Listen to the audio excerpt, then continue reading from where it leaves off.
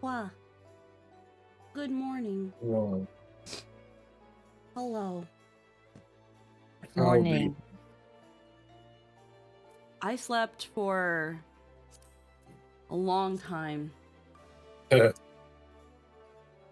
Like, I went to bed at like 7 and woke up at 9. Sometimes body's sleepy. I was gone. I was heckin' gone.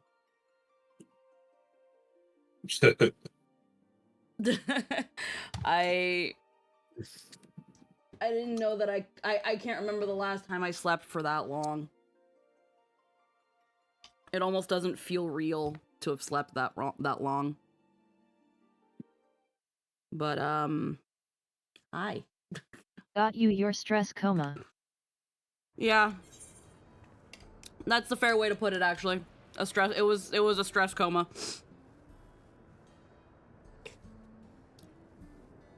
I definitely went on a stress coma. I remember waking up a couple times. Checking my phone and being like, yep, that's late, and then went back to sleep. So it's not like I slept solid through it. But I was gone. I remember having a nightmare about a fish. That I think I woke myself up for, and I think might have accidentally bopped Jester, because he remembers at some point that I bopped him, and he doesn't remember if I yelped or anything, but he just remembers that I like gently bopped him and then went back to sleep. And I was like, actually, I might remember this, because I remember in my dream, in this dream, the fish. Like, you would have them in a fish tank, but you could also open the fish tank and the fish would just, like, float out and swim in the air. Yeah. And I hated that. I hated everything about that. And I don't know who I was telling to. I was like, you better put those fish back in that goddamn tank, because the moment one of them gets near me, I swear to God, I'm gonna swat it, I'm gonna kill it, and I don't give a fuck. I don't care how much you spend on your fish. I don't care how pretty your fish is. It's dead. It gets near me, it's fucking dead. And that fish thought. It started getting near me, and I started fucking flailing. I started flailing in my dream, and all I remember at some point was going, ah! And then I woke up. 38 hours? Oh no, it wasn't 38 hours. It was like maybe like 14. Like between 12 and 14 hours. And I remember just jolting up with like from a and then waking up and then kind of like flailing for a solid second, because I swear I could still see it. And then I went back to sleep. So last time on 14, we threw the train into the barrier, and now we're in the dome that is supposed to be Yasulani. But then a Disney princess arrived and said, "Welcome to Alexandria," and Lynn got really excited because Final Fantasy IX music started playing. Sure was. And then an old lady died, and then everybody forgot her, but said, "Oh, she was probably stored." Yeah. Hey. And then heckin', an old lady died. It was Buklamat's nursemaid that died. Buklamat's mom, essentially. Yeah, and freaking she died, and everybody forgot about her, and it was like, oh, she's or what have you? Yeah, and it was like, oh man, we probably all forgot about her because she was uploaded into the cloud, and we still don't know exactly what that means yet, but we have an inkling. And then it turns out that this seems like some kind of clashing with a reflection, but there's definitely some time dilation distortion going on.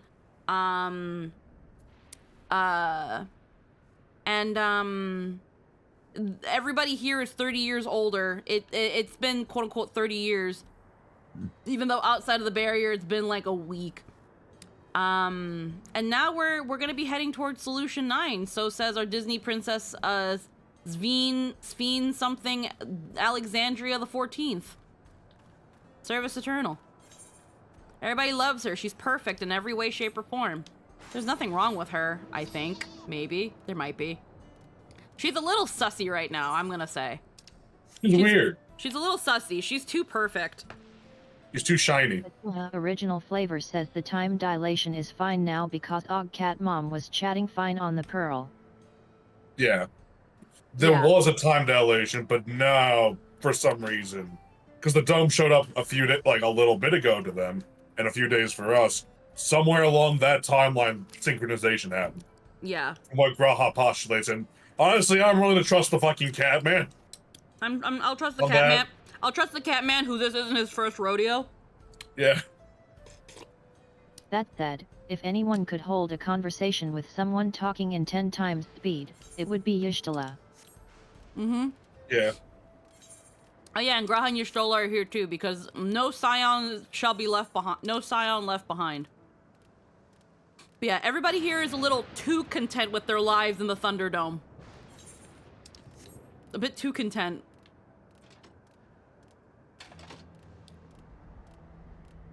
Yeah. It's a little further on. And Arenville is depressed now. He wants his mommy. His mom is nowhere to be seen. He wants his mommy, so we're going to look for his mommy now. I'd miss my mom too if there was a 30-year dome over top of her. Yeah, but like, that's like 5 minutes to her. She'll be fine.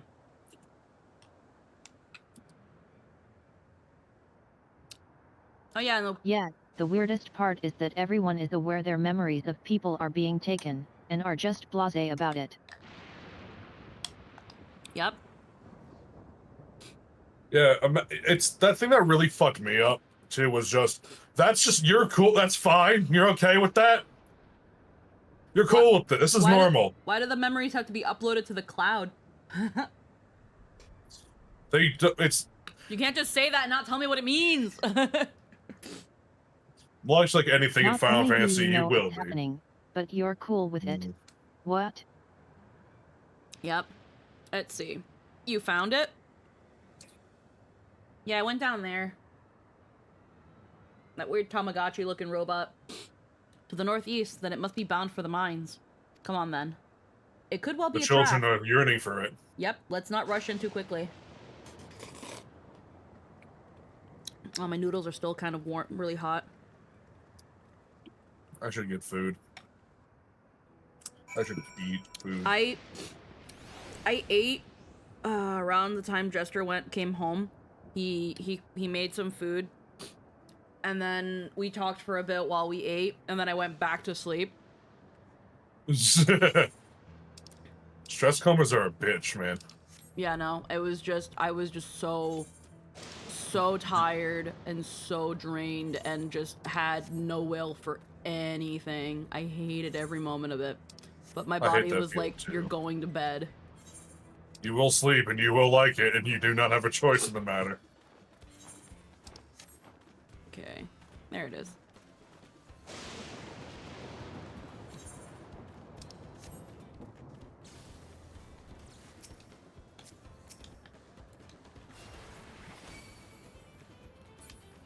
Alrighty.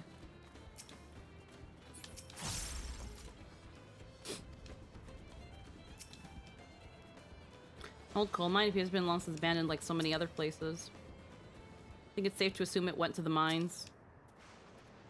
Stones in those crates could be Also, apparently people here operate on soul cells, and the first boss talks about having to sacrifice so much soul energy, so high odds they're using souls for extra lives and power-up tokens.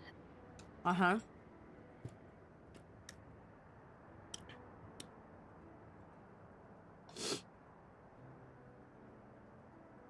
It's gonna be interesting to see how that works. But also, our Disney princess Veen is actually Queen of Alexandria, and essentially she agreed to essentially be Bakul Jaja's not Bakul, Zarulja's wife, because he was like, if you don't let me take over, and be my queen, I'm gonna destroy everything. Also, I have to point this out because we didn't touch on that yesterday. The King of Resolve and the Queen of Reason. Yep. He just can't let go. Yeah. Zerol any just issues. he just won't let go. Fuck Zeralja. Mm-hmm. He's a bitch. Heard faint voices coming from inside, so it's not alone. But we're still going in, of course, and maybe a trap. You ready for a fight? Be worried for what? Another bit about that. Yeah? Uh-huh. I'll let you write what you gotta say. That way I So can this eat dumb lizard. this dumb lizard, What's yes. happening? Oh, yeah, I think I already know what's gonna come.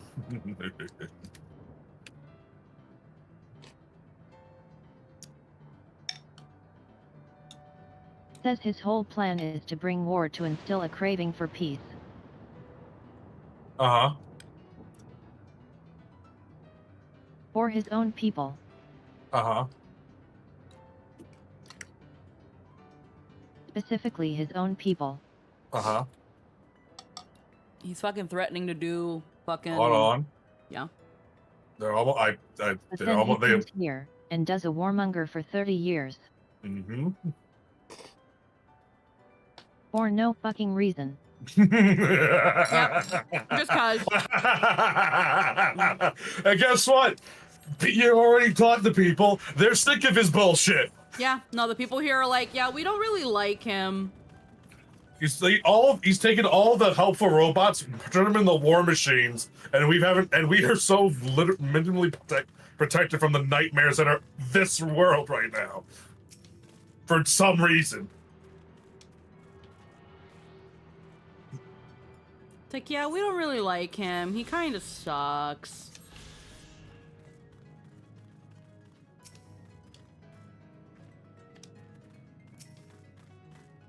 Fuck Zeralja. Indeed. Funnel just keeps going. The device made with electrope, it seems to be the only one here. 20 strength. 4 wisdom. Yep. I would I can say hear a 1 them. wisdom. Several people up ahead, but it can't make their conversations with the echoing. Let's keep going. Stay on your guard.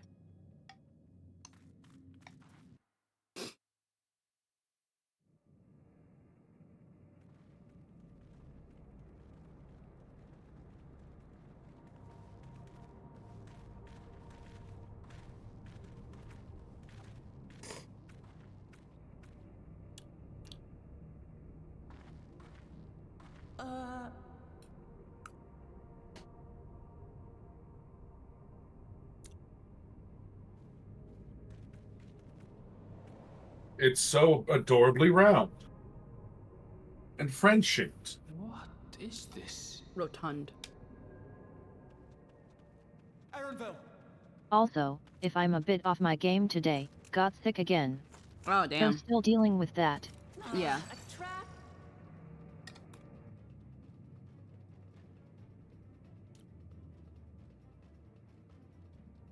Emoji faces.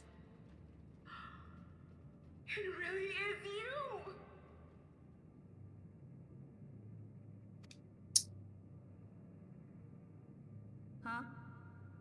Huh? Who? Saw that coming. Yeah.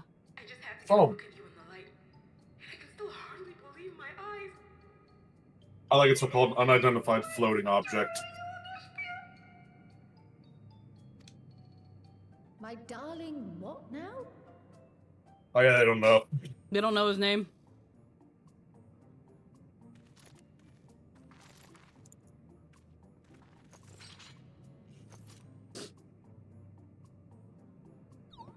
Turns out she's a fucking total mom.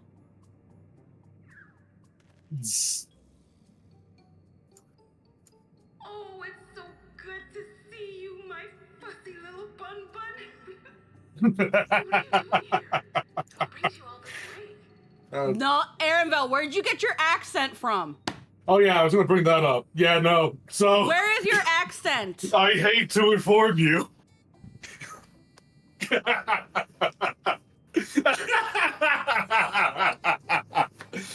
Oh, fussy little bun bun. Fussy little bun bun. I love it. Look at his fucking face. Why the long face? Aren't you happy to see me after Okay, so I can explain it, but I do want to see him code switch back to Murican at some point. The only thing I can think of is that he adopted the accent to better blend in as a Vieira from, like, as someone from the He did. Vieira and not the Chatona. Yeah. If he switches accents on a dime, I'm gonna be it's gonna be weird. It's gonna be weird. I'm gonna go grab it. I'm gonna grab it. Mother? I want to go grab something real fast and put it in the stream chat immediately. I've been holding off on this for forever. A weird He has an floating Icelandic thing. accent, but I Yeah. want him to code switch so bad, just to validate. Behold, one of the funniest mods I've ever seen in my life. Say, aren't you Galoo Jaja's kitten? Because Eorzi and Vieira have Icelandic accents. Yeah. LMSQ was always so excited whenever you invited him over to play. Ha. You remember me, I hope. Aaronville's just one I fucking can't dumb say tsundere. that I do, but you know my father?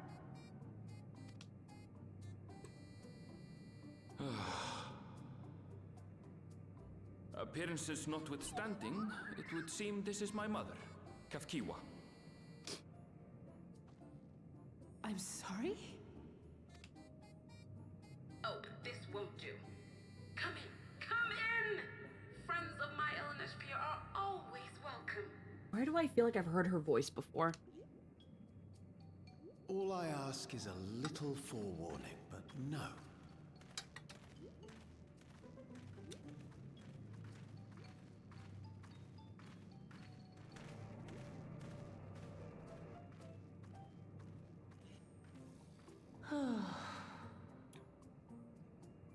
Just when I thought I was starting to get a handle on this place. How are things still getting stranger?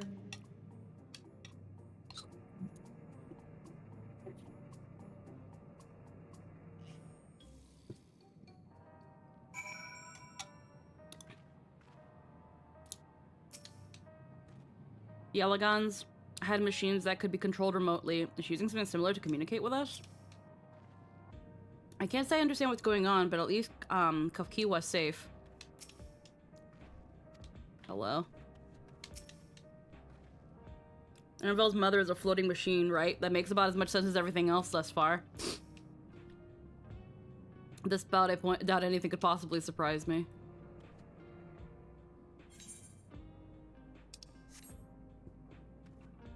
Let's see who else is here. Ready to hide in a heartbeat.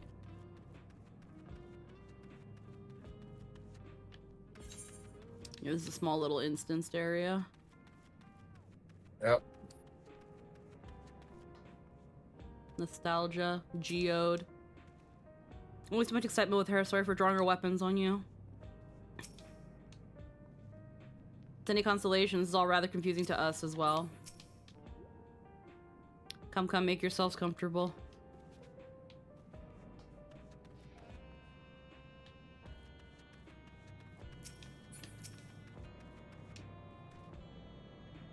As far as I can tell, that is indeed my mother. I can think of few people in the world quite so spirited. But as to what's happened, we'll need to ask her. Let's hear what she has to say. Is amazing. I love how energetic she is to be the antithesis of Aaronville's dourness. It's great. I love her.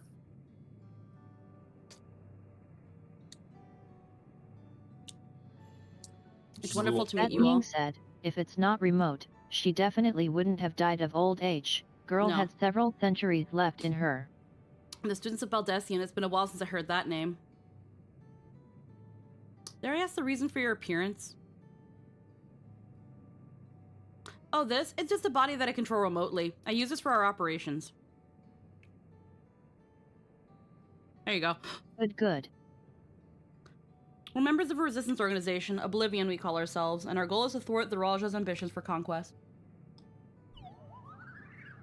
As its leader, it's prudent that I remain where I can't be easily found.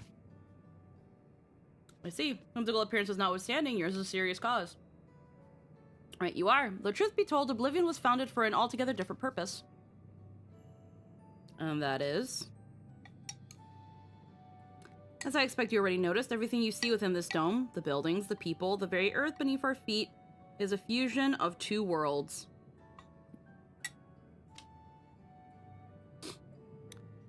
Stopping such a fusion was Oblivion's original mission. And does that mean you know who or what is responsible for it? I'm afraid not. This was a long time ago, and our mission statement has become more of a legend that's passed down to members. By the time we joined, our sole objective was stopping Zaralja. I like the name Oblivion. The But face. we failed to do that, but now he's taken his army outside the dome.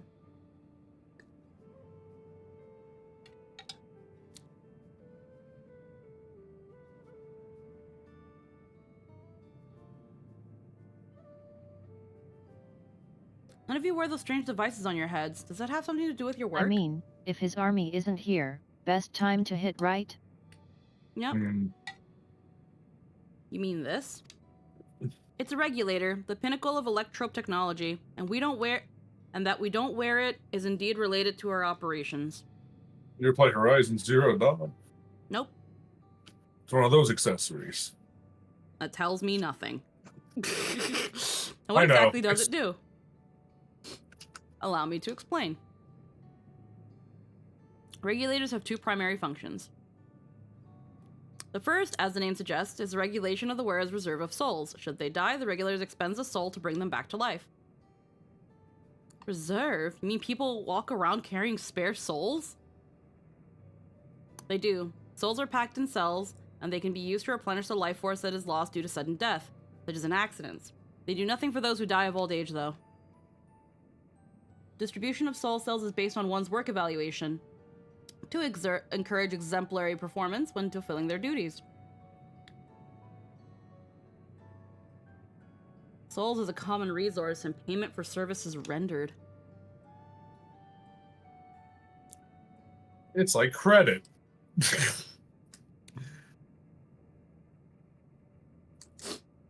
Souls are Bitcoin. The void set practice. Soul coin. Yep, it's just fucking soul coin. The void set practice of consuming others for their ether comes to mind, and similarly, I expect that the act comes with some risk.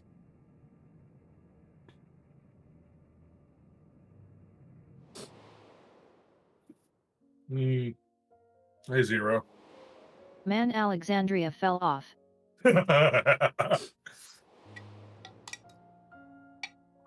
Hey, Zeromus.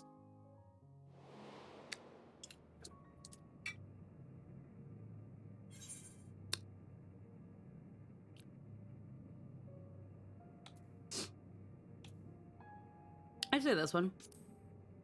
Now they're using totalitarian China social credit.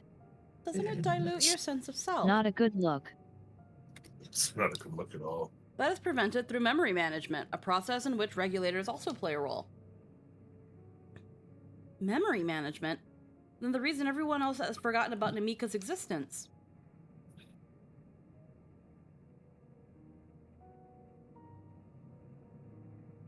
The regulators are constantly recording the memories of their wearer, so if they should suddenly die, their memories can be refreshed as part of the restoration process. It's like a system restore. This is how they preserve one's identity and sense of self. However, the regulators are also triggered when someone else dies. Reason being is that regulators forcibly extract memories relating to the deceased from anyone wearing one. Why would they do such a thing? It's a kindness bestowed upon the people by Everkeep's core system, so that no one has to suffer the pain of loss.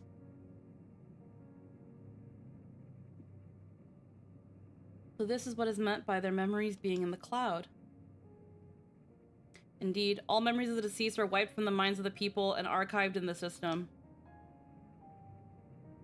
It's a frightening function of the regulators and an integral step in soul cell production.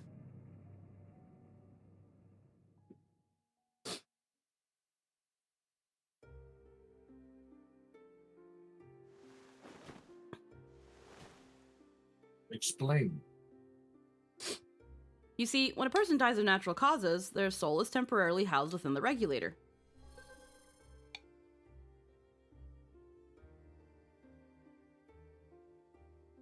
It is then delivered to a facility where memories are separated from the soul.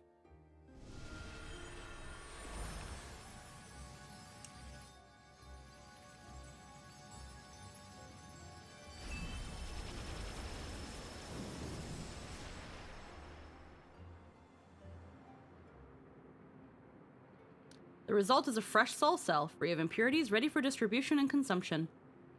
We extract the memories from the soul and then put the soul in our treasury. Hooray.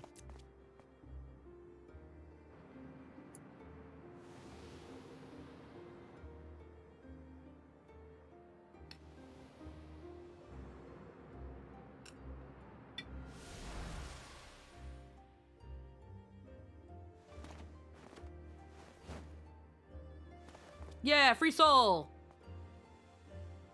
Yay.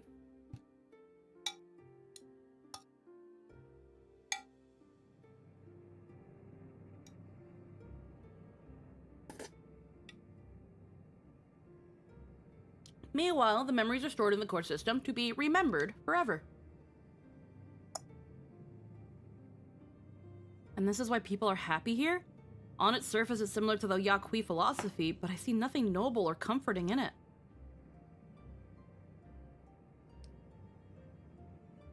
Well, it doesn't seem so terrible to me personally. It all comes down to what you're used to, I suppose. Well, Alizade, because you didn't grow up with it. Like these psychopaths here. Like the barrier encasing Alexandria, this system was created to overcome the calamity that transformed the world hundreds of years ago. Amidst the mounting death toll, scientists used Electrope to devise a means to save what lives they could so that the nation could endure.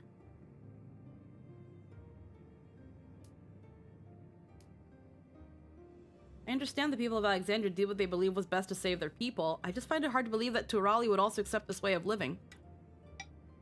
It came as a shock to us as well. In fact, a great many were opposed to it. But then Zaralja decided to be a tyrant and was like, you do it now. And then, you know, people couldn't say no after that. Which is why the use of regulators was never compulsory. The people have always been free to go without them if they so wish. Sveen doesn't strike me as a sort of ruler to impose her will on others. That's what she wants you to think. Oh, you've already met.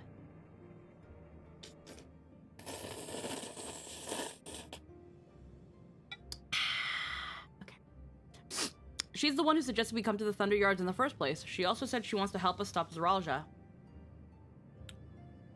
Awfully kind of her to point you in my direction, and to speak so candidly as well. Whatever her motives, she has given the people a choice. Live with the risk of true death, or the security of the regulators. Everything that lives must someday die. That is a natural order of things.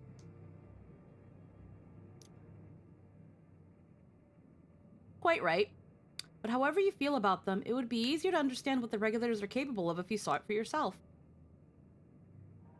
I know just the person to show you, and as luck would have it, they should be starting work right about now. Who are we going to see exactly? Come with me and you'll find out.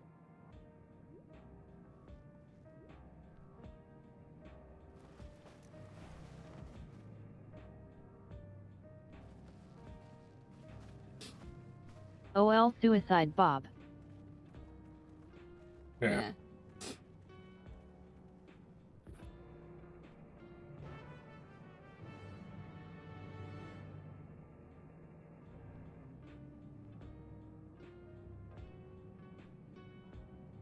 Alright. It seems we need to leave.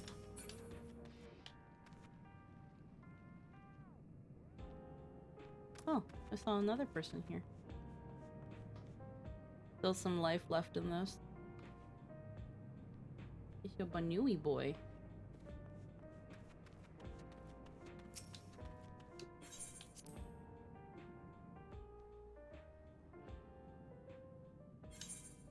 Alright. I feel like Geode and Nostalgia are code names. Probably.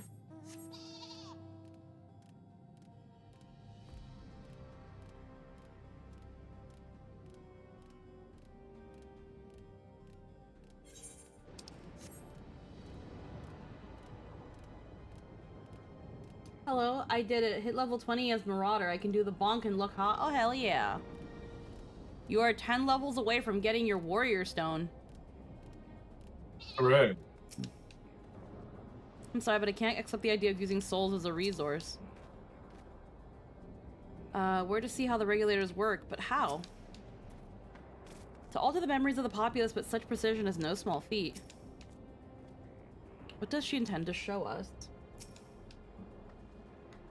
So those regulators are to blame for everyone forgetting Namika, for forgetting what a wonderful person she was.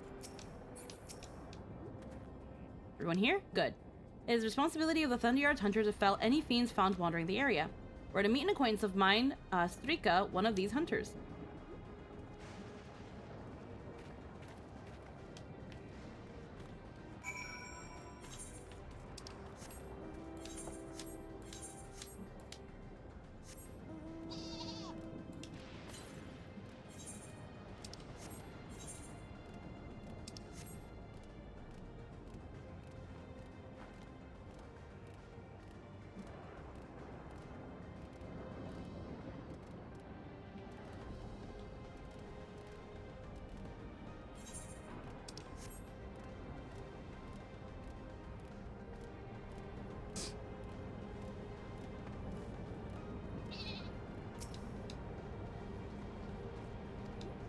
Life is like wearing a regulator.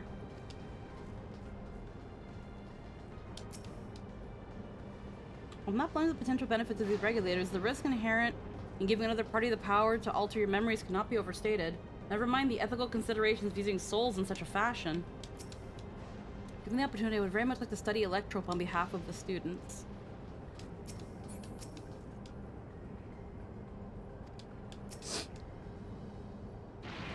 And it's in this box. I think it's food.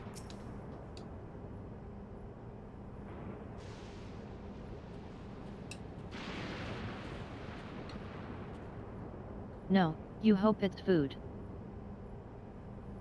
Okay. Kafkiwa, what are you doing here with so many friends? Apologies for the interruption, but I was hoping they might observe you at work. Hunting, you mean? That's fine, I guess. Hold on. I assumed they were wearing special regulators like Queen Spheen's crown, but they aren't wearing anything at all. It's much too dangerous to be here without one. Okay, so Spheen's crown is one. It's much too dangerous to be here without one. What if they're struck by lightning or attacked by beasts? I can assure you they're all quite capable of looking after themselves. If anything should go amiss, I will take full responsibility. Well, don't say I didn't warn you. Danger aside, there isn't really much to see. Kafkiwa said you're a hunter, but wouldn't it be easier for those mechanical soldiers to guard this place? Oh, Zaraja doesn't want to waste resources on that. It would, but not for the fact that they're weak to lightning. The Thunderyard being what it is, they've been ordered to steer clear. Oh, they're weak to lightning. They are robots. Some good they are, huh? These facilities are vital to the upkeeping of Alexandria's infrastructure, so it falls to hunters like me to deal with any fiends. Given the danger, we're well compensated for our work. It's a perfect profession for anyone looking to build up savings. The special selection of souls for hunters isn't terrible either. I brought this lot here to see the danger you speak of. If it's not too much trouble to ask. Well, of course. In which case, it'd be a shame to waste my efforts on just any old beast. You can handle yourselves in a fight, right? If you cause a ruckus, slaying what critters you see nearby, there's a chance you'll draw out something worthy of demonstration. So go do that.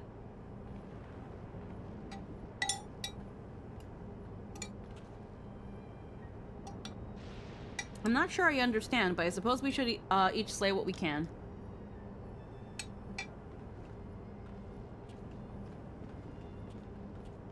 It's simple hunting basics, Alize. You kill a little thingy, and then you use that to lure a big thingy. And Arenvel will stay here. Bonus points Great, you I'll can leave the find a fight. child of a thing.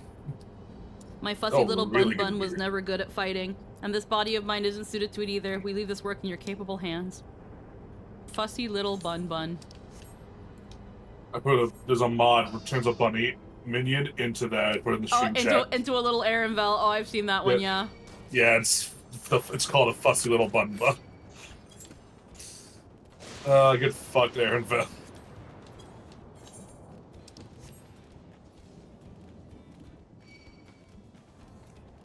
everything wants to kill me.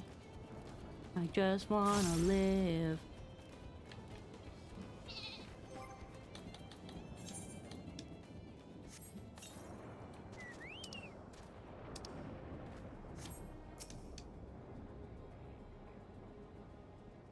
At the Koba Cabana. Hello.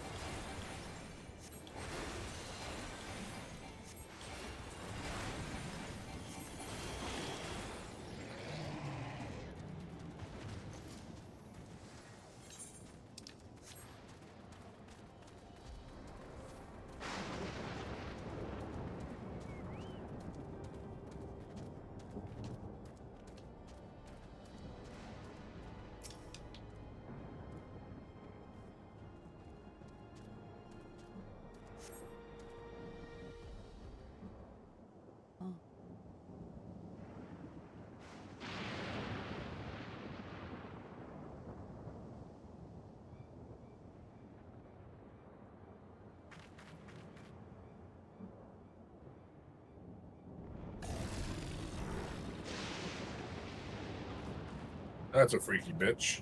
Yeah. This one will do nicely. It's a pugilist.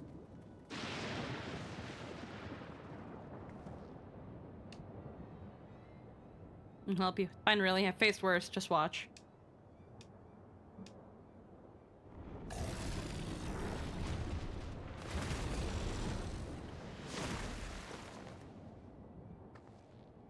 I don't like the looks of it. Let us help.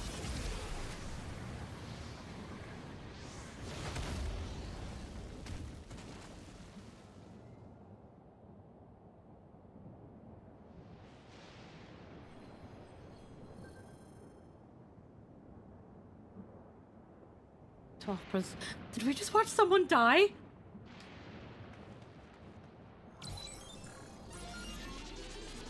Listen, I'm just going to die in front of you, as a demonstration. Totally cool.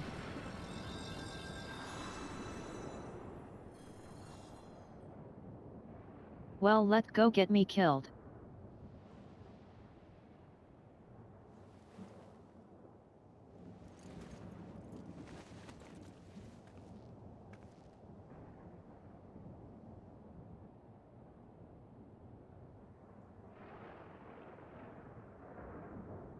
That was embarrassing. The bastard caught me off guard. Are you mad? Seriously, Okay, let us but help. follow-up question, what if it eats you? I told you not to worry.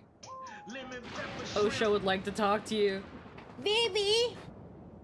Get that bunny bun in here. No, where am I? Where am I? Get that hot bunny bun in here. I broke it again. Yeah, you fucking did. You broke it. Why do you come to my street and break things, Varendale? Destructor! Funny. Yo, V-Bridger froze. Yo, let's go. So only take a moment. Yeah, kill the thing while I get my V-Bridger fixed, ma'am.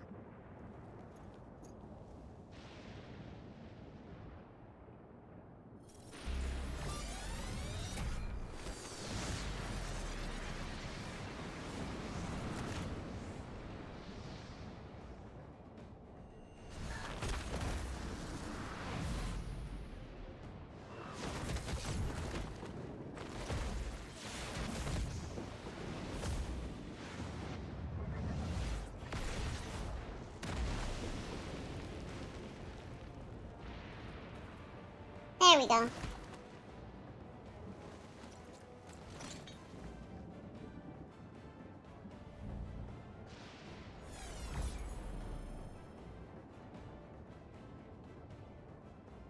Just like Zeralja. Come on, let's get out of here. I'd imagine it's a personality override that uses memories from the cloud to improve your fighting prowess. Maybe. That's also the function of the regulator?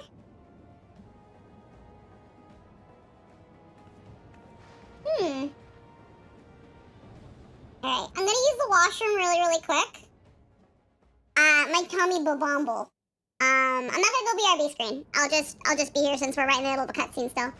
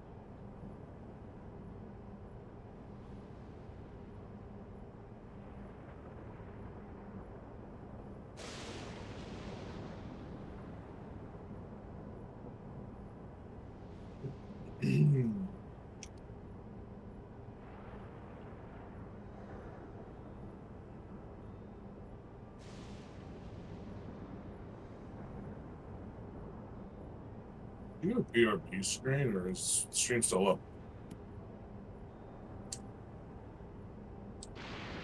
Stream still up. Okay.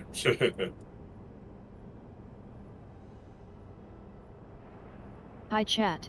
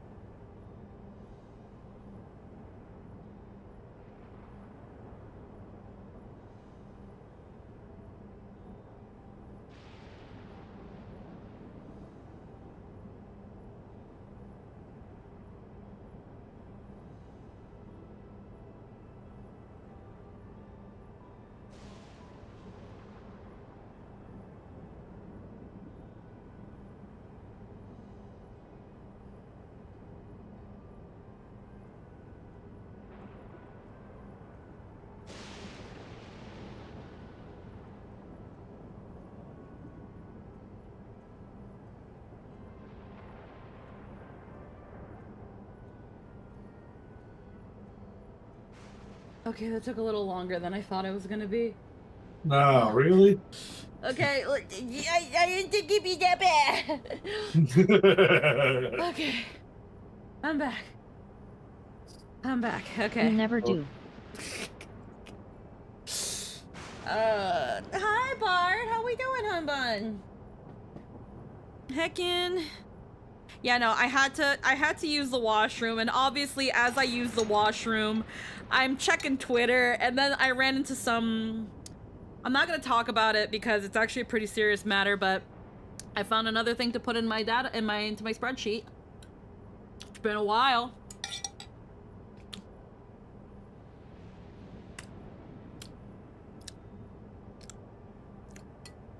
I just want the VTubing spear to stop being freaking freaks for like...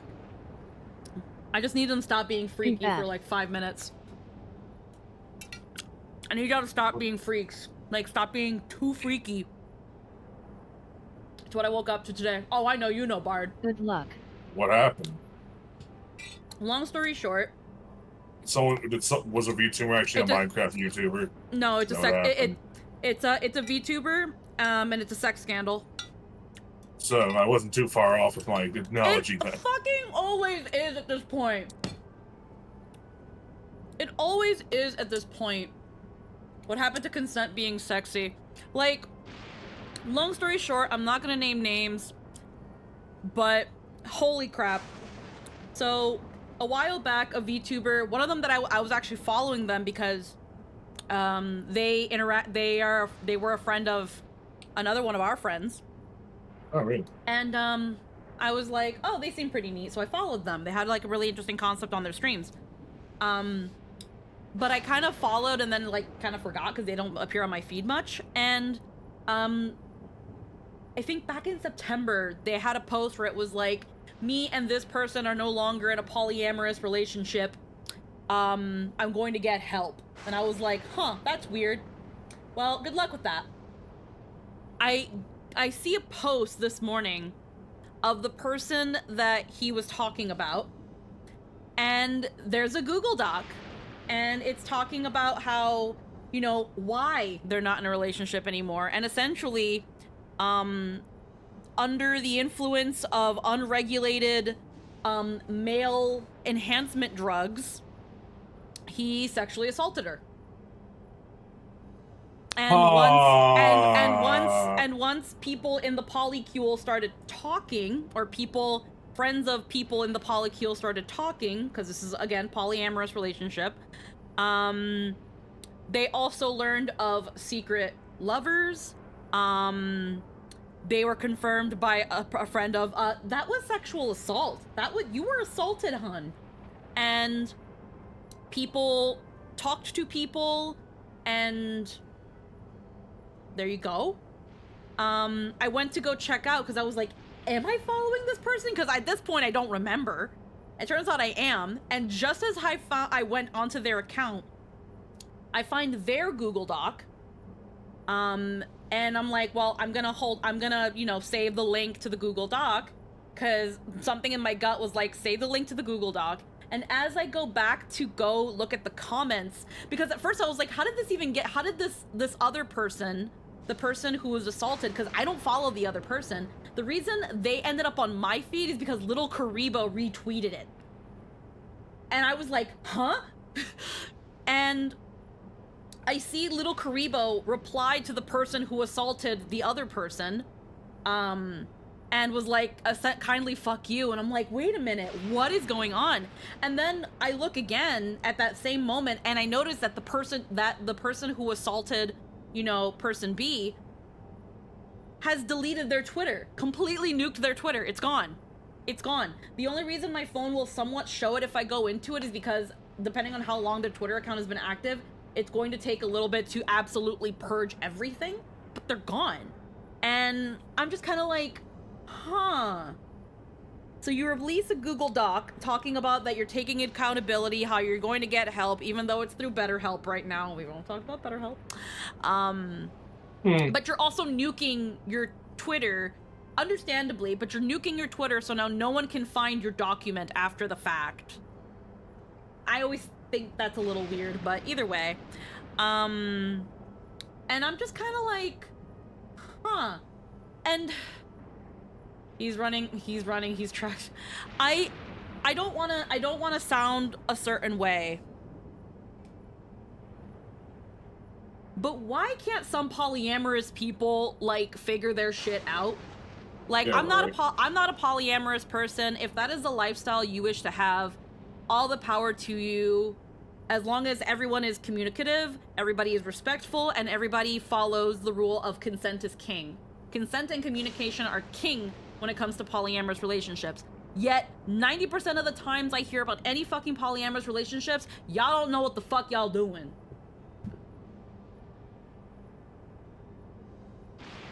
And then wonder why nobody takes y'all seriously.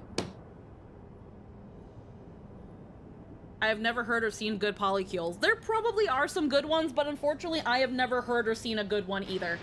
Oh, it's because it's another case of someone using polyamory as an excuse to just fuck whoever. They don't care about being poly, just fucking. And that's just another problem with the VTuber community or the sphere or whatever, because I don't like calling it a community, I'll be real. It's an industry that selects for insecure people with narcissistic tendencies, so I fully expect it to have a larger degree of scandal than the general populace. Yeah, Similar to other forms of celebrity. It's very, not all VTubers, but also more likely to see from VTubers. It's crazy and it's so bad. And then we wonder why and then we accuse Twitch of not wanting us here. And it's like, damn, gee, I fucking wonder, Skyward Sword. I fucking wonder. I have 2 friends who have a successful polycule, and they're the only ones that haven't botched it. And yeah, and that's the thing. Good for them. And absolutely good for them. Absolutely good for them. Because again, the keys to a healthy relationship, whether it's monogamous or polyamorous, is communication and consent and transparency. So the fact that in whatever this case was, where there were secret lovers and things being told against, and things being hidden, and people having erectile dysfunction and going to sex shops instead of getting actual FDA approved treatment, and apparently drowning kinks. Y'all are weird. Why can't y'all be normal and have a praise kink like me? Like, I don't kink shame, but y'all's weird. Y'all are weird. Like, yeah, I don't understand y'all either, but there's no kink shaming here. But y'all are weird. I'm sorry. Y'all are too freaky. Y'all are too freaky. I'm here in my VTuber moo-moo, just trying to play a funny game, and really? I go on Twitter to look at memes, and y'all being crazy. Y'all really being crazy in front of my moo-moo. Honestly, at this point, I'm just gonna start calling it my VTuber moo-moo, because I am so covered. Look at the skin you are not. Ay, coño. Look at the skin y'all's not getting. Okay, now even less skin because I have this. Y'all don't get ankles, y'all don't get feet, y'all don't get none of that. Y'all get... I saw the changes on Twitch wanting to crack down on VTubers with child models. Something I actually agree makes sense to be against TOS. Then I actually looked and holy whoa, there are so many 8 to 12-year-old VTuber lolis. They're frickin' everywhere. So, actually, I actually kind of want to talk about this for a moment. Sure. I want to talk about this for a moment because Bard, you talked about it on Saturday, and I wanted to be a part of the conversation, but I could only be in your chat because... So I'm going to talk about it now. It's my turn to be on the mic. It's my turn. Hi, Vivi. Are you going to be a part of this I'm pulling up a front row seat to this. You don't understand. Yes. Okay, hold on. Let me lower the game a little bit. Actually, no, I can just... The game's relatively low, but we'll have the thundering ambiance, because why not? Okay, first off, I am tired of this weird narrative that people want to spin that Twitch is targeting VTubers. I genuinely do not think this is the case.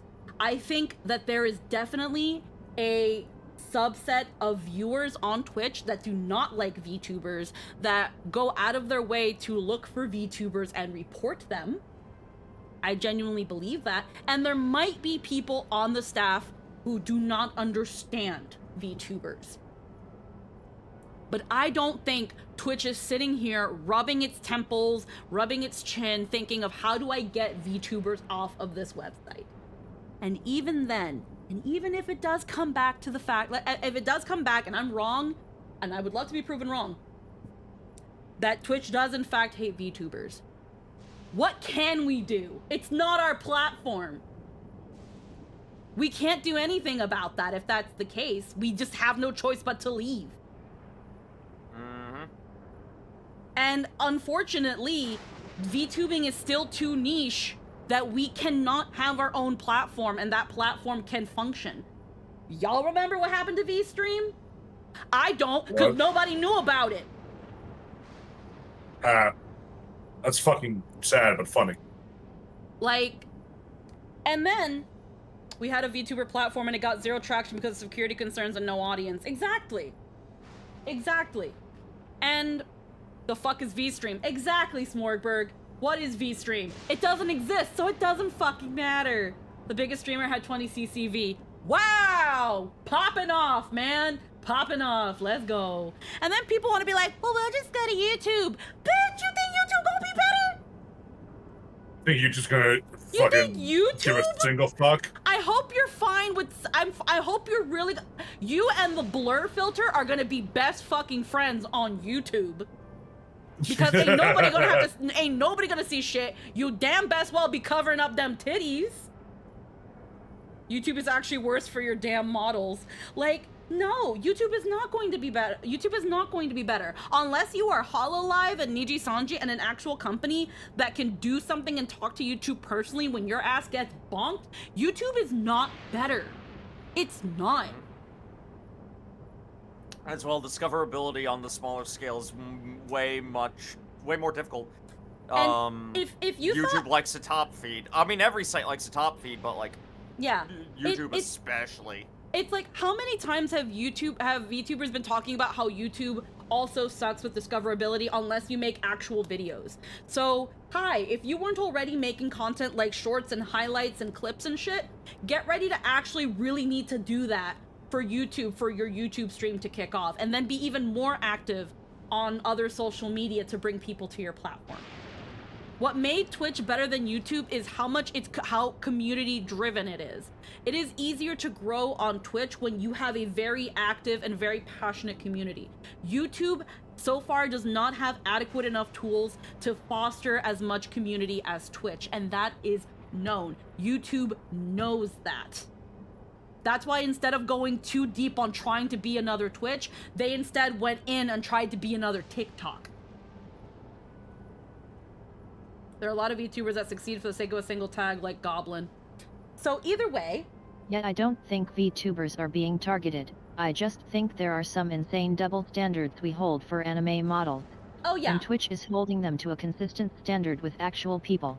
Oh yeah. Now, we can of course talk about issues with what is considered common sense cultural standards, and those arguments are valid and important, but we need to not pretend it's not the VTubers being weird. Yeah. Unfortunately, again, y'all can't be sitting here and being like, they're just attacking us, we're just PNGs. I'm sorry, Bao, you're in fucking lingerie. You're literally wearing lingerie, Bao. I'm really sorry, I do not agree with you. And this is why I'm never gonna be a big VTuber, because I can't stand when these fucking bigger VTubers go into shit. So many children. Like, when it comes to the TOS that a lot of people were angry about, they used to be so much more vague before. Nothing has truly changed with the rules. They've just decided to clarify the thing that we kept telling them to do, and then they went even more clear in VTubers are going to be held to this standard, and people were mad. And again, I kind of get the rage, but at the same time I don't.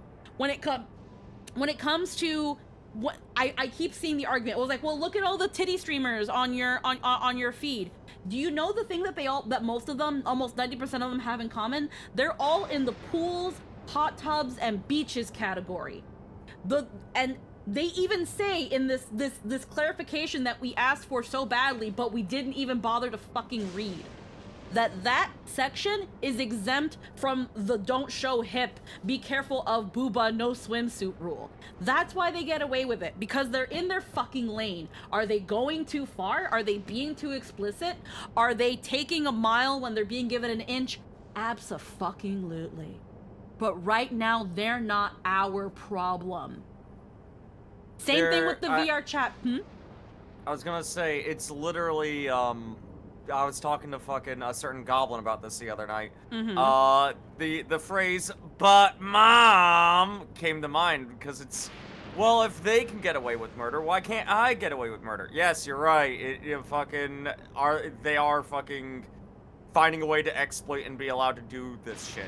But it's, as you mentioned, A, they're staying in their lane, and B, that's not our fucking problem, and C, that doesn't... Cool, they're bending the rules somewhere. That doesn't mean that you should be. Hold yourself to a fucking higher standard. And sit there, complain about it, bring it up. That is fine, but to sit there and then try to be like, well, I'm just gonna sit here and do this because person over here is doing that. No, fucking... No. Be better. No, like, freaking... And I'm sorry, you can't slap a chibi tag on an 8-year-old model and say it's not lowly. You ain't slick. Chibi is stylized cutesy ultra big head mode enabled. It's not anatomically proportioned child. Like, and then another thing too, with the VR chat Well, why is VR chat exempt? Why is it being considered video game nudity? Because, Fivehead, when you're in VR chat, whether you are wearing a completely safe for work model and you're doing safe for work things, if some asshole comes in with their big fat bouncy badunka-dunkas and freaking start saying racial slurs or whatever other edgy shit and being an actual fucking boob in your stream, I don't believe you should get bonked for that.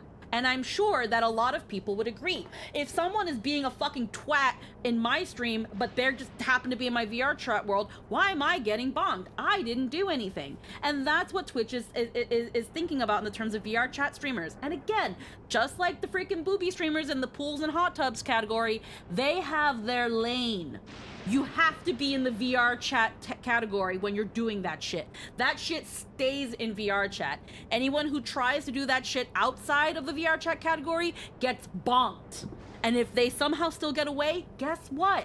That's not for you to be, but mom, that person. Report that fucker. Report that fucker. They're abusing the system and they're getting away with it. Not so fast, not with my ass on that report button. Report that bitch. You see a booby streamer and she's not in her fucking hot tubs category? Report that bitch. Done. You've done your part. But we shouldn't be attacking them and acting like it's a gotcha moment, because I'm sorry, it's not. It's not a gotcha moment.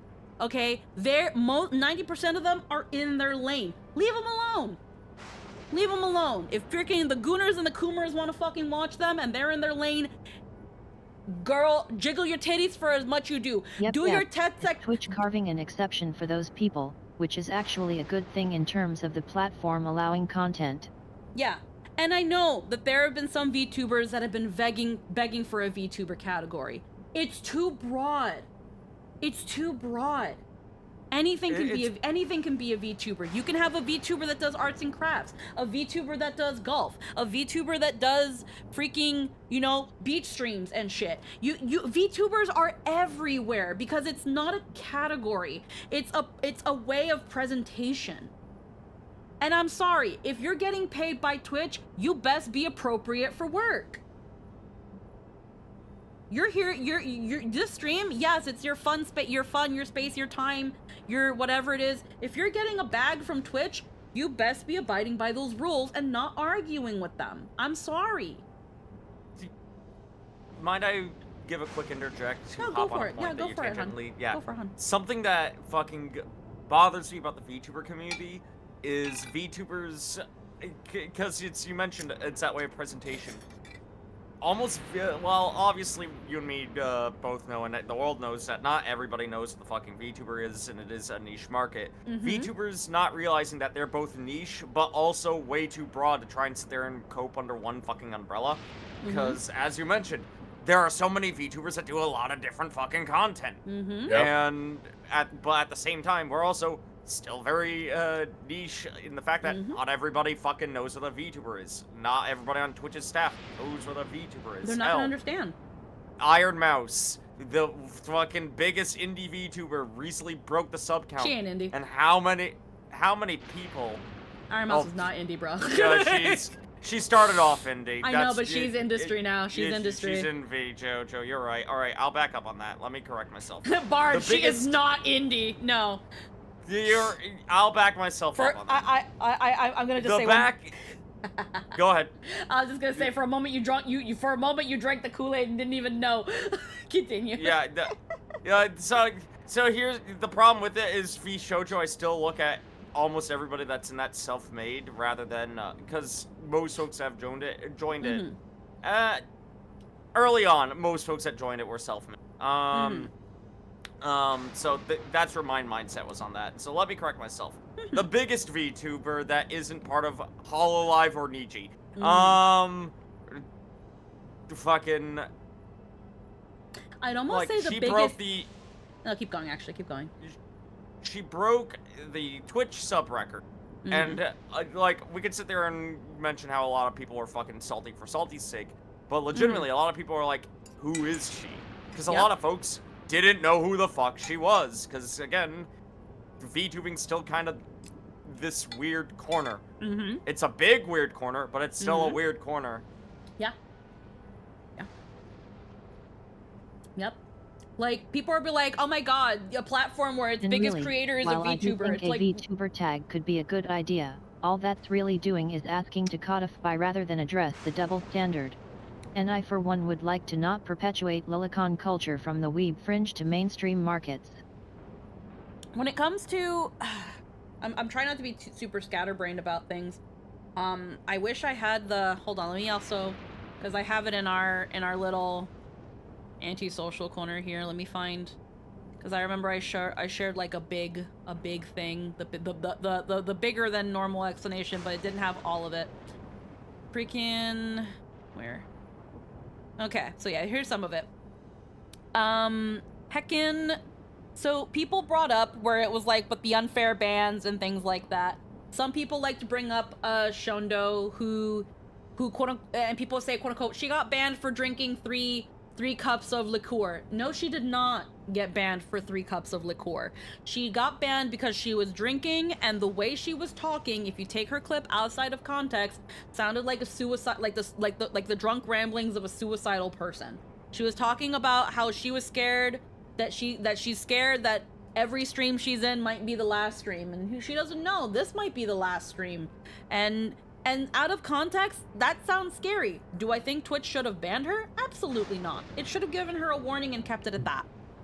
But they didn't. They banned her, and it is what it is.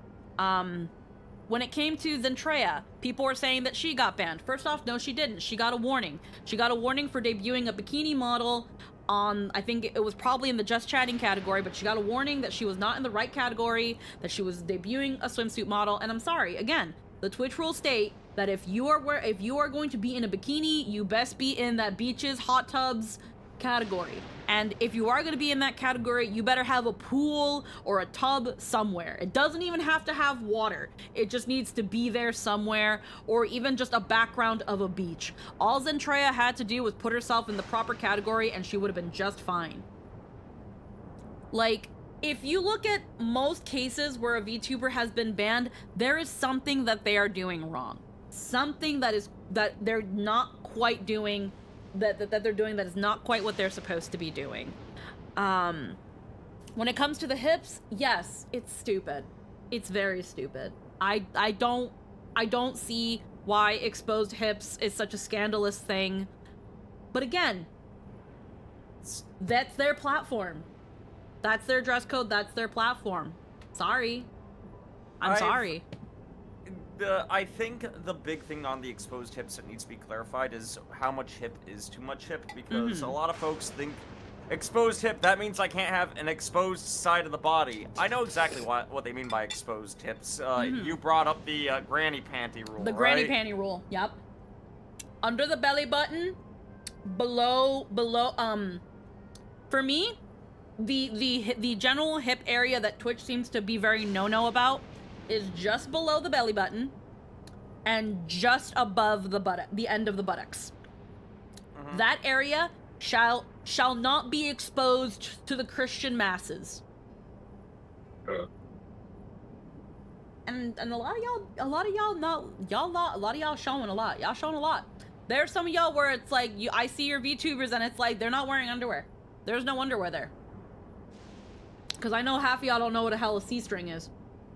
But the point being is, like, again, I know it's dumb. I agree it's dumb. I have similar takes on the clothing standards, but I'm also of a mind that clothing standards are misogynistic and primarily meant to carry forth the standard of controlling and commodifying women's bodies. Oh yeah. So I don't have as much fervor in defending that beyond saying the standard is bullshit, but we know what they are. Yeah. Again, like I said, I think the hip thing is stupid. But again, I can't argue with the platform because it's their platform, it's their rules. Their house, their rules. I'm sorry. That's just what it is. And pointing at the booby streamers like they're the ones that are ruining Twitch and getting the exception when they're, for the most part, in their lane is an unfair argument as well. It's a dirty argument, and I can't side with it either.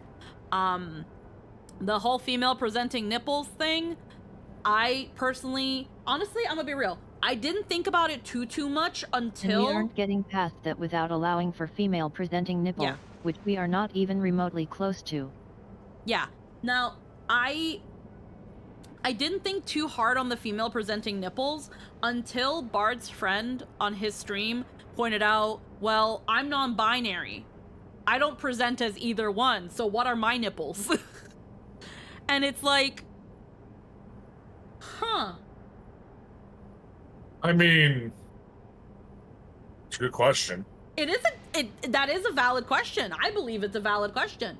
Oh, what they about strike femboy nipples too? Like, are we going to strike non-binary nipples? Are we going to strike femboy nipples?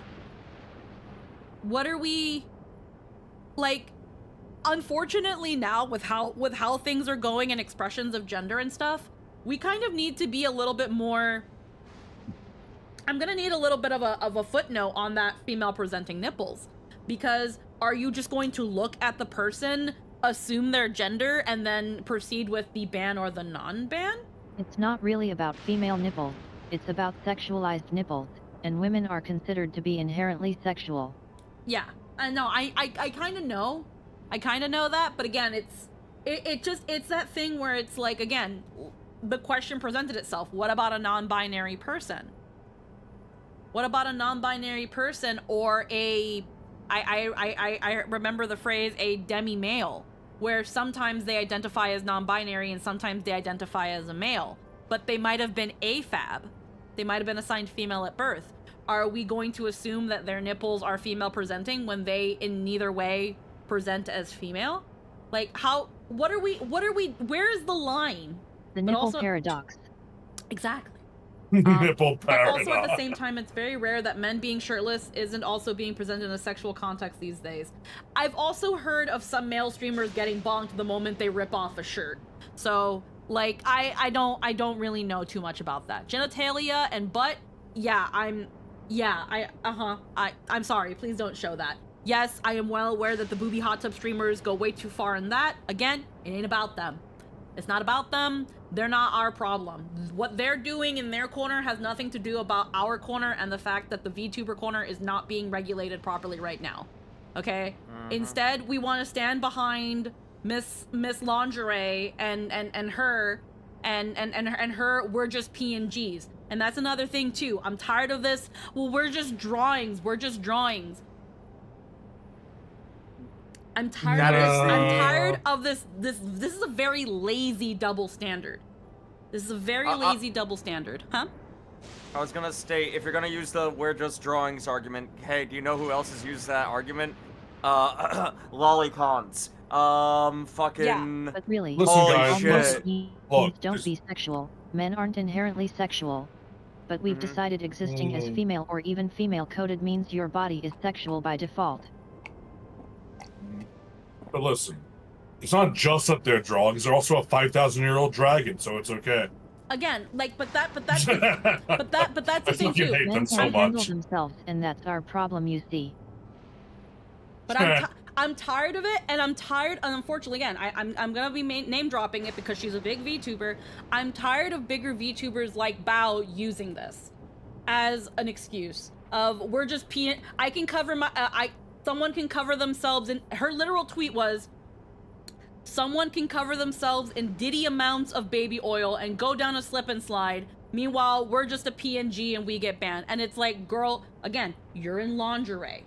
And again, you cannot be using the excuse of, bruh, we're just drawings. It's a double standard. Like Varandel said, you know who else is using that fucking excuse? People who like Lolly and Shotokan. You're promoting the sexualization of childlike features. Shut up. Like, I'm sorry. You are actually using the same argument. And at the end of the day, and this is again, and this is the thing that a lot of people use against Lolly and Shotokan. It's about intention. It's about intention. You're right. It is about intention. You intended to make your VTuber look like that.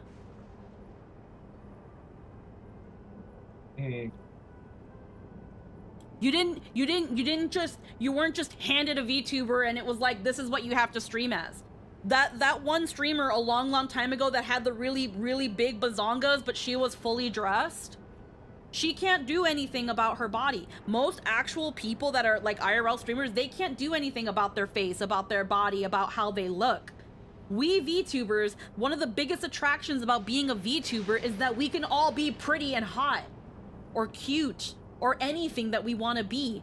And thus we design ourselves with the intention of being what we want to be. And some of y'all, your intention is to be very sexual or to be very sexy. So I'm sorry, you can't just use we're just drawings. You intended to look that way. You meant to look that way. And some of y'all are way too comfortable skirting the line and then crying on Twitter when you get banned. You paid copious amounts of money to make your VTuber look like that. Calling out Lilicon and those who exploited to try and actually clap back on that incredibly gross and insanely popular trend. Like, I'm gonna tell you right now, VTuber that wants to use the excuse of we're just PNGs, unless you're a fan of Rev, you really should think about whether or not you really want to use that excuse. Because that man, that boy be using that excuse so much to freaking defend Lolly and shit like that. Like, bro, no. You can't with that. This is not a double standard you want to be carrying. I'm really sorry. It should not. Like at the end of the day, when Twitch figures out its fucking thing, because here's the thing. At the end of the day, Bao is in lingerie. But even she is adhering to the rules. She's not, she doesn't have any explicit nipple detail. Her hips are still in fact covered. Despite the fact that she is in lingerie, she is still technically TOS compliant. And she knows that. Because she probably looked at the TOS when she was designing her VTuber. Because that's what you should be doing.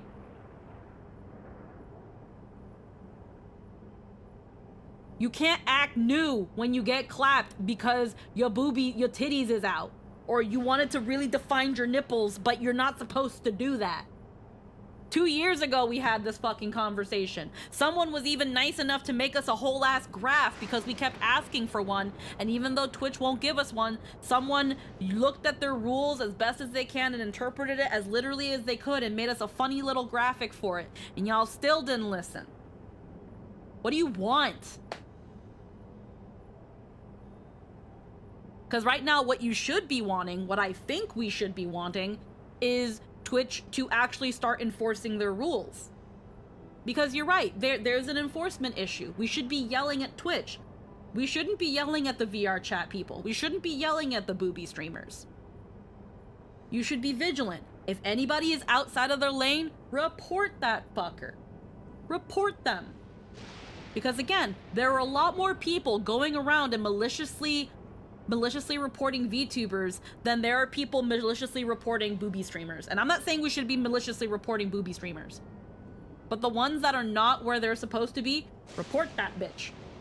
I believe the old adage is don't hate the player, hate the game. Yeah. Yeah. The ones that are seeing how well they can stretch the disclaimer.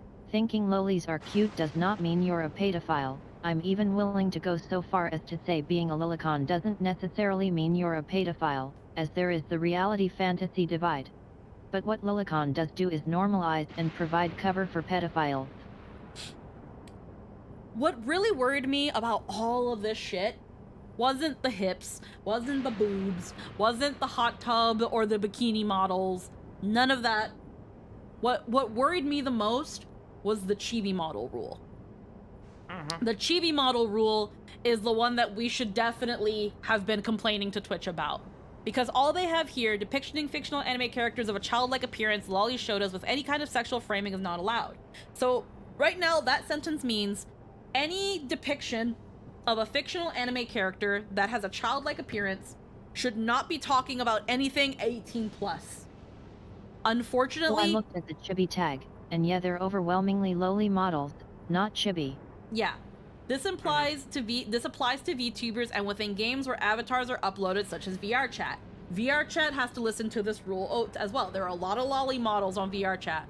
With childlike avatars, even if the broadcaster and operator of the avatar is above the age of 18, any humor regarding anything sexual in relation to minors will result in immediate action on your account. So any sort of sexual framing, and a lot of people were saying this was in reply to Shondo. This was to screw over VTubers that look like Shondo. And if that's the case, what can we do about it? What can we do about that? We don't run Twitch. We're not in charge of what Twitch can and can't do. It's their platform. Is it unfair? I can agree to some extent that it is, but at the same time, I was gonna state because there's like for an example, Chibidoki, right? Fucking her model either bounces between her really chibi model or her, well, honestly, lolly model. It is a young looking model. Yeah. It looks like she looks like a little girl. As far as I know, though, she's very wholesome, but I could be wrong. I don't watch a lot. You are definitively wrong. She talks about, and I quote her playing through fucking Hades. Can I sex him? Fucking okay. I don't watch VTubers. Okay. Yeah. I watch no, my I friends. get you.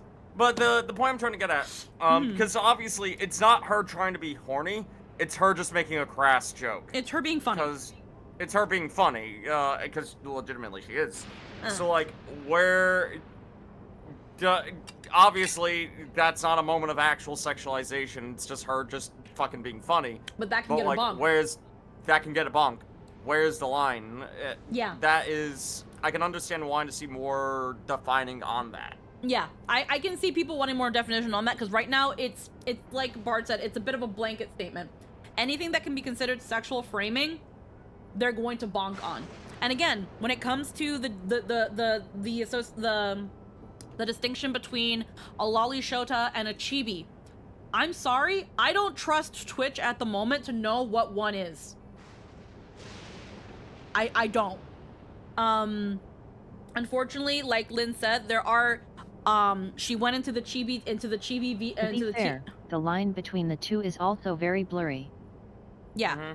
Because again, there's also some styles of chibi. Chibi, again, usually chibi just means small, but has been popularized as a super deformed, big head, simplified body sort of thing. And there are some people that, because of their style, they tend to very obviously chibi. Yeah. They tend to be a little bit different. There's many stylistic interpretations of chibi. But then there are just people who they look like kids. And, you know, again, I don't trust Twitch to not bonk them all equally. It's gonna be difficult. As someone who is in the process of getting a chibi model, like Alex Lap's thick mommy chibi, pretty oppai loli coated with a slightly oversized head. Yeah, so it's the thing is though, like, not everyone's gonna know the examples you just stated. Maybe they'll know Sayu, but it's gonna be They're going to have to specify what is going to be considered a lolly and what is going to be considered a chibi. And that's something that we should also be demanding some sort of infographic on, because right now I can't count on Twitch to know the difference. There's a lot of people, I can more believe the fact that a lot of Twitch staff doesn't know the difference between them and barely understand what a VTuber is. We still get articles that talk about VTubers as if we are AI, and that this is all an AI thing, and that's not what it is. People don't understand what a VTuber is. And when people look at an anime character, like, we've all heard the joke where it's like, how old are they? I like to believe that that my model looks relatively mature. A normie is going to think I look like a fucking 16-year-old, and I'm not. I'm 31. I'll be straight with you. If you're trying to find the line, you're flying too close. Yeah. Yep. On that, like, literally, if I may hop on that point, Lynn, I think something else that's a bit of a problem is people are trying to find the line so that they can immediately skirt it, and it's like, hey, why do we have to skirt the line? Why do we have to find how close we're allowed to get towards something? Why not just, you know, I don't know, exist? Because money. True. Absolutely. Not always, but don't get me wrong, that could be an aspect of it. That could definitively be an aspect of it. I'm not going to sit there and deny that there might be some folks that are getting models that are a bit risque because, lo and behold, they get clicks because they do. They're not really trying to find the line either. They're just trying to raise a big stink because they don't want there to be a line in the first place. People. Yeah, it's...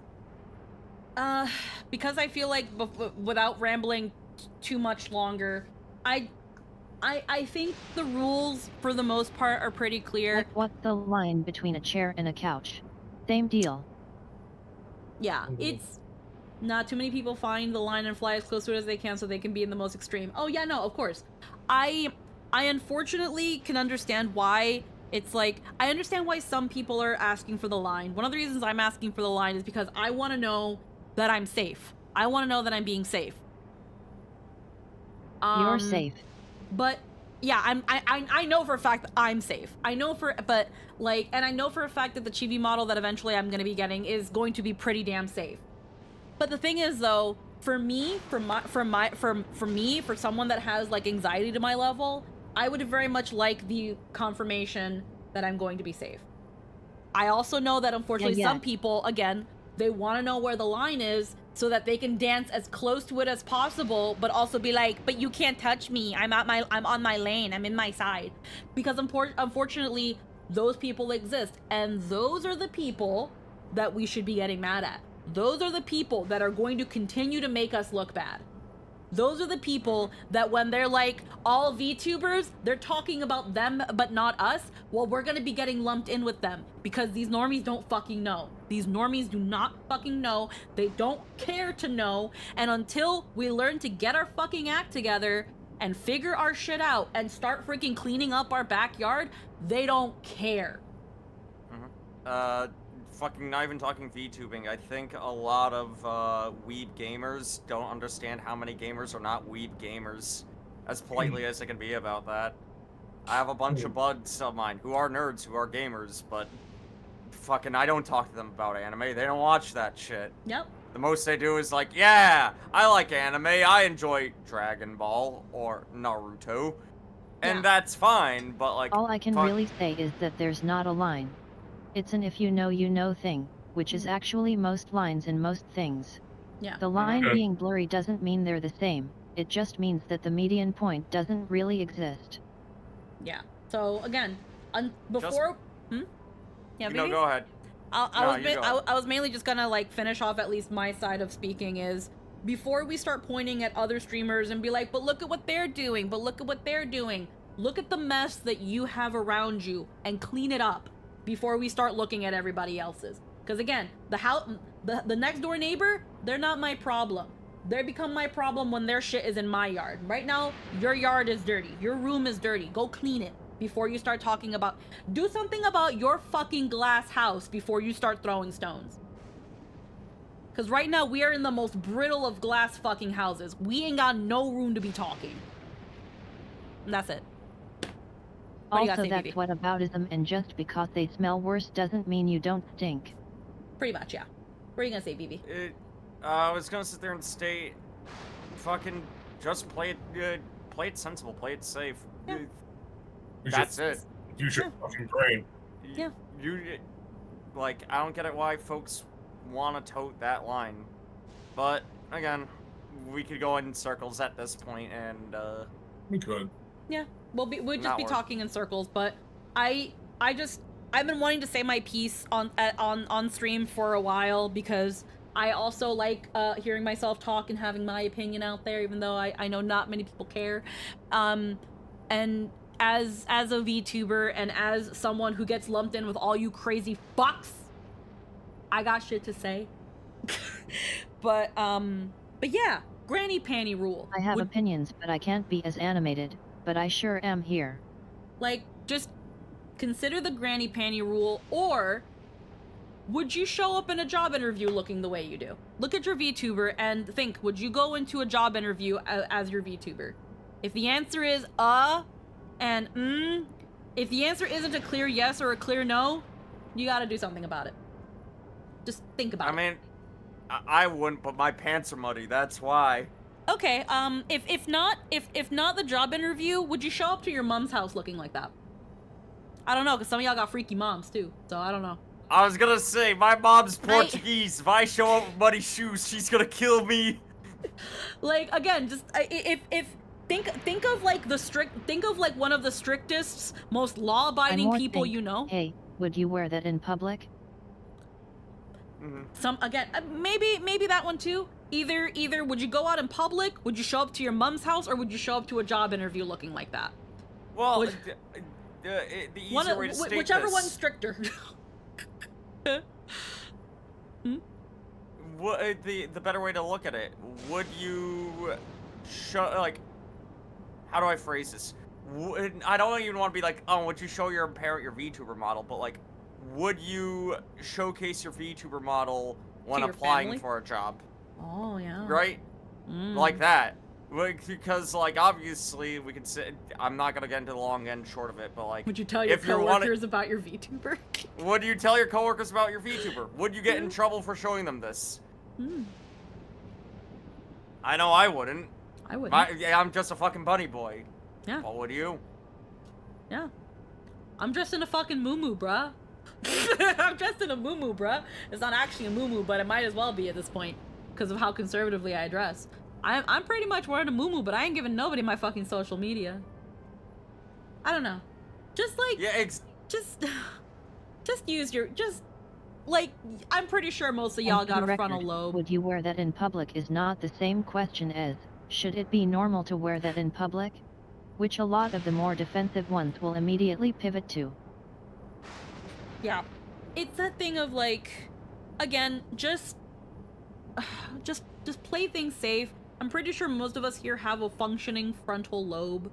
Please use it. Please stop trying to, like, gotcha the system. I don't know. V is here. What the fuck? You know, the worst part is I thought of making that joke about myself, and then I went, nah, I ain't gonna do that. Fucking Squeaky's going off, and then Lynn's like, hold on, I gotta fucking tackle V here. But yeah, just freaking stop trying to gotcha the system.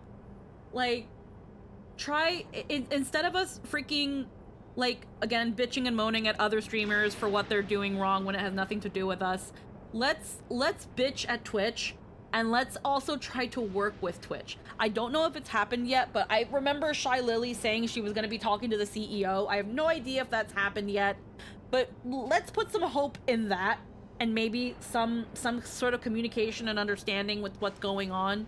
Like, I want to believe that Twitch is trying to figure out a way to do this to be safe and keep their advertisers And Also, it's the shit stirrers who force more restrictive action for clout. yeah. Bully them. Yeah, I remember there was that one VTuber, I think their name was Marina, that as soon as freaking Twitch dropped the artistic nudity, the first thing she did was freaking put her VTuber titties out and be like, artistic nudity, I'm a VTuber, so I'm artwork, so here are my titties. And it was like, girl. No. They immediately took that away. Like, the next day it was gone. Girl, no. Why you do that? Girl. Tangential, but I don't want to lead this down the rabbit hole of just talking about VTuber drama in general. Yeah. But I just want to give the tangential notice from pulling out from, like, a source, my roommate. My roommate who's not big into VTuber culture, right? He does not like VTubers because the main thing he hears about, he's like, half the time I ever hear about anything VTuber related, the word drama is covered right afterwards. Oh, yeah.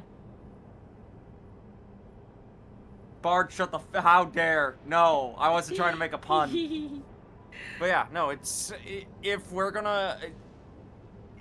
folks are gonna hear about VTubers and just associate us with drama, that's not good. We should stop trying to be dramatic, because if anything, that just causes...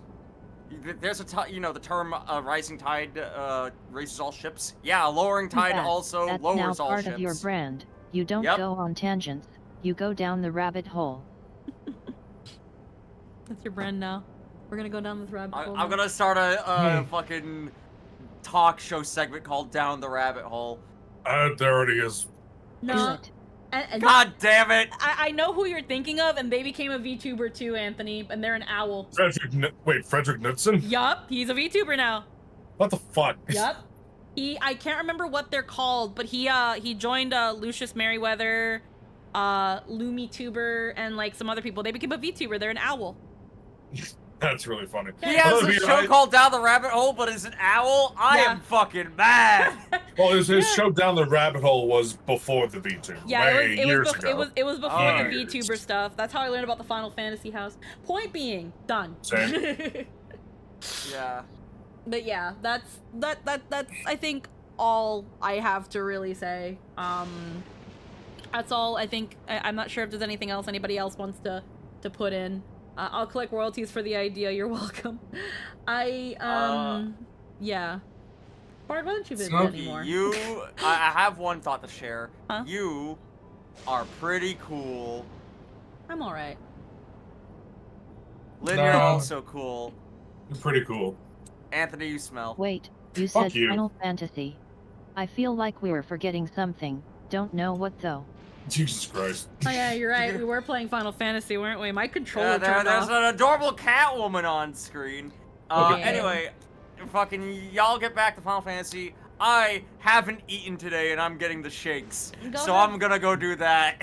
Go do that. Go have food, dude.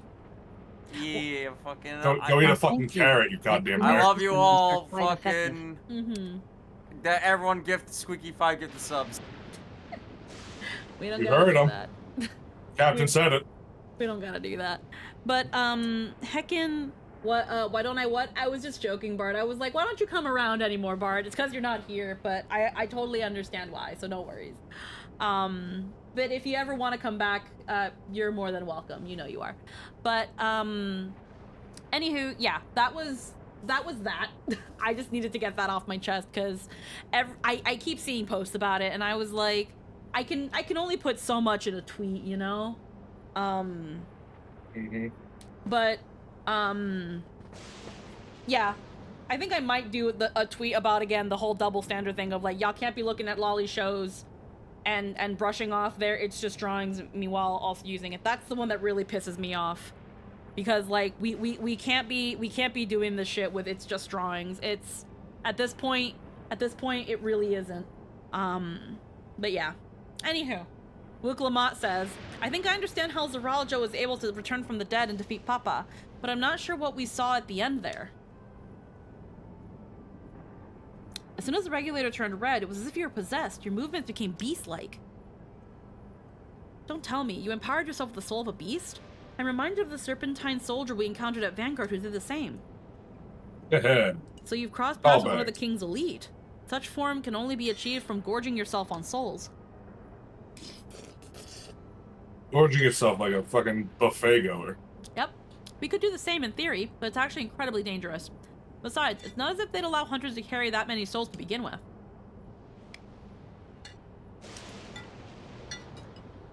Well, I should be getting back to work. Take care.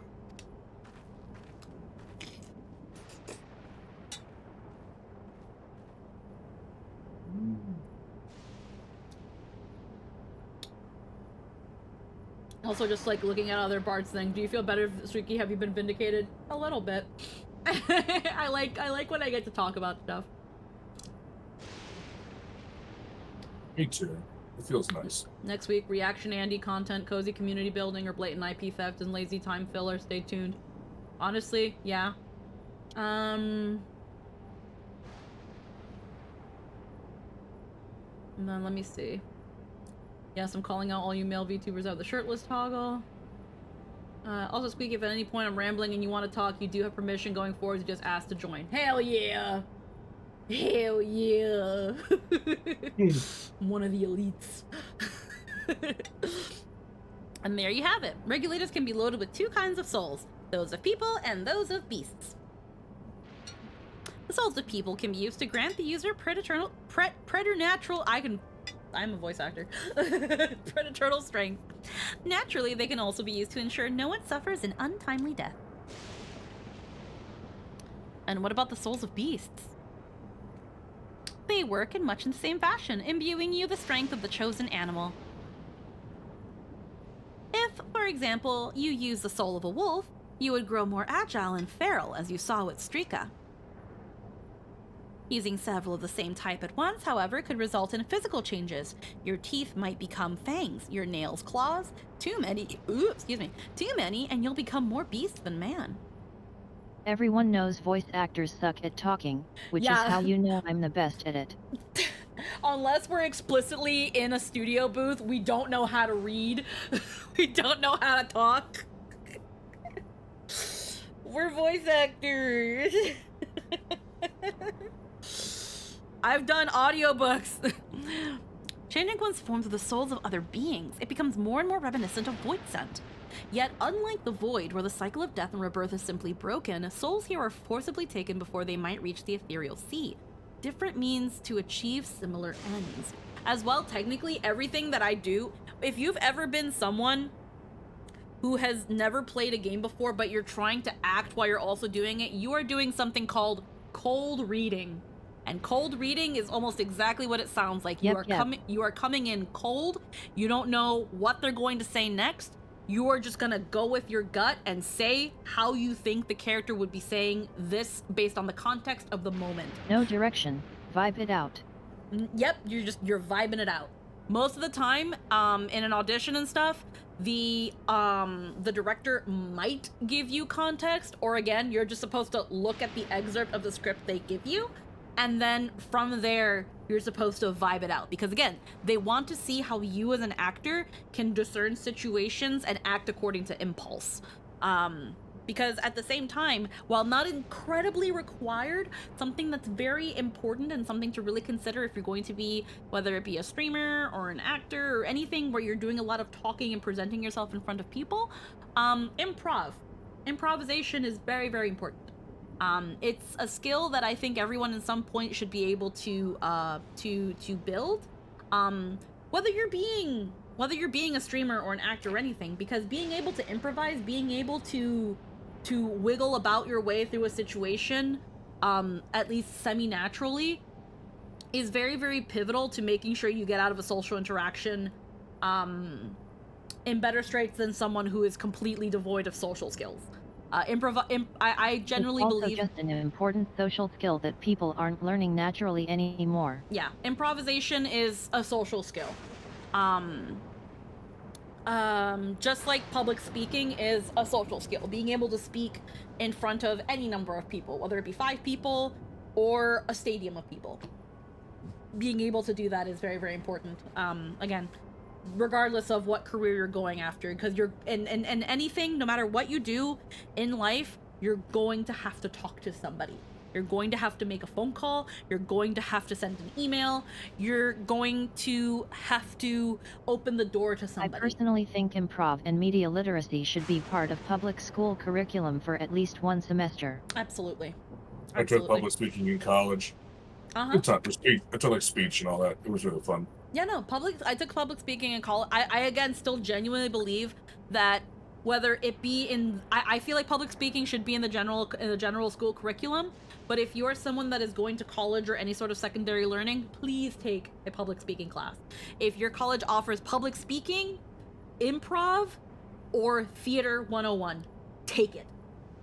Take it. Theater, even if you are not interested in acting, being able to be on stage, essentially it will teach you how to get used to being the one everyone is looking at. It will help you, it will help you in dealing with a majority of minor social anxieties. And it will teach you how to essentially like compose yourself in front of or around large crowds. And usually when it comes to theater, there is always going to be some form of public speaking or improvisation in terms of that, being able to fit yourself into a role, and being able to even think of some social interactions as taking on a role. Because we've also heard the saying that when we go out through lives, when we're in school, when we're in work, when we're with family, we always put on some sort of role. It's a key to social interaction. I think personally, I think it's kind of crazy when I hear that there are people that have panic attacks over making a phone call. I understand phone calls can be pretty scary. I have myself been very intimidated about making phone calls. But if it's like a phone call to make a doctor's appointment, I can see what I feel like the context of the phone call warrants a certain level of anxiety.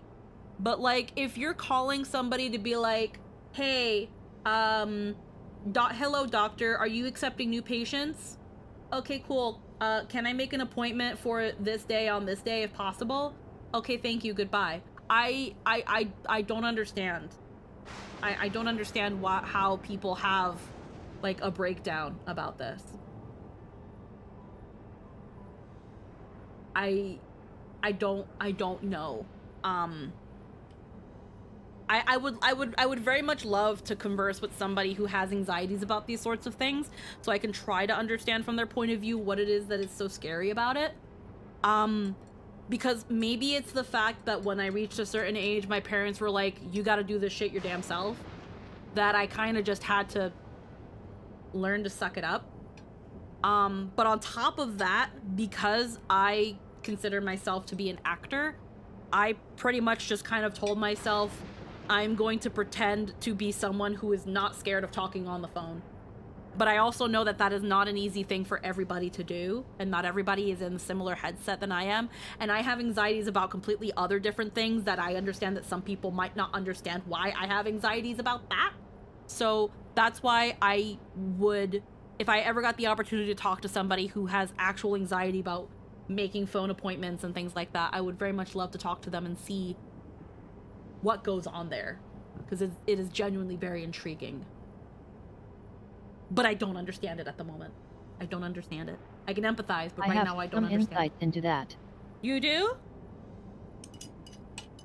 I know in your case it's your speech, because I know that you're very, with your issues, you're very self-conscious about your speech.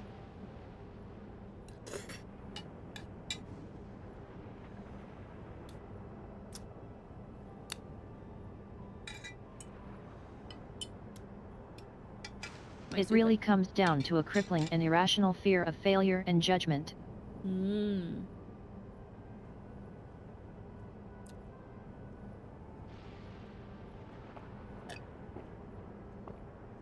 It's not that it's hard to do.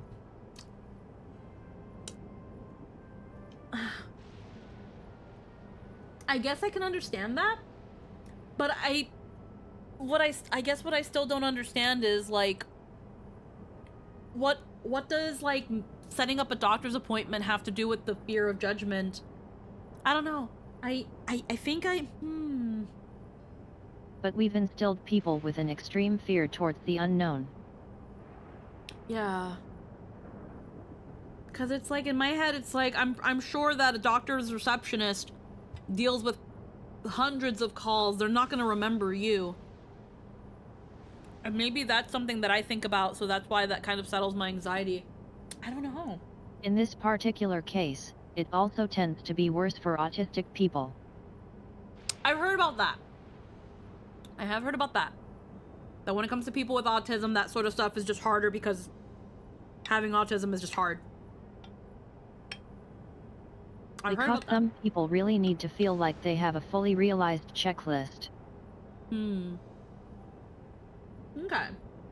Okay. Interesting. A cycle to which all within the dome are bound. Yeah, and I'm And if they have to go into anything where they don't know the outline, they feel like they're falling. Okay. Yeah, and that's the thing too. It's like, I'm pretty sure that I'm not on the spectrum in any way, shape, or form, and that's where it's like... Not failing, but like you're in free fall and have no control. Yeah, no, I picked up what you put down, definitely. Alright. Okay. Nope, that's fair. This is wrong. It's an extreme anxiety response that is wholly irrational. Yeah, and that's the thing with anxiety, is that 90% of the time it is irrational. It is indeed hard to accept, being so far removed from our own beliefs. Perhaps more shocking is that the technology to achieve all this was developed hundreds of years ago. The civilizations and reflections are surprising indeed.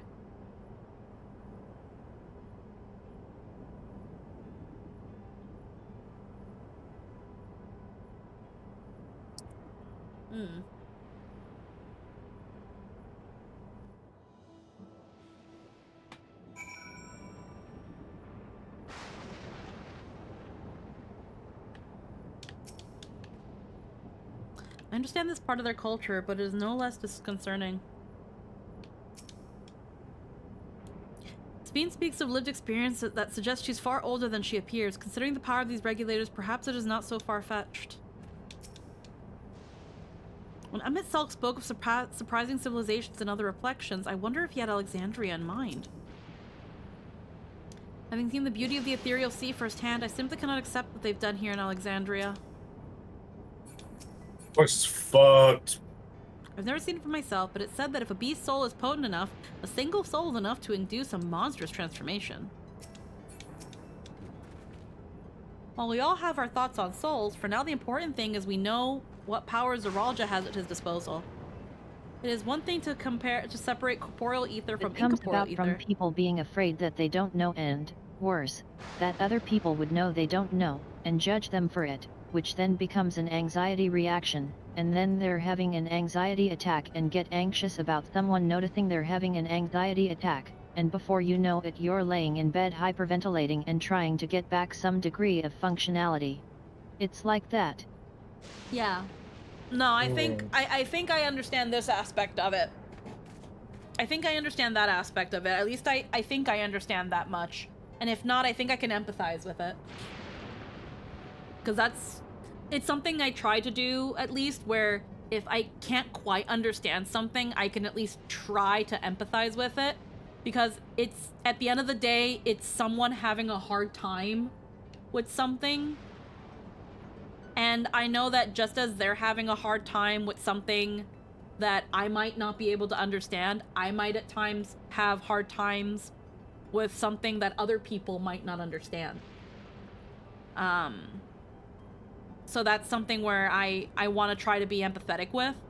That's why, like, I'm never going to make fun of somebody being like, oh, you can't make a telephone call. Because that's not fair. Like, they can't make a telephone call. I can't drop... It's mostly because they don't think of the other person as more than a vector through which judgment might come. Yeah. Anxiety is excessive self-awareness that borders with narcissistic personality disorder when it gets bad enough. Yeah. Like in my head, it's like, while I can't understand why some people can't make a phone call, I wouldn't want to make fun of them for it. Just like I don't expect people to understand why I can't drop 4 digits out of nowhere on something without losing my shit and going into a depression coma. Like I don't expect people to understand. I just want people to know that, hey, I'm having a hard fucking time and I'm sorry. I'm sorry if I become insufferable for the next little bit. But yeah. It is one thing to separate corporeal ether from incorporeal ether, but to strip memories from the soul entirely is unprecedented technology. This is no longer only to Leolol's concern. With his newfound powers, Zoraja has become a real threat to the entire world. Indeed, he has to be stopped no matter the cost. Despite all our yammering, we still have a lot of time. If they were able to see the other person as another human who is just going about their day and is totally used to having helped people to the point that's literally their job, it wouldn't be an issue, but they don't think about that. Yeah. I know that in my case, as someone who has worked retail and service, I can kind of pick up when people are like anxious and need time. So whenever I get that that feeling where someone has an inkling of discomfort, I'll like ask them like, do you need a moment? Or like, take your time. Or let me know if you need help. Even though they sometimes feel like just bits of a script, and they kind of can be, if I ever get a vibe from somebody that they're not quite comfortable. Yep, which will either help or make them go into a full attack, depending on how bad it is. Mm-hmm. Yeah, which is why I try to go more for the let me know if you need help than the are you okay? Because again, when someone I feel like when someone asks are you okay, it's because it gives off the impression of, do I look like something's wrong? Whereas they're terrified of someone noticing. Yeah, whereas let me know if you need help is a lot more casual. It can just be like, oh, hi, let me know if you need help. Like, it kind of, it gives them more degree of control, where it's like, hey, I'm letting you decide if something is wrong. I'm letting you decide if you need help. I'm letting you decide when you can't do it anymore. It's leaving it up to the person to decide what's gonna happen next. But yeah, it's again, sometimes it fails and sometimes it works and sometimes it doesn't. It depends on the person. But it's just trying to be empathetic. It's just trying to be empathetic. I'm just trying to make sure people are okay. Tender shortcake. Kafkiwa regards you with concerned curiosity. I trust you've gained an insight into the use of souls in Alexandria. It's shocking, I know. I was overwhelmed myself at first. I expect you needed some time to digest it all, but for now, let's head back to Earth and Sky. At this rate. There's something I want to discuss with everyone. Let's take a moment before we head into the tunnel. I think I'm done with this soup. It's gotten cold. My noodles have gotten the little bit of noodle that is left have gotten overly soggy, and I can see the biddies of the chili oil that have like solidified, and I'm like, this don't look good. It don't look good no more. It was really good while it lasted though. I could just stick it in the microwave and reheat it so that it tastes good again. But I'm also kind of full. Ooh, I think I see Aether Current quests. Yep. I'm gonna go grab those. I guess we just teleport. I thought about doing them while you were yapping. I wouldn't have blamed you, honestly. I wouldn't have blamed you, honestly. Let's see. First off, let's see what's here. The Miracle of Electrope. Walk Away. Natural Selection. Okay, well, we're not going to worry about those. Hey, the Corn Servant! Oh, hey. Refined Taste. Oh, yeah, You're almost done the corn serving quests. Yeah. This is the last place you're expecting to find the corn servant. Oh fun. I can't see him. You can't see him? What the fuck? He's right here. He's right here, Lynn. Yeah, they haven't done the other quest yet. Oh, you didn't do the other one. It's Means in the... I missed one. Yeah, you Yeah, missed one. Shanalani in the cowboy Yeah. town. Yeah, Shaolani. My, what a pleasant surprise. I hope you've been well since the appearance of this peculiar place. At first hearing the rumble of a stomach coming from within this dome, I mistook it for the roar of thunder. But sure enough, there was indeed a poor soul needing my assistance. With that I could make myself seen to them. But I can but assume it was fate that guided you here to see them given the help they need and deserve. Please follow me and I shall take you to them. I need to eat. I'm so fucking out of my mind right now. I feel that. Yeah, Well, I I already ate, so I don't, but like, you know what I mean. Corn quest. Let me also just grab these while I'm here.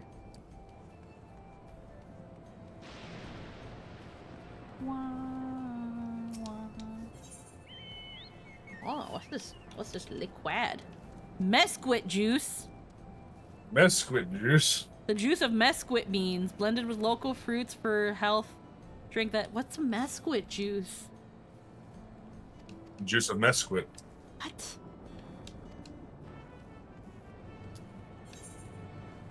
Okay, well, either way.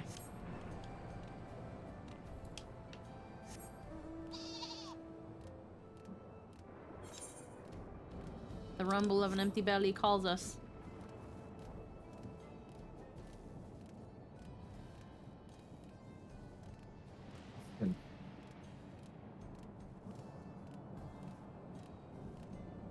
Hungry Milala. Milala. This Milala exudes overconfidence. Perhaps to mask what ails his grumbling stomach. Blech. Try the vegetables from the outskirts, they said. Bah, who could stand to eat this swill? I can't do it, I won't. A man of Everkeep deserves better than this.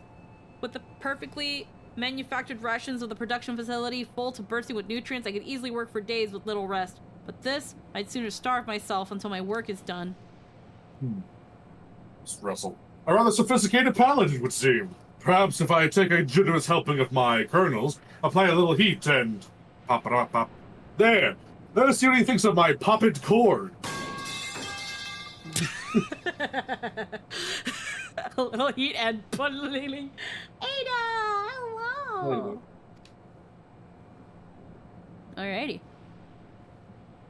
Please give this New Yorker a goddamn popcorn bag. Oh, popcorn! What in blazes is this? It's absolutely delicious, light and fluffy, yet also crunchy and perfectly salted. I've never seen such a thing in Solution 9. And you say this was made from a vegetable? It would appear the plants grown down here are not to be underestimated. I believe I owe the farmers an apology. Aha! The popcorn was a rousing success! He convinced himself that food should simply be taken as they are, never realizing they can become so much more given the right preparation. It was heartening to see something so simple as popped kernels could give him a newfound appreciation for food. I fucking love popcorn, brah. It's really good. And with that, I believe our work here is done. I can scarcely imagine where my search for bellies in need of nourishment will take me next. Wherever that may be, I should be glad to see you there. Safe travels, my friend.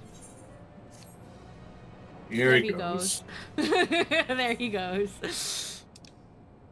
Off to do the Lord's work. Heckin'... No, like, legit, popcorn is one of those foods that is just perfect. It's low, it's relatively low calorie, relatively low carb. It has so much fiber, so it's so filling. Like, it's good sweet or salty. Crunchy and buttery. It's so it's fluffy, it's perfect texture. The only thing that sucks about popcorn is when the kernels get stuck in your fucking teeth. Yeah, if they can make popcorn without kernels, I'd lose my mind. Yo, popcorners. What's that? It's a chip, it's a popcorn chip. It's a chip made out of popcorn. Oh. Go on. That's it. It's okay, literally cool. it's chip shaped popcorn. So you can enjoy popcorn without the kernels. It's fucking amazing. It's life-changing. And popcorners are so fucking good. The sweet chili heat and the white cheddar ones are fucking crack. I see. Yeah, no, popcorners. Look up popcorners. Ooh. And find them at your local grocery store. Yeah. Oh god. There's only one quest left, and it's in Solution 9. Of course it is. Yeah. Alright. We just gotta get these Aether quests. We should honestly be looking for more Aether points. Most of them are a lot of them on the other half of the map. Of course they are. It's always. I thought popcorn is really high in calories. Nope. No, it actually isn't.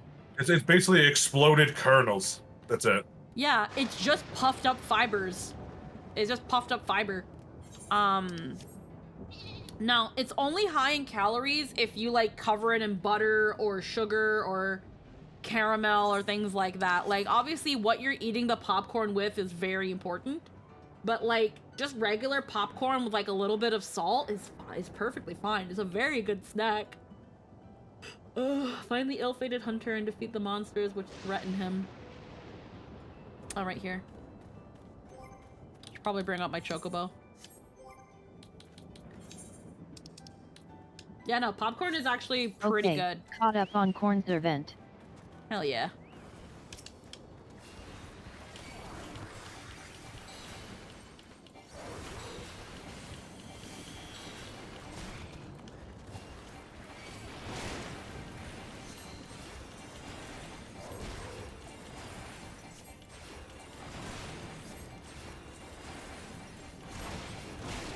I put some ether locations in the chat a while ago for you by the by. Yeah, I gotta go grab some of those.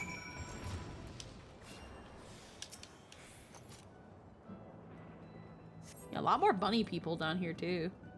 A lot more Banuis. It's almost like this place was bunny land. Down to my last cell.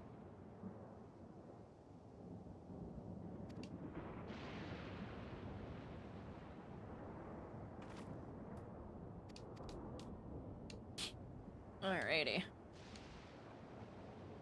But yeah, the only thing with popcorners is that they can be a little bit on the pricier side. The price of convenience. But yeah, no, if you want to stuff your face with popcorn and never worry about a single fucking kernel, popcorners. They fuck so hard.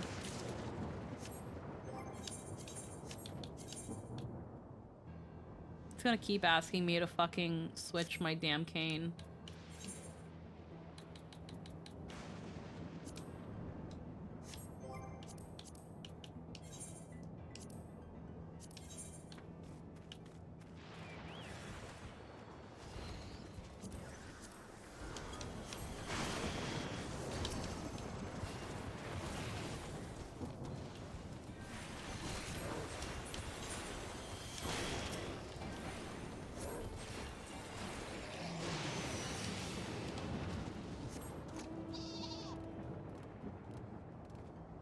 Pair of blah blah blah boots of healing are bound to me now. Not the ones that I... What do you mean?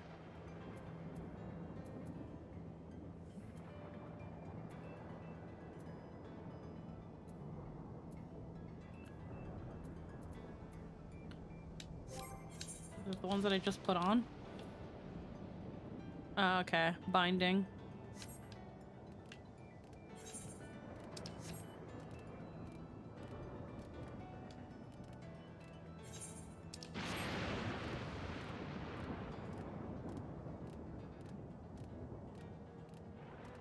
I want pizza.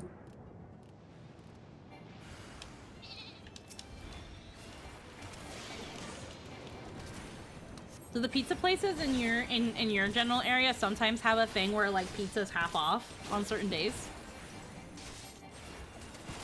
No. It's usually pretty lit. Yeah. No, there's happy hour things from this delivery site, but that's about it. That's already passed, I think. Oof. Yeah, because I know, oh wait. Almost forgot to talk to the fucking hunter. So turns out it's really easy to max out your levels in Cyberpunk when Act 2 starts. Oh. I've done 3 main missions of Act 2, and those are the beginning things you do at the start of Act 2. I've done nothing but side work and optional shit the last, like, 20 hours of gameplay. Just gigs and side jobs and stuff. Hell yeah. And I'm already level, like, what level am I? I think I'm... level 47. I have 3 levels left before I max out.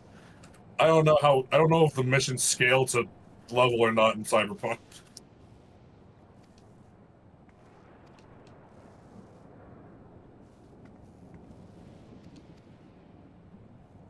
I think she's wearing a pointed gear. I don't know where I recognize that coat from.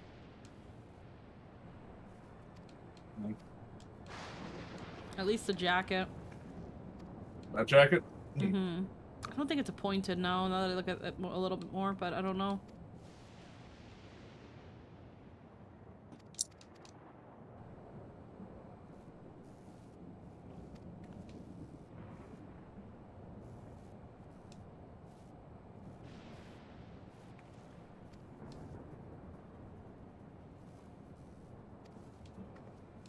I'm kind of over this mocha too.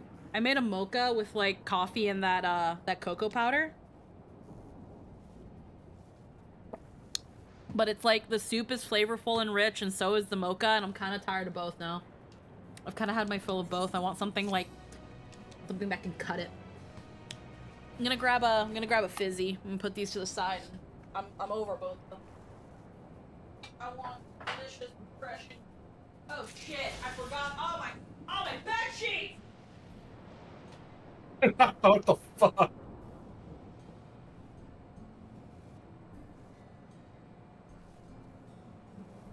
I forgot the washing machine stopped. I gotta put my bed sheets in the dryer.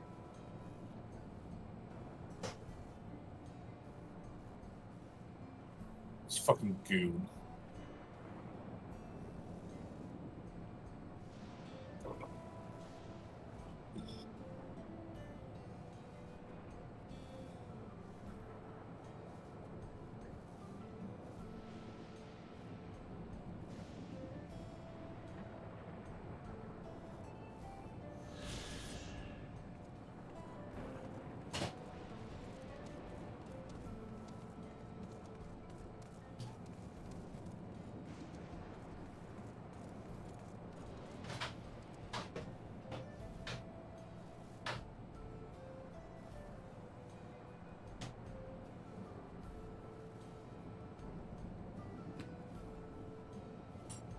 Alrighty, I'm back. Alrighty.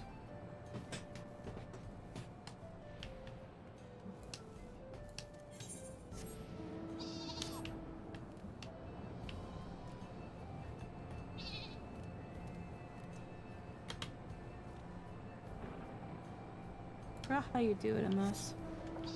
There was like a... I think it was a...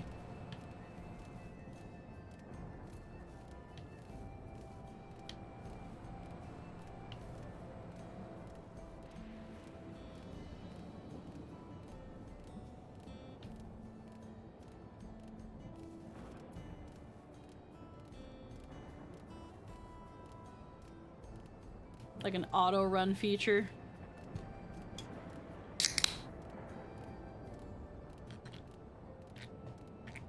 Oh my god.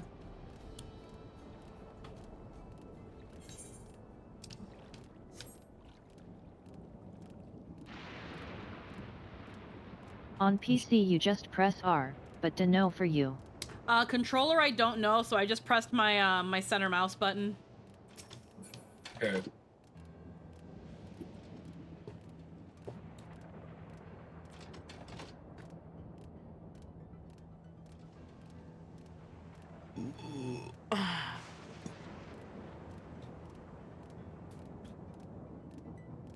Been a hot moment. I haven't really done any groceries lately because I I did a couple smaller grocery runs during the week instead of like one big one. But because of that, I hadn't restocked on anything like my fizzies or anything, so I only have, including this can right here, I only have like 2 bubblies left. I'm gonna die. I have no fizzy. Sorry for delaying us, but I have some thoughts I need to share. In both technology and values, it's plain that there's a wide gulf between Tuliyola and Alexandria. And while Zeralja knows everything about us, we hardly know anything about what he's become. Indeed, we haven't seen what lies within the enormous tower Everkeep. So here I'd like to make a proposal. That is, we've worked with Kafkiwa and her people. We need to learn as much as we can about the enemy. The quickest way would be to join hands with Oblivion. We've only just met them, I know, and we shouldn't be too quick to trust. But the fact remains that they share our desire to stop Zeralja. Sphene, too, claims to be at odds with the King of Resolve. May I ask why you would cooperate with Oblivion instead? It's really simple. Their leader is Arenville's mother. Meanwhile, whatever Sphene may feel, she's the ruler of this nation. There's a greater risk in working with her, and less reason to take her at her word. A fair point. And knowing Zeralja, we must assume that his arrangement with Sphene is not made without some consideration. All I know is that it would be heartening to have allies in this strange realm. I think everyone would agree that any help we can get would be welcome. Hold on. There's no guarantee that it's actually my mother behind the machine. Without seeing her in the flesh, we can't rule out the possibility of a ploy. If it turns out to be a trap, we endanger not only ourselves, but everyone in Tuliyola. As you would say, we have no proof that it really is Kafkiwa. But I make my proposal in full awareness of this. Whether we're going to war or striving for peace, we need to learn as much as we can. Otherwise, we can't hope to do anything meaningful. As it stands, we know too little about this realm. We need to remedy that. We need to study the enemy, and when the time comes, strike down Zeralja for good and for all. What's more, I trust you, Arenville. You've always had great instincts, honed from your time training under your mother. What if I'm wrong? What if sentiment is clouding my judgment?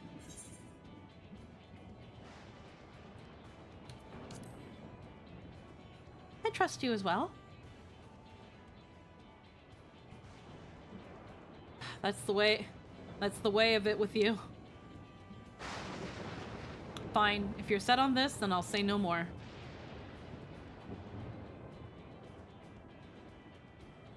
Then it's settled. Let's head outside and secure ourselves some new allies.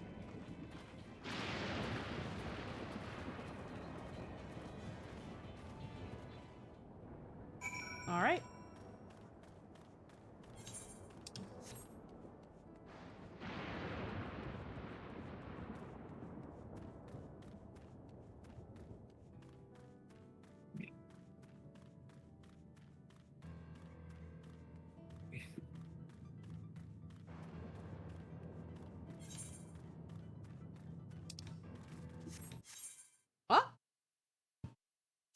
Oh.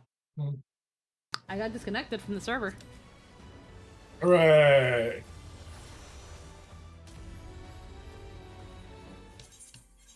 Weird. I just had a massive lag spike, but I stayed in. Yeah, no, I just suddenly got fucking disconnected.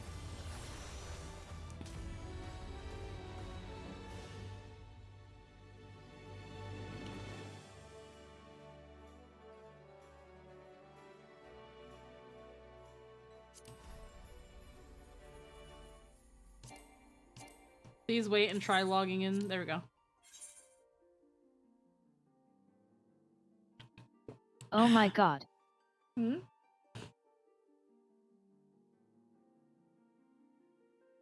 Oh, I gotta fix The my inside of the hideout is the Tantalus theme. What? The inside of the hideout is a theme from 9. That's fun. I didn't even notice that.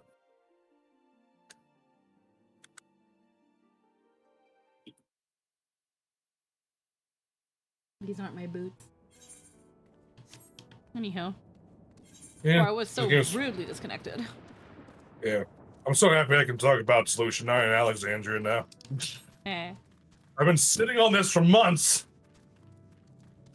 I knew that, especially Lynn would be fucking loving this shit.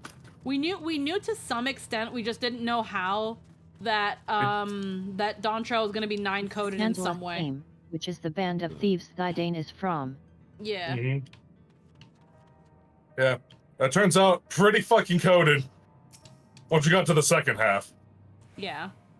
Are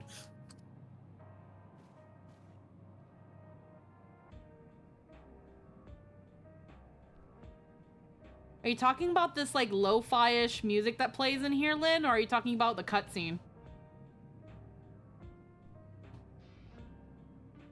The lo-fi. Okay. It's been remixed. Alright, maybe that's why I'm not picking up on it too much. But it's definitely Tantalus. Moment. Hi, Dino, what's up? Wow. Oh, Amazing. you're like all the way down there. 1 second. Wow. Are you still sad that Mario Party apparently... Oh, you're a goose. I'm a ghost right now. Hello. Are you still What? sad that Mario Party didn't actually release yesterday? Yeah, I'm very sad about that. It tricked me. I'm also sad because, and I bring this up in case anybody has any ideas that I could do to fix it. I just tried uploading a really big map into the Zelda room, and it crashed tabletop. Uh-huh. And now every time I turn on the cloud storage, which it happens every single time I do anything, like even if I look at my cloud storage, it crashes tabletop. What the fuck did you do?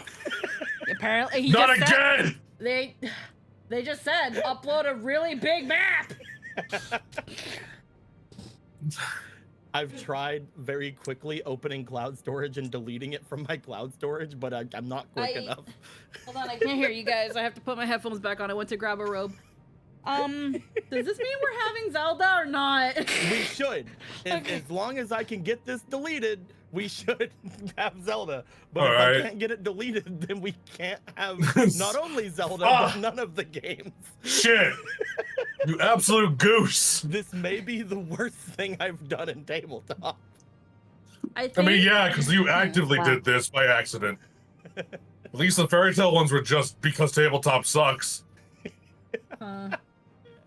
So yeah, working on that. I am still sad about the Mario Party thing. How are you guys? We're doing fine. I've been playing Cyberpunk. It's fun. We're doing fine. I hope we can get that fixed, and I think if I'm looking on the workshop and I'm seeing if there's Moment some way while to I fix access the my... sign. 0 days since last catastrophic tabletop fuck up. I'm looking on the workshop and seeing if there's some way I can access my cloud storage outside of turning on the game. And if I can do that, I can delete it outside of the game, which should be fine.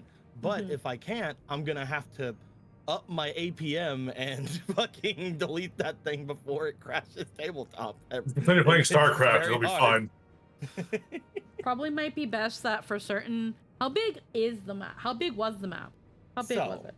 I was steadily increasing them. Okay, so I didn't mean to permanently crash tabletop, but I was testing to see how big of a map I could put into tabletop. Uh-huh.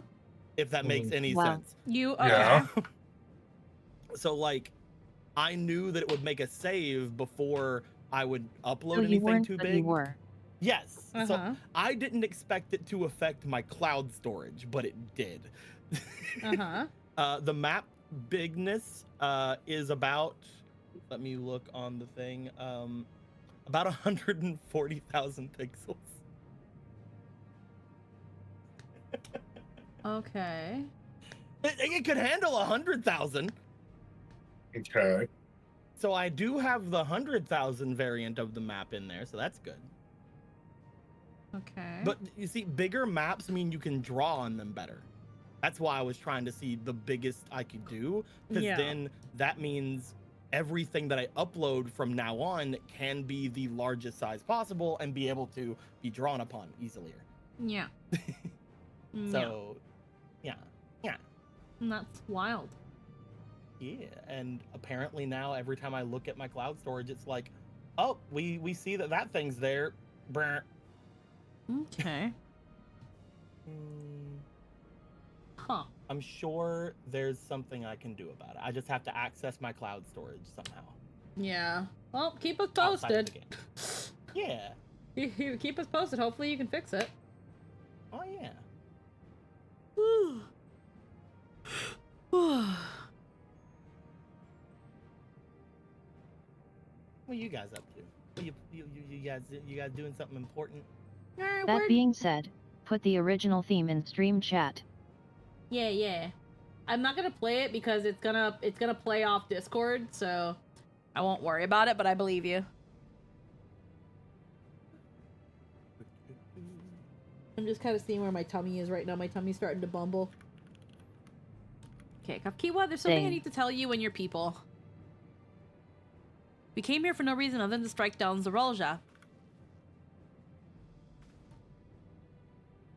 But I thought he was your brother. Do you really mean to kill your own kin? My kin invaded our nation and murdered our people. As vow resolve, it falls to me to bring him to account. I'm prepared to do what I must, and I won't hesitate when the time comes. Like us, you and yours oppose Zaralja. In light of this, I propose that we work together to stop him once and for all. Yeah, my tummy's bumbling. I realize that this is sudden, that it's a gamble to trust someone you've only just met. But I would trust in the conviction of anyone who shares my goal, so fight with me, I beg you. As you say, our goals align, and I don't doubt your resolve in the least. If you hadn't proposed working together, I would have done so instead. Truth be told, it's been tough going at it alone. While we've gathered ample intelligence, we don't have the strength to take decisive action. Besides, how could we not trust you? My only son is with you, my fussy little bun-bun. He's all the reason I need. He's a fussy little bun-bun. Then it's decided! Here's to a fruitful collaboration.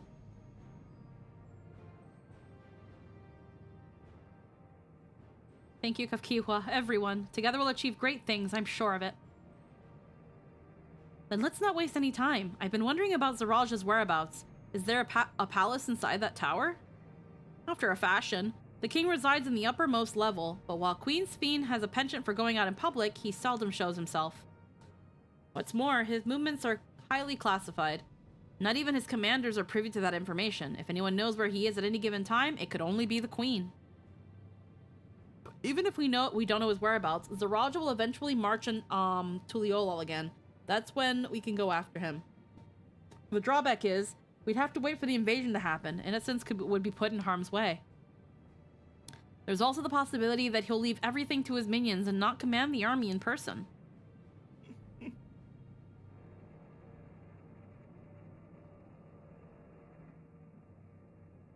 No, he'll take the field.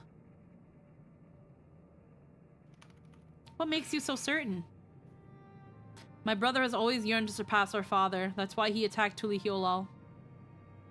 After waiting for 30 years, the first thing he wanted to do was demonstrate his newfound strength. But killing Papa didn't satisfy him, so now he's bent on proving himself stronger than me and Kona, who bested him in the right of succession. He challenged me to strike him down. He wants a duel to show everyone that he's superior to the Dawn Servant, and he won't let his minions deprive him of the pleasure. Then why hasn't he appeared and given you your chance? Surely he's aware of our presence here. At that I can only guess. Perhaps he wants to dazzle us with his wondrous realm, but if he won't deign to appear, then we'll force him to do so. I'm gonna go ask Lily and see if they have an idea on what to do. Hopefully they can help. Hopefully she can help you. I just tried doing it like 3 times, and there's no way I can do it fast enough. Oof. I'll be back. Alrighty, hon.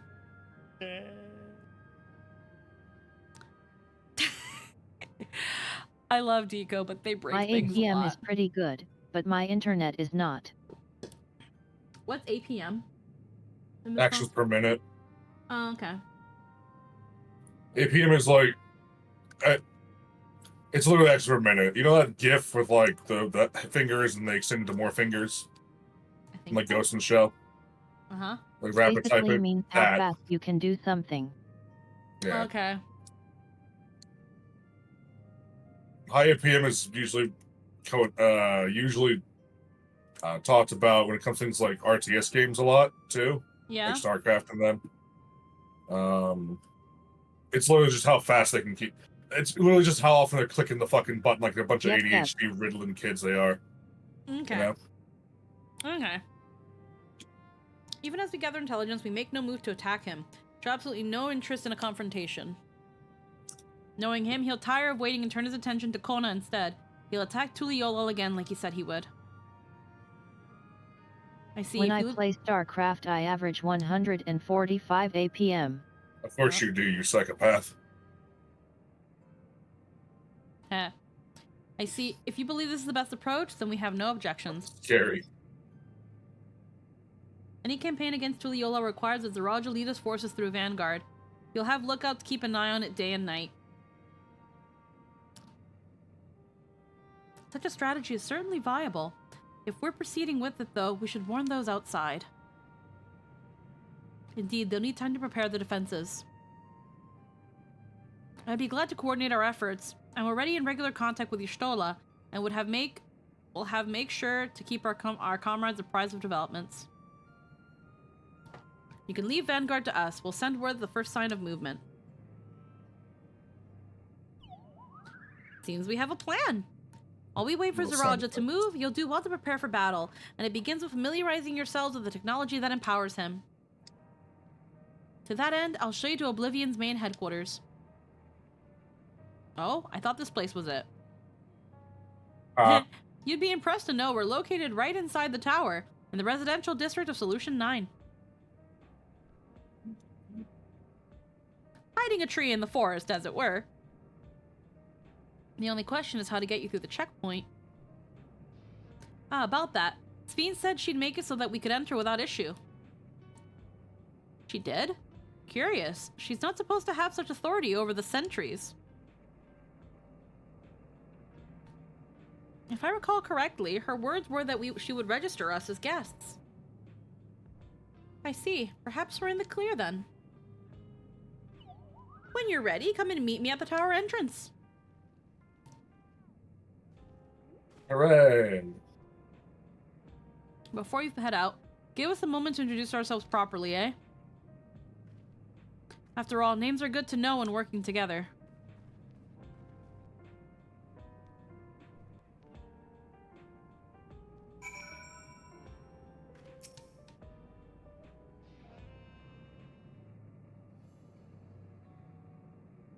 While Oblivion has operas of lovers, we're the main crew here.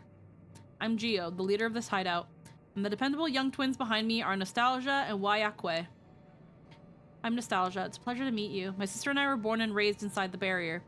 We've been with Oblivion for 3 years, and our main duties are surveillance and provisioning. Twins, eh?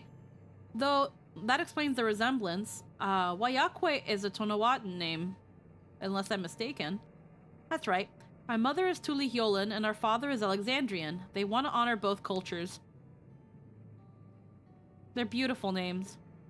Thank you. Though I have no memories of my mother, I like to think I carry a part of her with me. So what made you decide to join Oblivion? We wanted to avenge our father. Ambrose was his name, and years ago, he was taken away after a scuffle with a soldier over a disagreement. It was a minor incident, so at first we clung to the hope that he'd be released. But when months went by with no word from or about him, we made the decision to remove our regulators. We had already lost the memories of our mother. We didn't want to lose those of our father as well. Hi, Dan. They've all forgotten about him now, everyone who had known him. The bastard, even here, he thinks nothing of his own people. Sometime later, we were approached by a member of Oblivion. Hoping to get justice for our father, we joined the Order. I'm sorry, I didn't mean to darken the mood. No, I appreciate you sharing this. Together we'll avenge your father. Thank you. Something tells me you have what it takes. You introduce yourself too. Go on. And pretty much the same story. It's pretty much the same story for me. And while mine is a Tonawatan name, I haven't the faintest thing how things are outside the barrier. It's my dream to go and see it with my own eyes, our mother's homeland. Once peace is restored, you must come and visit. The wilds are beautiful, the food delicious, and everyone's so nice. You'll love it. And that's us here. You'll meet others in the back room. That's our headquarters. Some of them are a little eccentric, but they have good hearts all.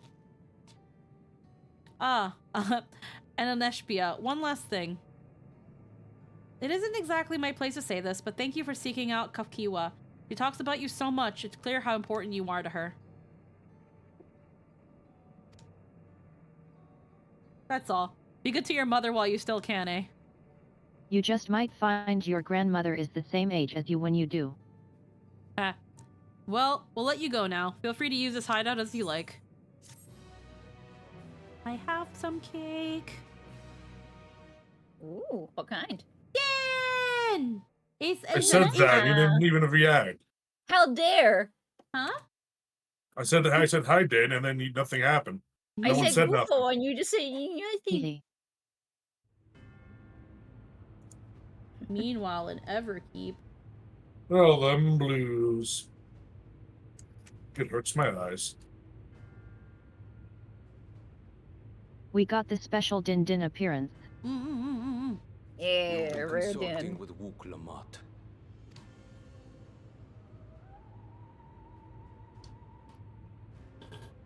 No matter. I do not know what you are scheming. But when your realm lay on the brink, you were powerless.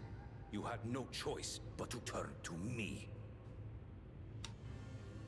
Whatever sentiment you may feel for her, it is my power you require. Is it not?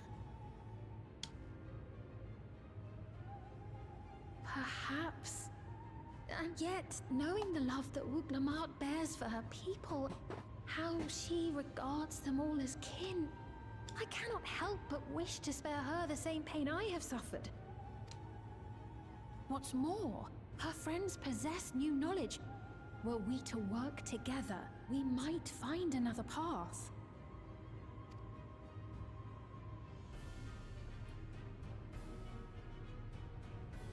I know you're loath to consider it, but is there no hope for peace with Tuliolo? What we've already done may be unforgivable, but it needn't continue. You needn't kill your brother and sister. I slew my only flesh and blood.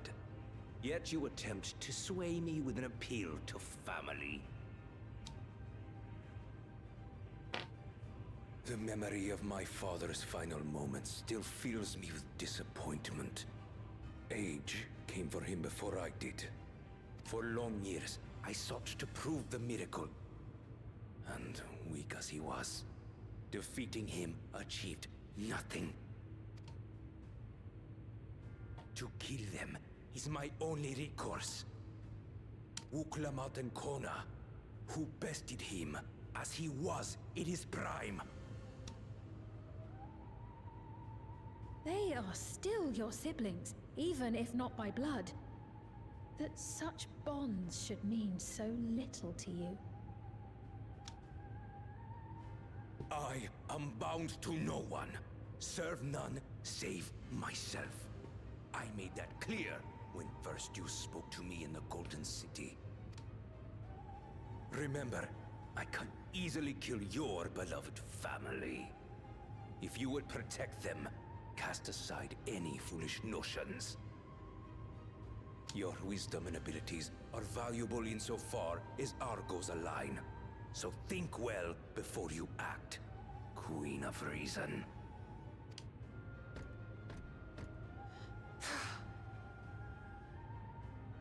Wuklamat, if you are father's worthy successor, then you will find your way to me. But should you fall short, I will lay waste to Tuli Yolal.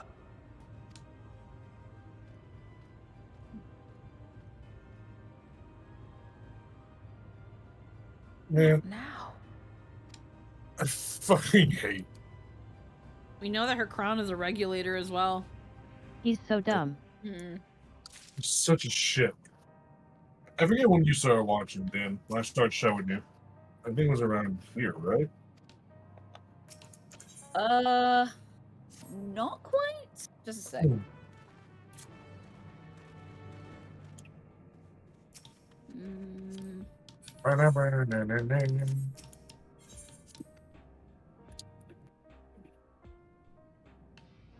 Because I remember the scene I started watching it. I don't know if it was already passed. Actually, hold on. Oh, Just type it in there. I don't have the freaking ether point that you put in our little chat. So I gotta go find it my damn self. It's fine. Because I was logged out and I was forced out and then I put 2 in there, but yet. Yeah, no, it logged because it forced me out. There's no chat for me to look back on. Oof. That's what I mean, like, god damn it, now I gotta go and actually, like, look for them. It's not a huge deal, but it's... because I still have to go to them anyway, but yeah.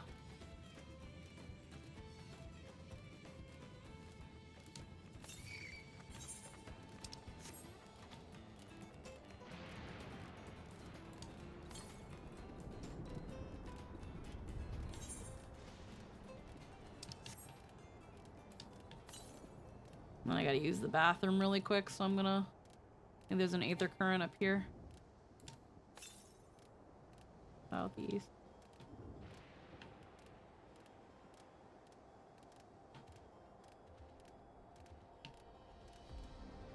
Anthony, I kind of DM'd the little pieces that where I started jumping in. Just in case I spoil something, I'm just telling you.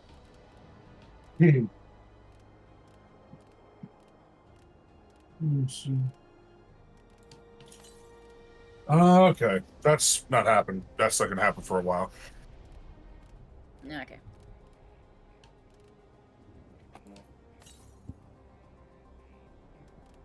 Southeast. There it is. Put them back in chat for you. Yeah. Thank you.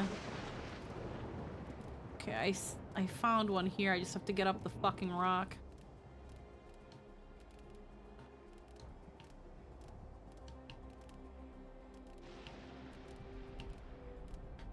And then I actually have to use the bathroom. Because of course I do.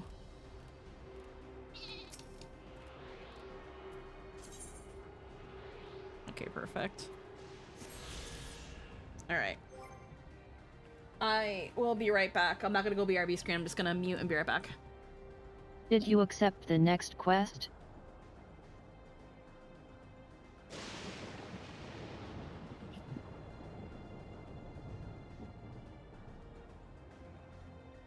I don't think she did. Yeah, I think she hasn't. KK. So what you thinking so far, Lynn? What are your thoughts in this beautiful game?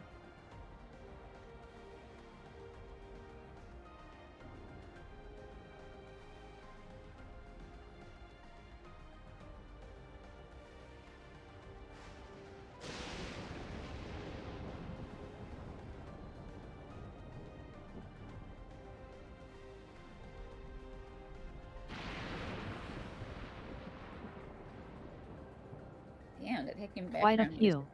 I figure we need to know more about the cloud, but we probably just saw it.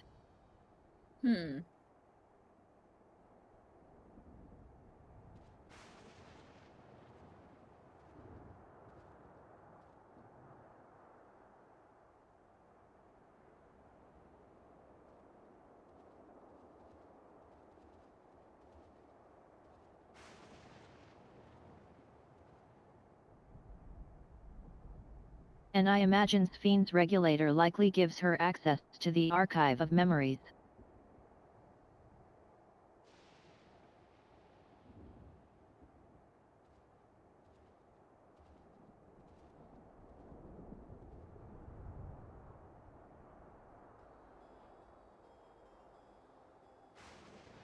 since they have to be pulled away to serve a purpose. Gotcha.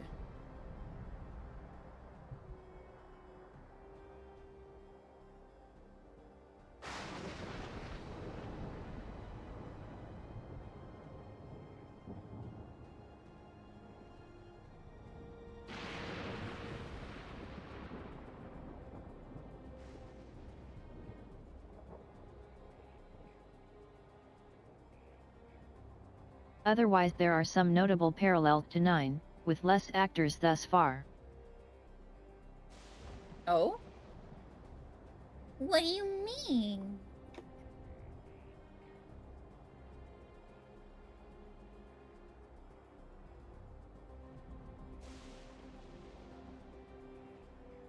I mean, as a fan of 9, you must be enjoying it, I assume.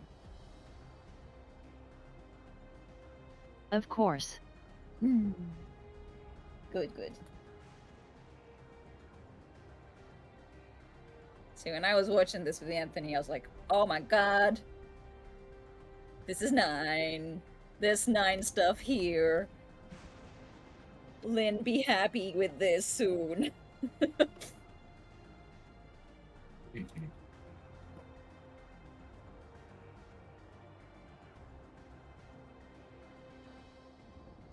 We don't have the myth like in 9, but the concept of recycling souls and merging worlds is very much present, though repurposed. Yeah. Anthony and I we're looking forward for you two to play this just because of this. We thought you would really enjoy the game.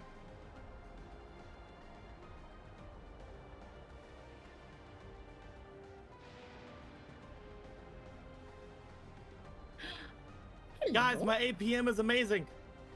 Oh, hell yeah. You fixed that? I fixed it. Woo! Good job. There ended up not being any anything that was online that could help me. And then whenever I was looking into other things I could possibly do, nothing could help me. Other than like deleting all of our files forever. That's not good. And I didn't want to do that. No, that's not the best option there. So I started brute forcing it through sheer APM. Yes, as one does. And it took me like 20 tries, but I was able to delete it off the cloud. Damn. Congrats, though. I had to like basically be like pixel perfect. It crashed anyway, even after I did it. But then whenever I turned it back on and went back into cloud saves, everything was good. Everything was. I had an idea, but you headed out. I did it. Lynn, I did it. What was your idea? There was a couple of things I tried that like I thought would work, but they didn't work. Oh. One of them was literally just uploading a different file that was called the same thing and hoping it overwrote it. It didn't work. Well. Even though that's usually how it works. Tabletop Simulator is a game. It's the game of all time. Oh, you little I would have deleted the large map from your local file, so it would have to load it in for you again, which would buy you more time to delete the asset. Yeah, I did that. It actually didn't even save it on my local files. I tried putting it into my local files by finding the original name of the thing in the other thing, and that didn't even work. And I was like, but they did it. So proud. Through sheer APM, through sheer gamer fingers. Yeah. Yeah. Thank you.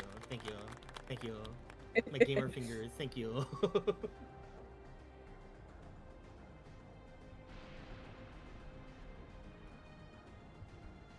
So 140,000 pixels is a little bit too much. I'll try 139,000 pixels now.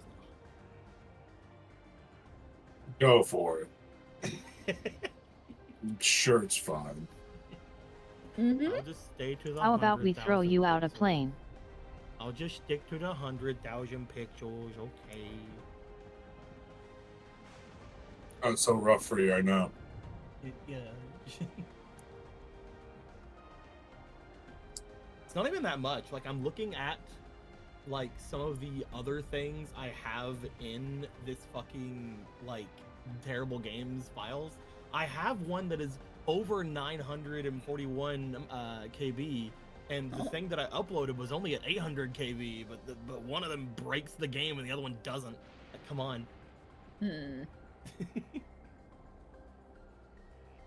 I have things that are in the MBs and they don't break the game.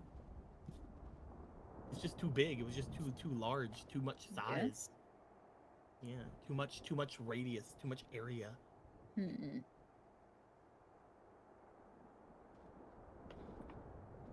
I always thought my art would be the one ruining the game. All that fan art just cluttering the thing. That's how I thought it would go down. We don't have big plaques of den art on the thing anymore. We don't have any of that. Damn it. Yeah, they can't load us down. Maybe yeah, see, I always thought that would be. I thought that would be the way to go down. But I should really think about what my character looks like for Fate. You really at should. some point. Hopefully, we make more money. You really should. Whenever I was heckin' getting things ready for stuff this month, I was hoping that, because right now I'm able to with the money that all I the saved, girls had their designs in months ago. when I Men, am I right? The brain. I where see, you I at, see. brain? When it comes to monies, I with the monies I have, I should be good for November. So basically everything that I make from this month should be just sheer profit, and all of that is going to the Fate game. So right now we have $140 for the Fate game, and hopefully we'll get more. Nice. But basically everything I made last month had to be going to this month's bills so that I could do that. So that's basically where we're at right now. Is every bit of profit goes to the Fate game. We have had 2 donations all month. And hopefully those will carry us, but we'll see.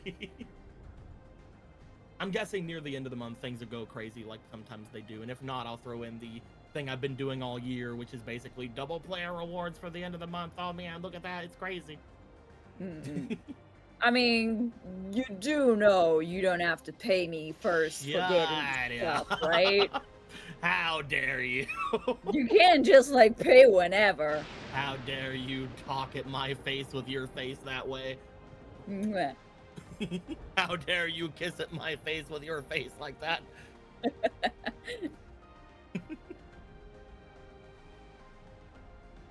Yeah, well, we can work things out. We can talk about things, obviously.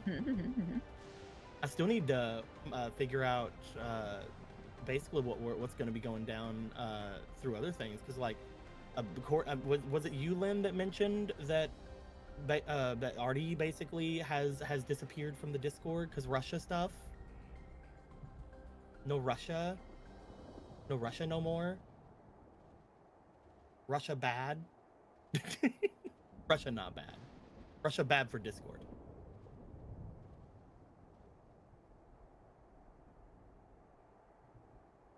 No. Kinda. Yeah. Have to figure things out. We've live though. Yeah, we can figure things out. We can mess with stuff.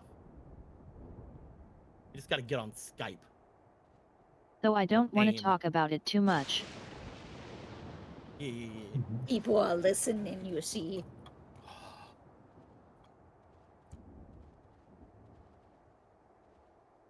It's very sad that it had to happen at that point, though, because I did want to chat with them. I haven't got to chat with them since they did the sphere art, and I wanted to be like, oh, hello. It was so good. I still love it. It's so good. Yeah. What was that, Lynn? Sorry. Ada is in Twitch chat though. Oh, okay. Hi. Welcome back. Twitch chat. Nico, Twitch chat. Go there. What happened? I'm there. I'm there. Hello. What happened? I fixed it, Squeaky. Oh, hell yeah. My gamer fingers did the APM and I did good. Sweet. Yeah. Hey. I was able to delete the thing. So now, even though, I mean, it's really weird because like the size Also, of we the taught file. Squeaky what APM is. Yeah. Oh hell yeah! I didn't know what APM Actions was. per minute. Okay.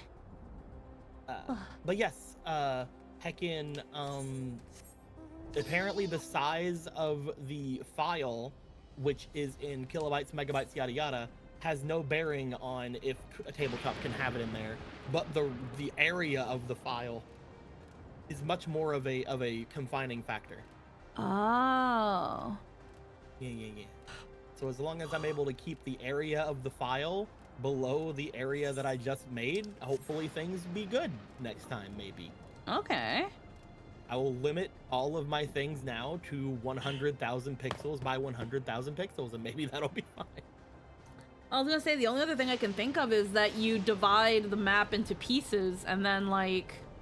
Yeah, I can easily do that, but this one's different. Yeah. No, I had a feeling that there's a reason why some have to kind of be one piece. Yeah, this one's different. This one is, I've tried looking around a lot for basically what I would need. No one in tabletop has made anything like it, I guess. I would either have to talk to Lily and be like, hey, can you think of a way I can do this? Or I had to make it myself, and so I tried making it myself, and it destroyed tabletop worse than I've ever destroyed it ever because I uploaded a file. But again, it was fixed, so it's fine. Yeah. I'll talk to Lily about it now. I don't think we're gonna need it this week anyway, so I'll talk to Lily about it over the week and be like, hey, can you think of anything I can do to make this work? Yeah. And they'll be like, no, and they'll cry. It sounds really funny.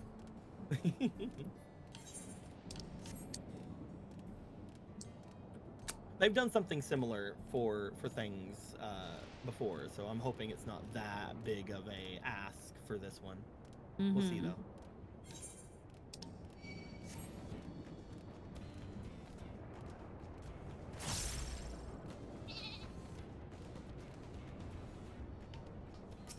Alrighty. Stupid, dumb Zelda game making me push the limits of Tabletop Simulator. What? This is why you're dying, stupid, dumb Zelda game. Not the fact that we've done 140 something episodes of you. For 4 years, and there we need you to are. move on to greener pastures. Also, what the fuck is up there to do? We're fighting Ganon. That's literally the final boss. Yeah, but this is a different thing altogether, that I needed things for all the things of the thing you see. And I don't know what to do next time you do that for Fate and fuck it up completely. No, I already fucked it up this time, so I can't fuck it up next time, obviously. I never make the same mistake Also, twice. God, starting a new game in November is going to be a thing. It'll most likely be near the end of November, the way things are going right now. I was gonna say, we're gonna have Christmas to deal with.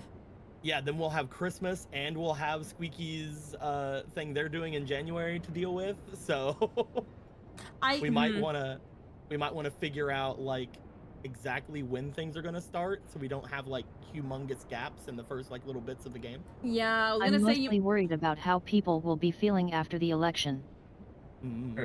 I feel like, and again, at the end of the day, the final call is you, Deco. I feel like we shouldn't have it until next year. We could definitely do that. Just because you're gonna have the election, then you have Thanksgiving, then you're gonna have Christmas, and you're gonna have like maybe 2 games before everything kind of like gets jumbled up. And then yeah, unfortunately I'm gonna be going on that cruise, and I'm gonna be gone for at least a week and a half. Yeah. And you get more time to prep. I feel like the biggest thing is going to end up being the setup for things. Obviously the end of Zelda is going to be a big thing.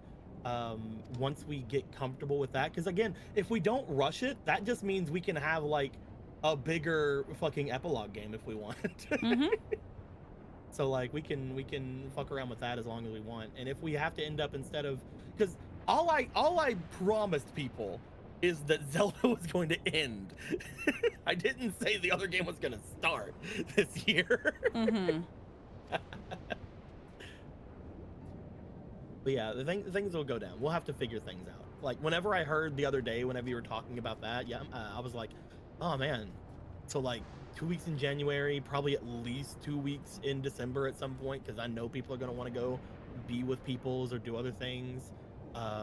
Not sure exactly when the end of Zelda's going to be. Like, there's going to be like maybe 2 games until February.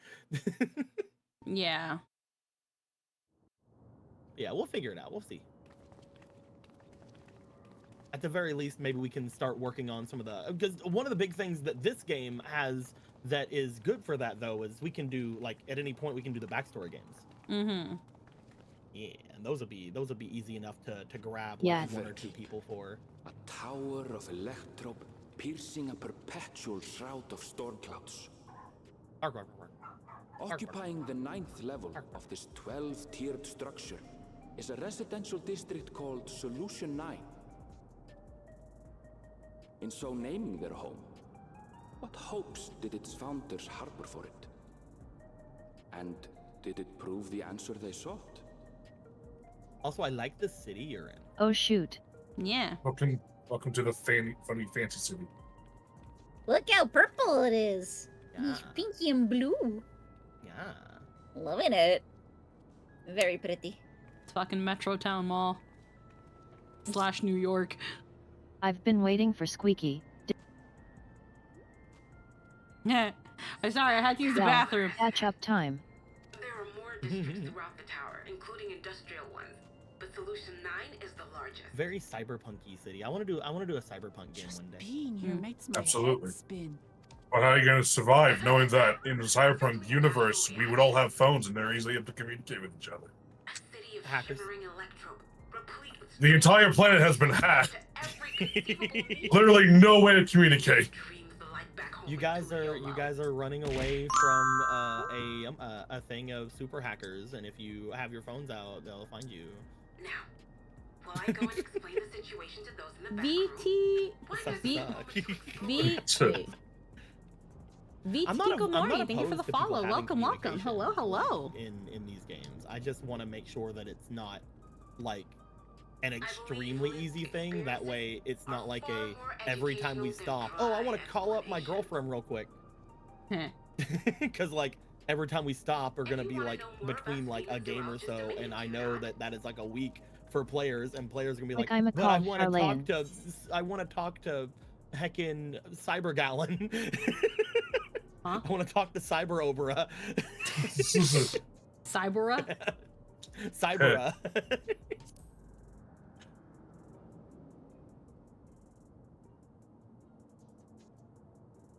Hello, Tiki. I'm here for I had a spicy feeling you'd 14 be content. Well, you're getting 14 content. I'm not sure about spicy I was on the front page? Spicy 14 content. What do you mean I was on the front page? What? Oh wow. Like, do you mean the Twitch front What? page or the 14 front page? Because there's no way I was on the front page. Spicy front page content. Like, are you meaning like one of the first people Twitch's front page? Oh, hell yeah. No. What? That's crazy.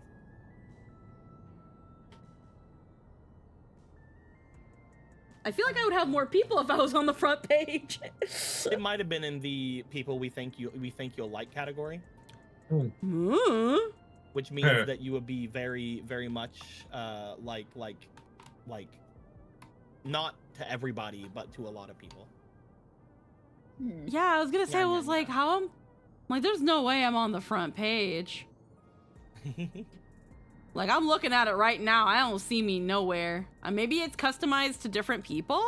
That's what I was saying. I turned on the front page, and it does say live channels we think you'll like, and you're there. Maybe? But like, I don't think it's for everybody, obviously. Yeah.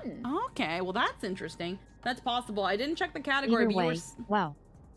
you were certainly on my front page, so I definitely felt the need to investigate. Well, yes, hello and welcome. Again, I don't know about spicy 14 content, but we are doing, we are playing, in fact, Final Fantasy 14 and yapping. We're definitely yapping. Spicy content. Look at that. Look at who's on the front right now. Look at that. I mean, I guess it's spicy in that, like, Lamat. we can have, like, tacos. All 14 content is spicy. Is it because I'm in Solution 9 and we get to see the legendary couch? The legendary. Oh God. I heard about the cat. There's a couch in Solution 9 that apparently is a very popular ERP spot, but it's just in the middle of it's just in the middle of Solution 9. Is it a black couch? No, it's just a couch. No. Oh, okay. Yeah. Yeah, I had a feeling you'd been keen. Just to confirm, while we have been allowed inside, are we also permitted to roam? Oh, I'm going to run away so that I can complete the rest of the things I need to complete before stuff tonight. Yeah, of course. Yeah. Have a good time, everybody. Yeah. No. Take care. Don't fuck it up. The elevator is the uppermost level. Yeah, no, Solution 9's fucking gorgeous.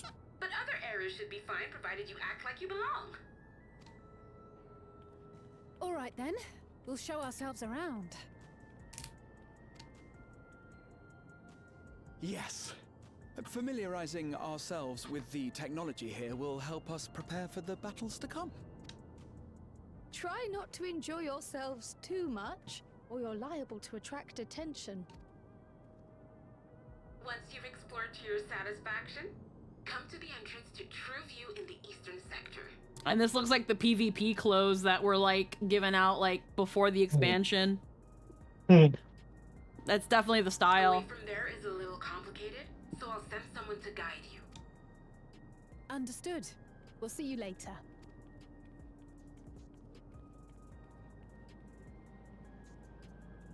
We're gonna go to the arcade. I shall speak with the residents. Perhaps one of them will recognize the earring.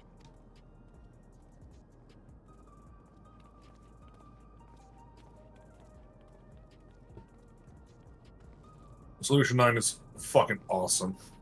What's with this place? How can this all be the inside of a tower?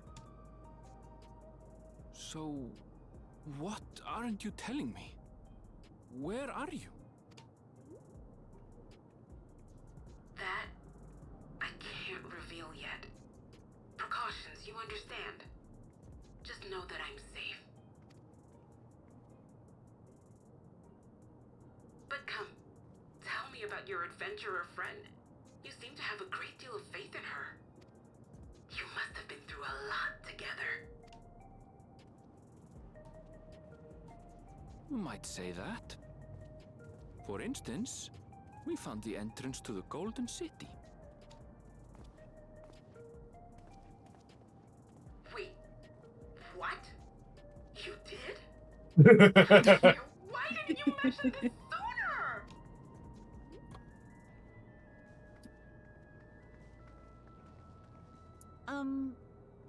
You want to explore together?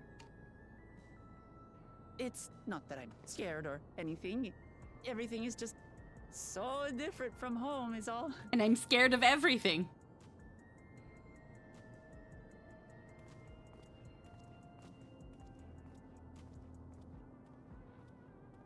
You mean to hold your hand too? It's like, of course. Of course I'll go with you. Oh yeah, no, Solution 9, I love it. It's probably my favorite thing they've ever made for a zone. Look at this place. It's so cool. Towers inside of towers. I see it, but I still can't believe it. For now, we shall proceed straight ahead. If we feel like we're getting lost, we can always turn around and go back the way we came. Just look at the skybox, man. Or the lack of skybox. Oh, well, here's Technically. Here's an Ethernet shard. Their Ethernet shard. Their ethers are looking really funky. Yeah, okay. All weird and blocky. Yeah.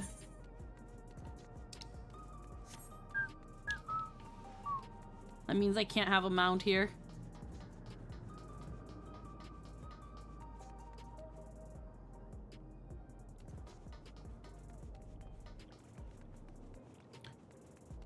Vending machine. La, da, da, da, da, da, da. This is the residential sector. It's gonna be really funny when they add housing, if they add housing with this place.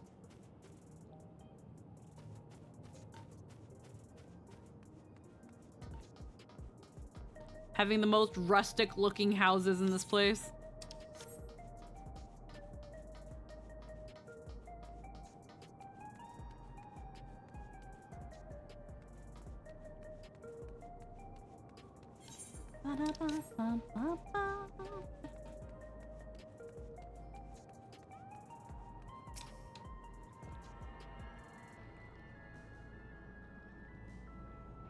She drinking a Red Bull? What? No. I want that. I want a Starbucks emote.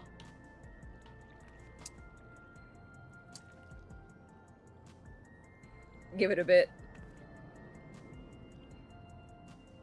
I want a protein shake emote.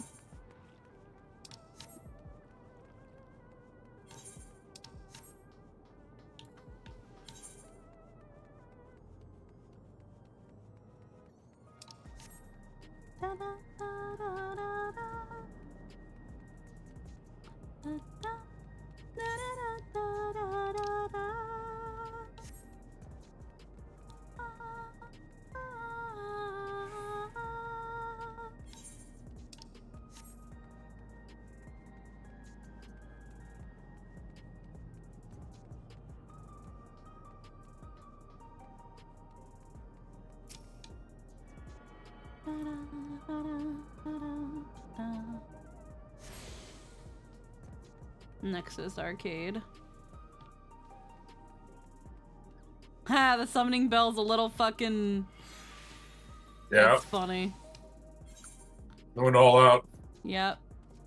Let's see.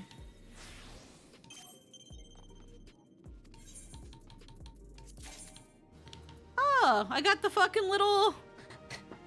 Like, well, I'm not sure how much this is gonna be worth, but it's the little fucking...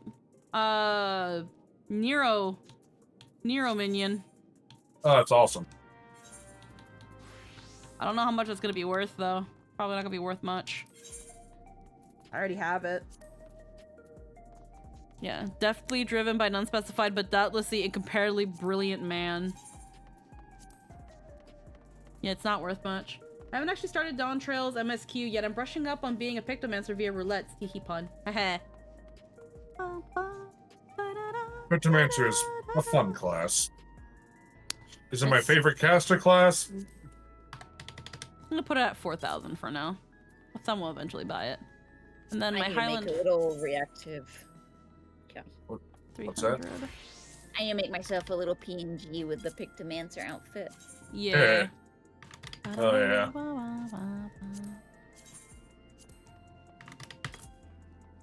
Change some of that. What about the Storm Blue dye? Is it still going for that much? Oh, it's fucking gone down. Some people realized that this was selling. Now it's gone way down. I can probably put it at 14. Put it at 1450 for now and only do the one. All right, let's put you away. Let's check on Gallon.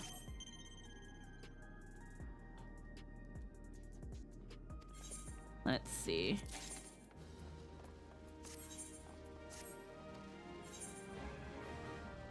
Let's see, what have you got on you? Well, that sells for quite a bit. Sell that for 780, get rid of it. Silver pieces, retain all those items. Snow cotton. Sell those. This leather. Okay. Sell it for... I only have that. I only have 3 of them, so I can sell it for 1,200. Integral lumber. This velvet. No. No cotton cloth.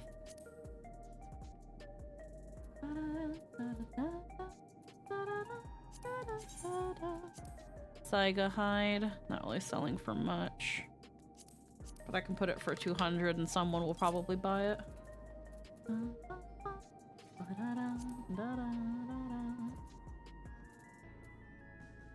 Yeah, I gotta go back to doing cooking quests at some point. I have a lot of shit. Normal mains are Sage and Dancer because I'm originally incredibly original and innovative with my job selections. Honestly, that's fine. That's fine, bro. You're good. You have to be original there. I think your classes are what you Nah, enjoy. yeah, play what you have fun with, dude. All right, we got you there. I'm just happy I ended up loving playing Dark Knight. Yeah. So I wanted to be a Dark Knight, but I was worried that, you always worry that the thing you want will be actually shitty. Yeah. Right? Yeah. Playing all the other tank classes, the one I'm not confident in is Gunbreaker, because it's a little weird. I don't know. It's different.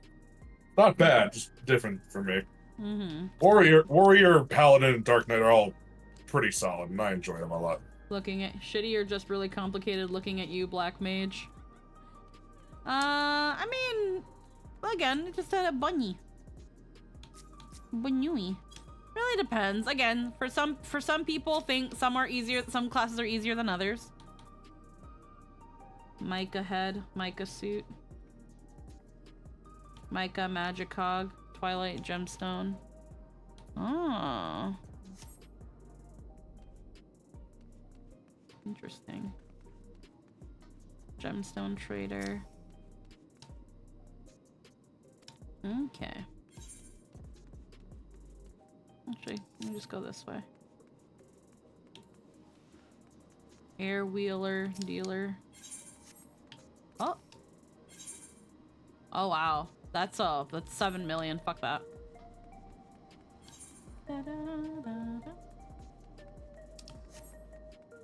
Rodina. There we go. I use the Mimi. Oh hell yeah. Rodina. It's fucking Yeah, Rowena. what are you talking about? It's fucking Rowena. Well, no, a completely different name, a completely different model, a completely different color scheme. Totally not the exact same thing in every conceivable way I've just mentioned. Heh. I think it's an Aether quest over there at the recreation zone.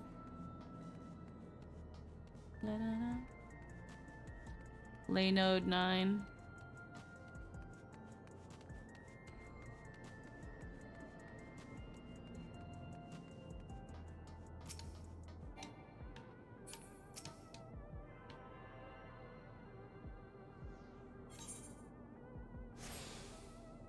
Alrighty. I'm guessing I have to... Almost done licking the aetheretes on my end. Yeah, I'm trying to see how I can get to the other ones. Because they're disconnected, but I'm guessing...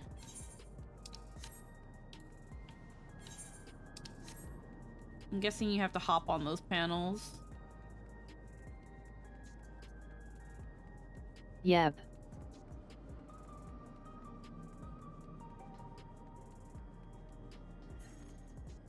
Oh.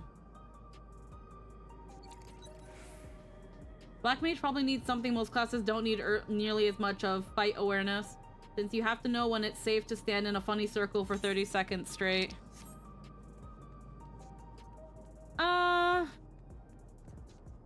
Again, I don't play Black Mage. The one that plays Black Mage is Lynn, and she's one of the best, like, in general. Like, as in actual player rankings, she's one of the best. Yeah. Mm-hmm.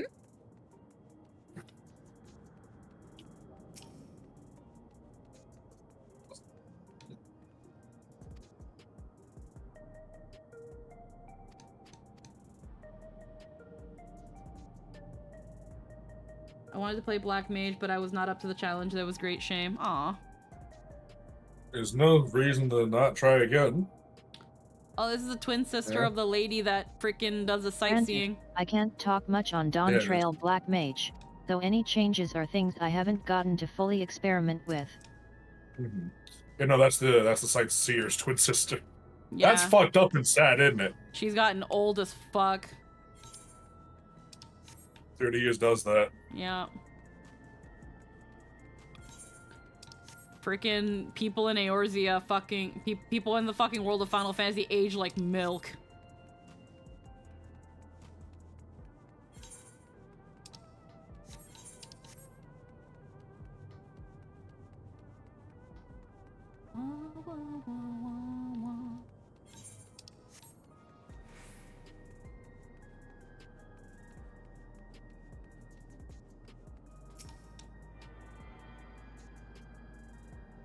Unless they're pro tags and they don't age at all. Huh.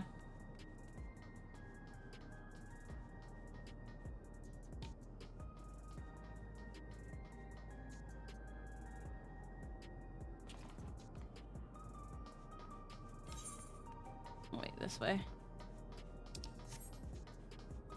I just need one more aetherite, and then I just need the one at the very top.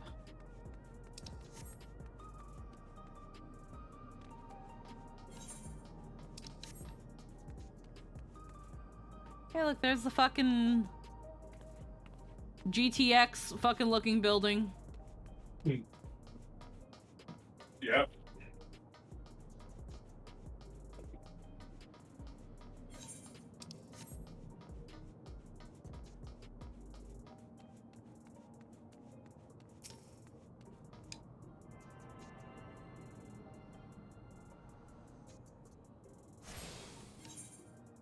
Oh, there's one down there too. Fuck. Okay.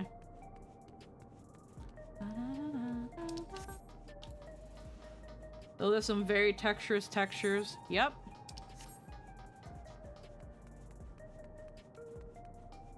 True view. Right now I just have vibes, and I've noted that mobility has been greatly enhanced this expansion through the more reliable and plentiful instant cast options, though the inverse to that is that situational awareness and encounter knowledge are even more important. Looking forward to testing when I can raid again.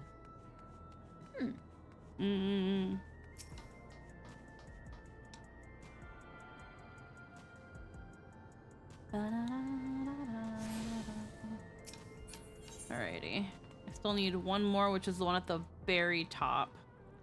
I'm gonna have to make my way there. Actually, what am I doing? Fucking Aethernet. Fucking... Stupid. I'm stupid.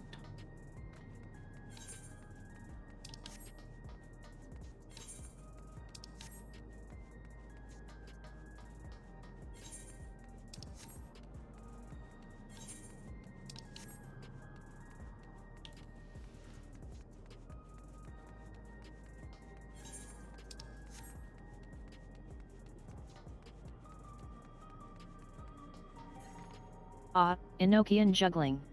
No, that's been gone for a while.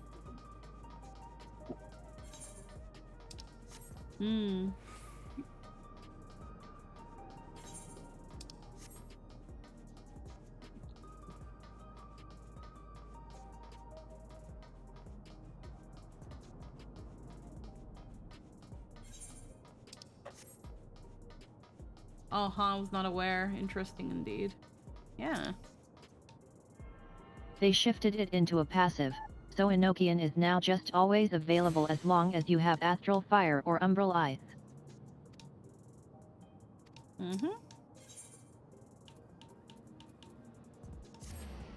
Alright, let's go back to Wuklamont. We've got about a little over an hour until we gotta consider wrapping things up for today.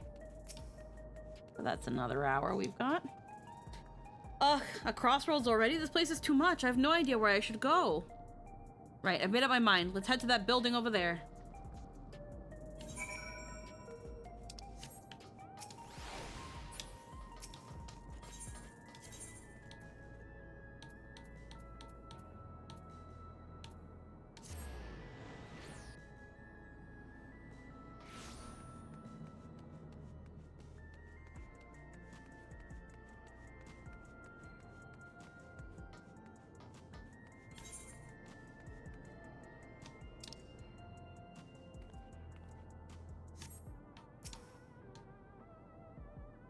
Still thirsty. Guess I'm gonna drink my last bubbly.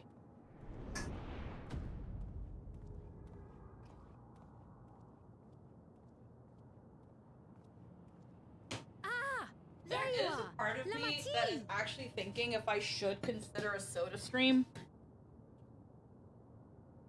But I'm not sure because I don't want another thing on my counter. But it's gonna be something I feel like I'm gonna use a fuck ton. But I don't want it. Sphene. I was worried you might have had trouble at the checkpoint, but I see everything went according to plan. Well, that's thanks to you.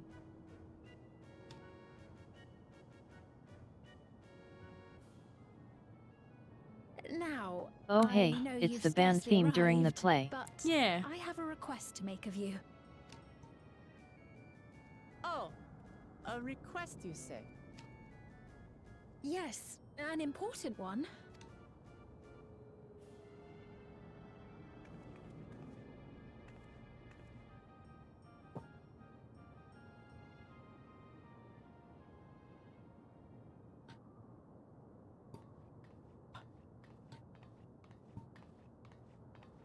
Yeah, it's literally just a PvP gear. I'll say it plain. I want you to make peace with Zeralja. Have a request and walks off. What? I thought you said you weren't on his side. We have come no closer to seeing eye to eye, nor do I condone his methods. Be that as it may, I don't want you to fight him. I don't want you to regret a decision made in anger and haste. Unequipped with regulators as you are, the risk is too great. I appreciate your concern, but you ask the impossible. Zeralja murdered our father. His minions slaughtered our countrymen. He will never renounce his war. As vow of resolve, it falls to me to stop him. I know you love your people too, and so you must understand how I feel. Why I cannot, will not back down.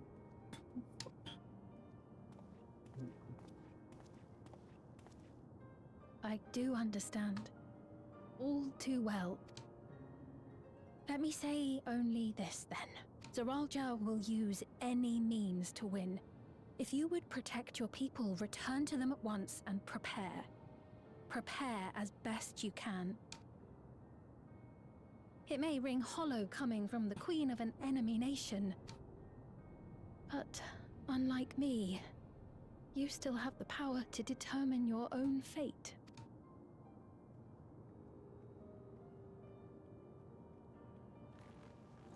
You really are a curious one. Look, you needn't worry for us. We have dependable comrades holding the fort in Tulihyolal. They'll keep everyone safe, so we can devote our attention to affairs here. Please.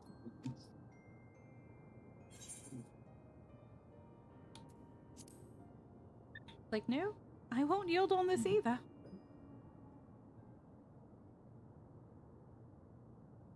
So you have comrades on whom you can rely. I envy you. You know, we'd like to learn more about you. About me? To be frank, we're still not sure whether or not you're trustworthy. So, if you have a moment, would you show us around the district? That way, we can get to know you better.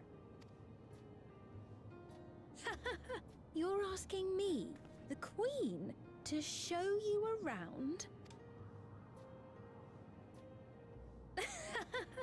Oh, but I jest. I'm flattered that you've taken an interest in me. Very well, I shall be your guide. You're my guests, after all, and teaching you about my realm would be a pleasure in and of itself. If you like, I can introduce you to my citizens, too. I consider them family, as you do yours. By all means, we're in your capable hands. That you are. This will be an enjoyable and enlightening tour, I promise. Someone had mentioned early on, that she might have lived, it's possible that she's lived a very long time, and we know now that her crown is a regulator. But I don't think she's an Ascian. Chat, no spoilers. Also, yes, chat, no spoilers. But I don't... I think she has the memories of previous rulers. That's possible. I don't think she's an Ascian. But I don't know. Because if we get the revelation that she is somehow related to the Ascians in some way, shape, or form, it'll be interesting because she's almost immediately then a foil to Emmett Selk. But we'll see.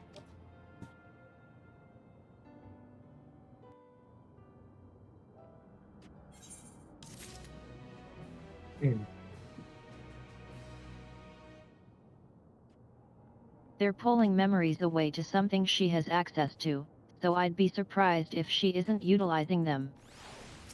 Yeah. The Queen's Tour. I got spoiled fully on this thanks to Twitter, but my lips are definitely sealed. Yeah, no, thankfully, my Twitter feed was full of people hating Wook Lamont for no reason.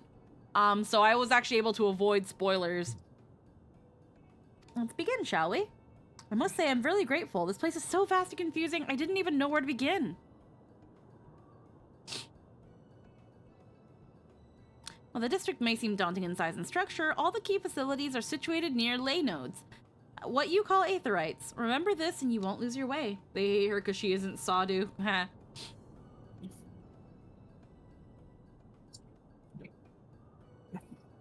Now then, seeing as it is right here, I'll show you to the Nexus Arcade first. Please follow me.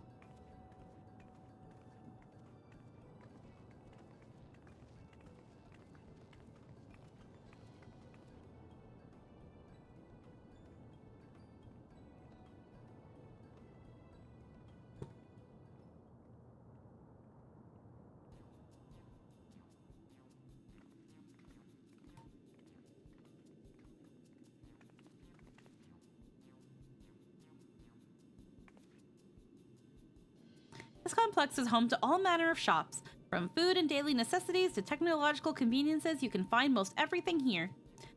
Everkeep's interior is vast, as you've observed. This arcade makes it possible for people to acquire what they need in one centralized location.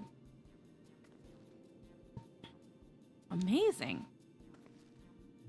How did you get to the upper levels? I don't see stairs. Do you see the glowing pattern over yonder? That is an automatic conveyor. Forgot she has an accent. Very slight. Such contraptions are fought throughout Everkeep, allowing us to swiftly move between faraway places. That will spare us some walking. Are they also from that strange metal what's it?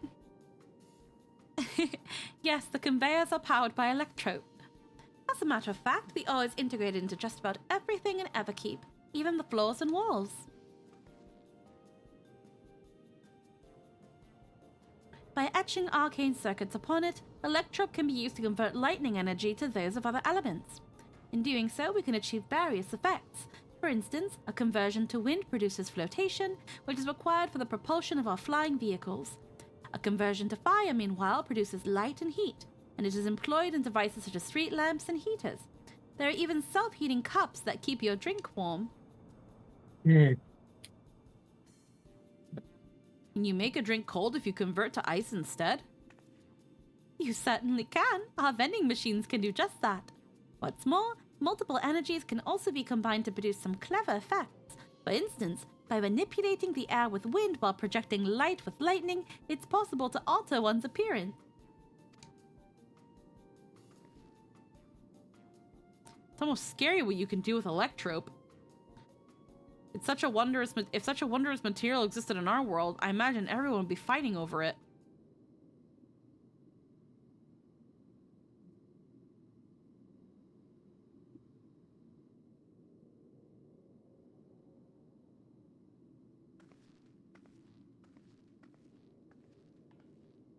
Interesting.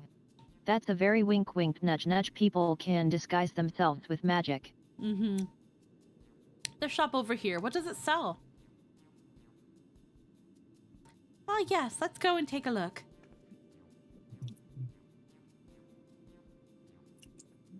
I dare say you will find it interesting.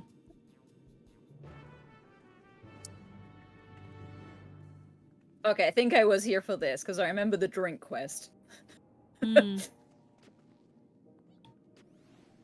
I think I was here, so everything else I know what's going on.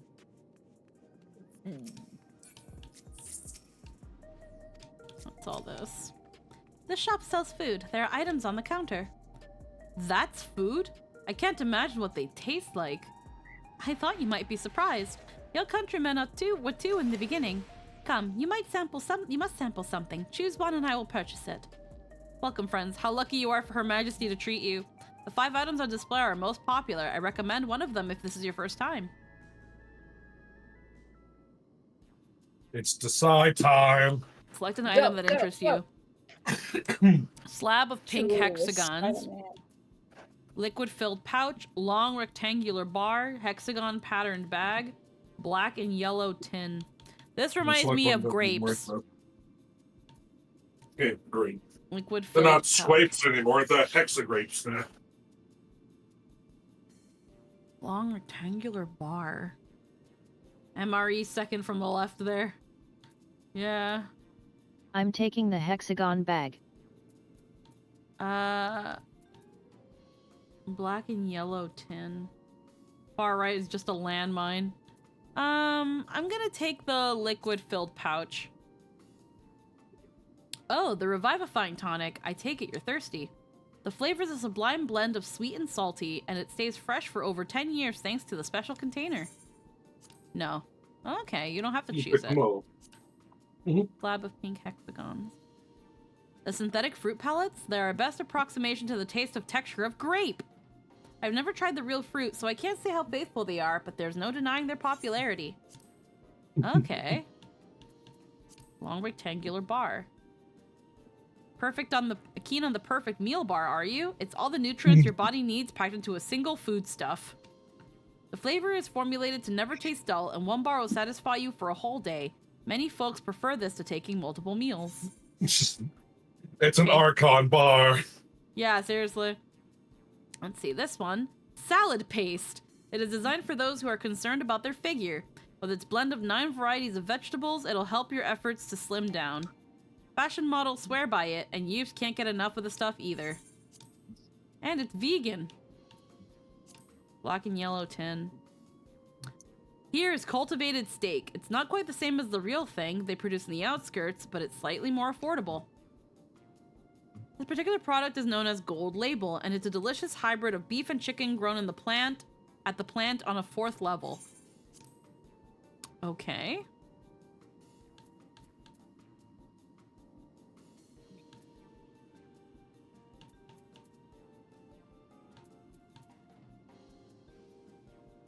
Giant pan steak-like substance. I'm gonna take the fruit pellets. So if you scavenge and you sell like your fruit and your fish in here, they give you a lot of money, right? I'm sticking with the hexagon bag. While they're all very tempting, I'm going to have the steak. I'm absolutely starving. Thank you for your custom. This being Her Majesty's treat, it's bound to taste all the better. Say, would you mind sampling your selections here and now? It's been a long time since we had newcomers, and I'd love to see your reactions. I feel like Wooklamot's gonna hate this. It's gonna be like, this is disgusting. There's a great chance to learn about Alexandrian culture, Polo. Let's dig in. Wow, my brain's not working. Alright, here I go. That's all, folks.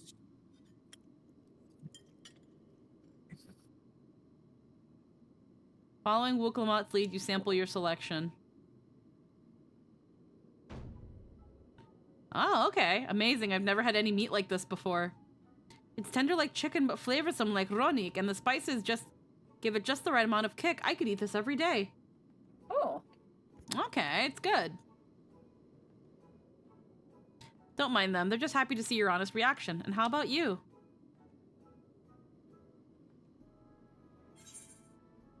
It's interesting. It's pretty good. It's Considering that grape flavored anything never tastes like grape, as long as it's not too sweet, then it's good. I'll say it's good.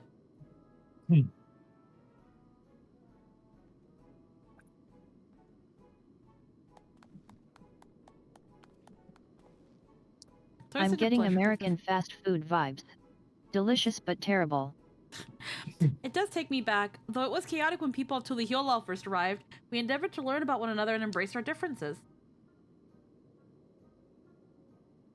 Alright, what about you, Sphene? Aren't you having something to eat too? I appreciate the thought, but I'm fine for now, thank you. They did say it was an approximation of grapes, or artificial grape flavor is what I'm imagining. Alright, but what's your favorite food, if you don't mind me asking? My favorite food? You do eat, don't you? Why do you wish to know this? Because I want to get to know you better, why else? The more you know someone, the more you grow fond of them. It's what my old man believed, and my experiences have led me to believe the same. My favorite food.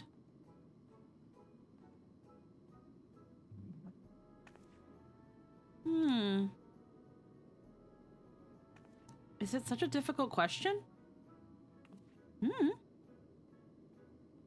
I'm sorry, it's just... When I think of those who labor to bring us the food, I find I can't settle on one thing. I thought I was indecisive, but you're something else. Indecisive? Perhaps I am, but you didn't need to laugh about it.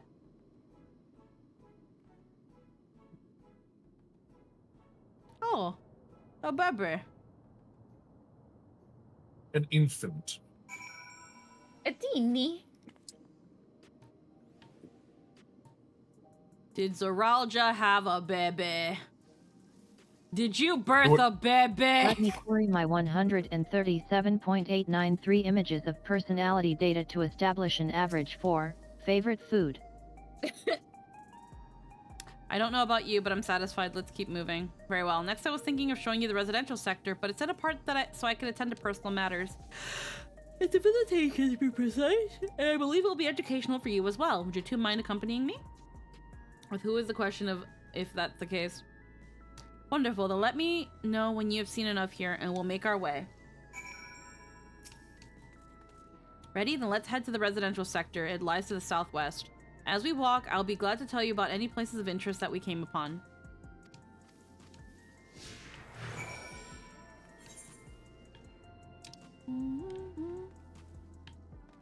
Alright, we need to go over here.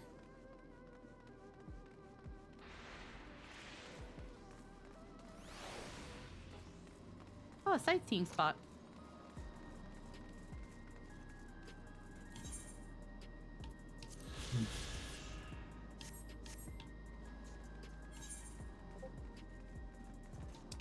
Wow, wow, wow, wow, wow, wow, wow.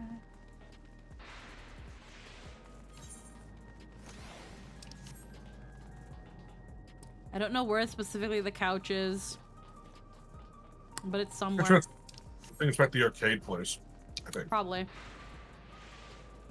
Oh, another Vista. This place has a lot of them. That's a hug.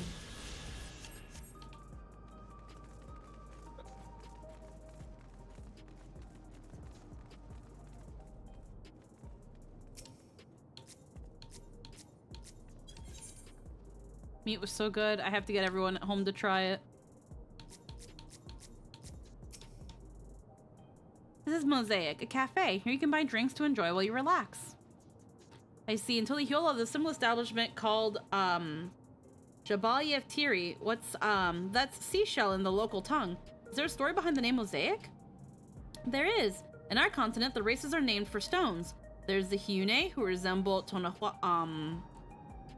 Tonawata, the tall and graceful Eldite, and the diminutive and affable Milala. While they all gather here, they appear as a mosaic of colors. Thus did the founder choose to name the cafe. Oh, that's nice. If they served tacos here, it'd be perfect. Tacos? A traditional Turali dish, and one of my favorite foods. You must try it one day. Yes, definitely. We'll make it happen once we've restored peace of Tulihiola, alright? Let's continue on. I don't think she eats. She may be on a diet. She may be a robot. Sure.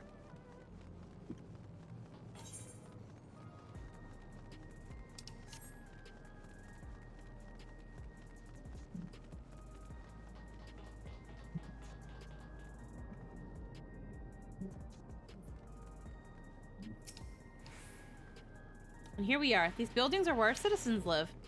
They're massive. Each one is bigger than the palace. They have to be, for just about all Alexandrians have apartments here.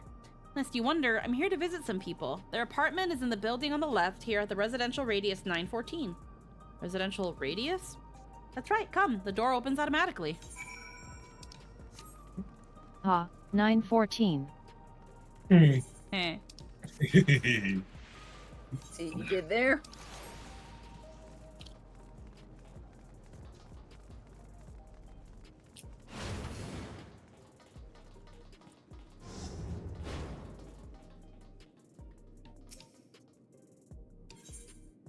Ask about the lobby. This is the lobby, a common area for residents. I see. What does the machine here do? Oh, the concierge. They look after the residents. If you acquire assistance or have questions, they'd be glad to assist. Is that so? I haven't short of a question. I'll only reckon about you for now. By all means, may consider me your personal concierge. Can anyone live in this place? Naturally. In fact, many of your countrymen make their homes here. No matter your origin or race, occupation, or regular usage, all Alexandrian citizens are eligible for an apartment. This includes those you met who work in the outskirts. You've taken care of everyone for 30 years, so I'm truly grateful.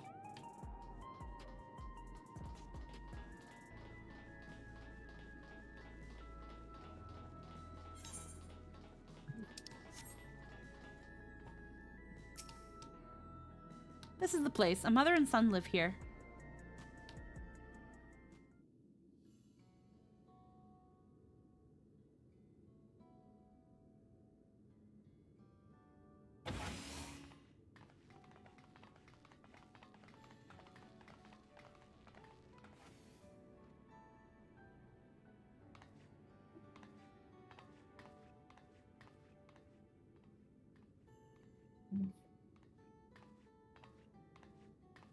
Hello, Isadora. Your Majesty, you came. I have friends with me today. Is that all right? Of course, friends of the Queen or friends of ours. Please make yourselves at home.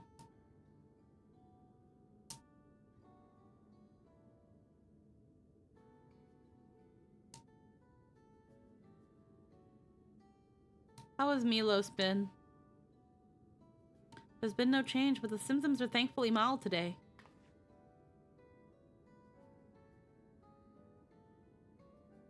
Hello, Milos. Have you missed me?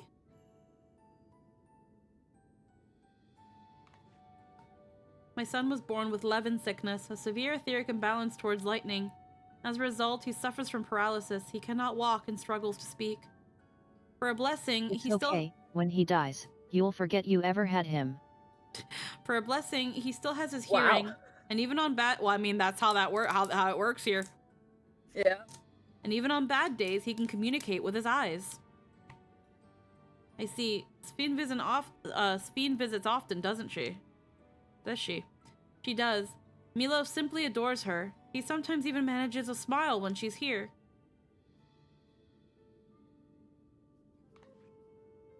What of yourself, Isadora? How are you holding up? You needn't worry about me, Your Majesty. You always make time for us and have everything we need.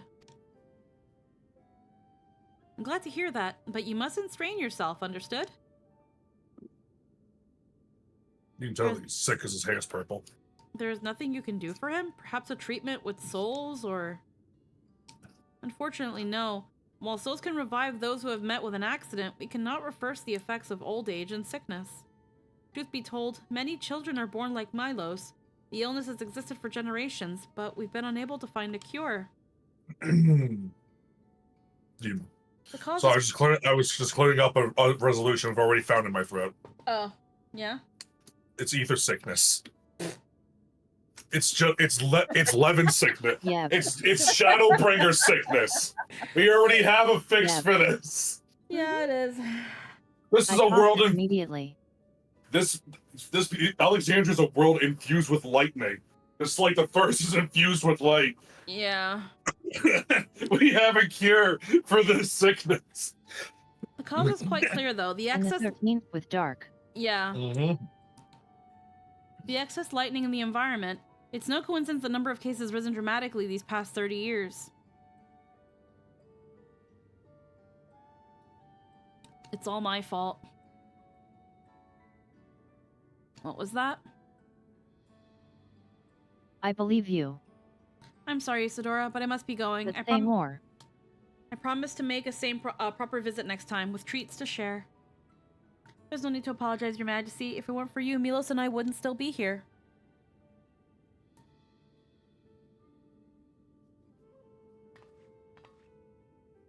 Thank you, Queen Sphene.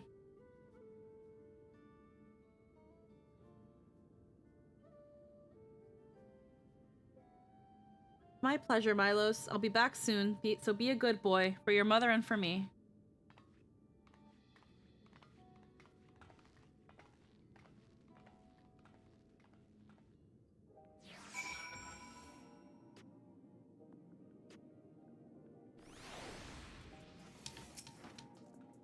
I think that there was such an illness. My thanks for accompanying me on the visit. The illness is part of life in Alexandria, and I thought that you should know about it. We'll find a cure one day, mark my words. We'll make it so unfortunate children like Milo smile again.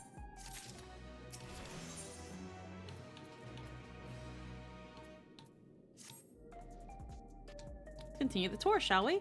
Look, you obviously have duties to attend to. Found one a few months back, but carry on. Citizens to look after. We can stop here if you like. Yeah, it's pretty much like the cure for, it's the cure for tempering. Yeah. It's pretty much like being tempered. It's all that's etherical imbalance.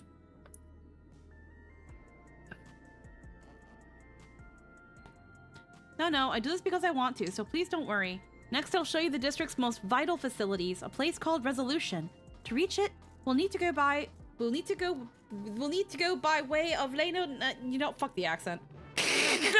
Fuck the accent. Fuck it. Wonderful. Yeah, we'll need to go. No. I'm done cold reading with that. All along. I'm done. I'm done cold reading with an accent. Fuck this shit.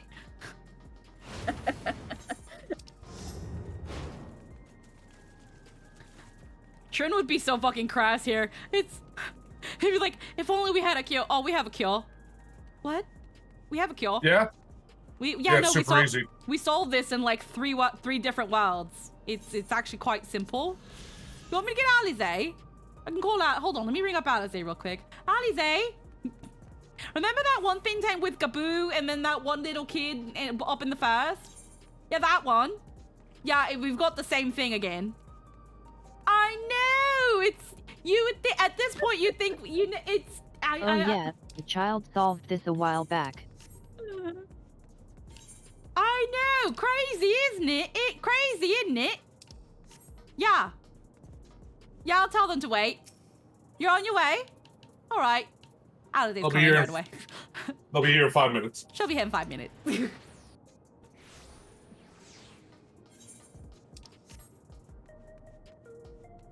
Don't worry, man. We'll get your son good as new.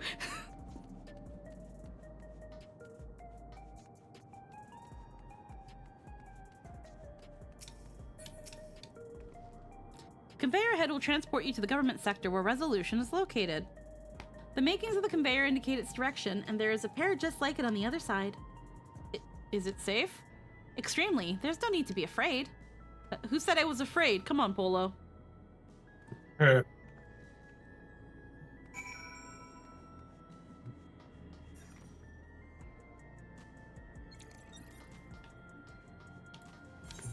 honestly could have just gone to the node. I already touched it.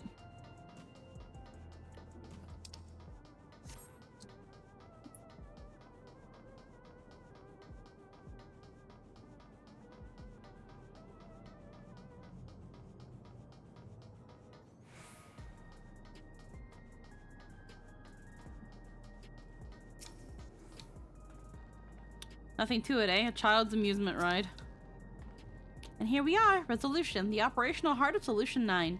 From Resolution, we oversee the running of the district and provide essential services to citizens, such as welfare support and job introductions. It's quicker to show than tell, so let's proceed inside.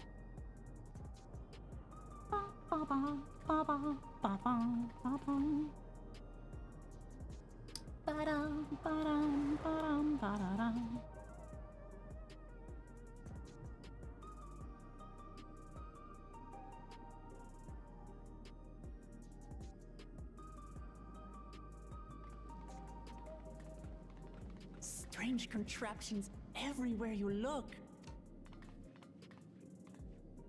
What's that? An infusion station. It dispenses souls in exchange for credits. Through hard work, citizens can obtain the peace of mind provided by spare souls. It's the way of life for Alexandrians and has been for quite some time. But I imagine it must be difficult for outsiders to comprehend. That's putting it lightly. To be honest, it sounds disturbing.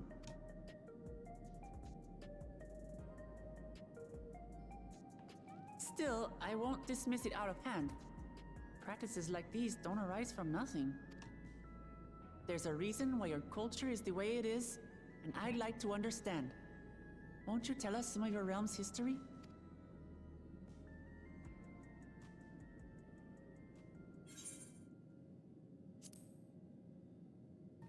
I'm keen to learn too.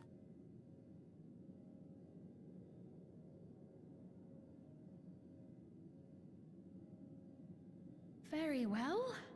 Be warned, though, that it may take a while. In the distant past, over 1,000 years ago it's said, lightning energy began to swell in our world. According to ancient records that date back around 8 centuries, the rainy season spanned a quarter of the year, during which time severe thunderstorms ravaged the land. 4 centuries later, this season had lengthened to nearly half the year. The trend continued, with our And Vivi's ancestors theme, spending aka longer Streets and of longer Alexandria. languishing beneath Yeah. storm clouds. Crops failed and livestock starved.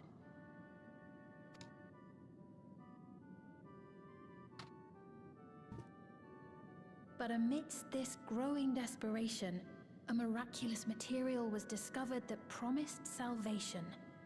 Electrope.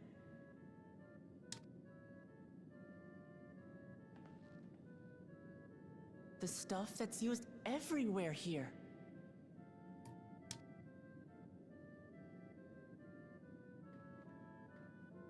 Indeed. One day, when out inspecting a forest after lightning had caused a fire, a villager came upon a curious black ore none had seen before. Testing revealed that the ore possessed a singular property. It could store lightning and convert it to other energies. In that instant, the scourge of endless storms became a blessing. Dubbed Electrope, the ore found use in myriad inventions and dramatically improved people's lives.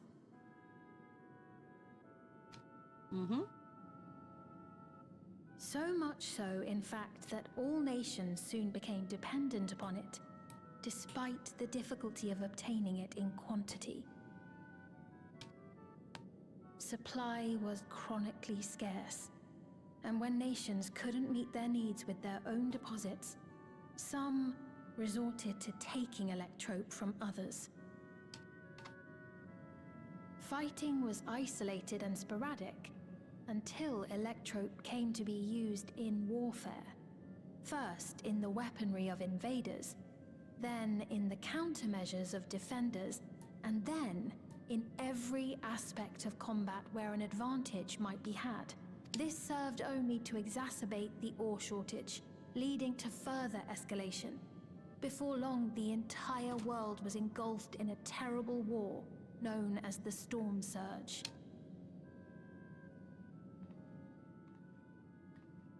As the war came to a head, Alexandria's neighbor Lindblom committed its stores of Electrope to the production of a weapon of mass destruction. They deployed it on the front lines and triggered a calamity of frightful magnitude. Not even their own scientists had anticipated the force of the lightning that was unleashed. The energy inundated the entire continent, laying it to waste. So that's how your world came to be this way. Yep.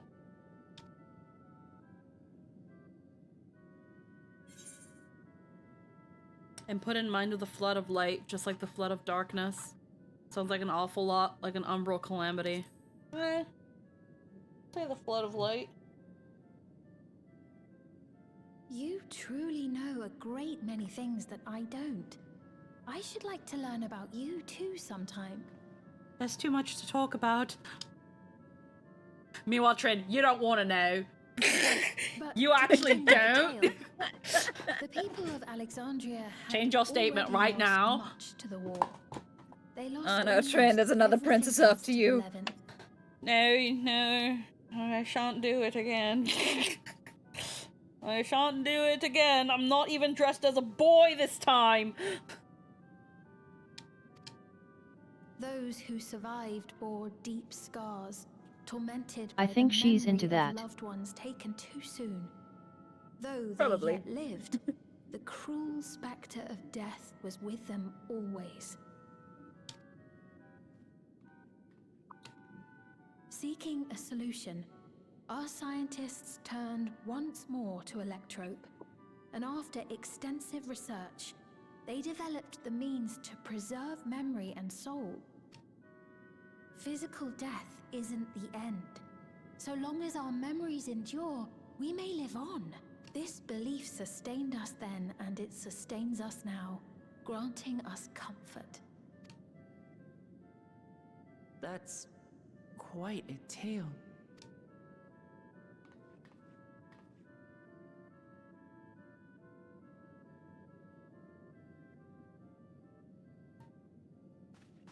Your Majesty, help me!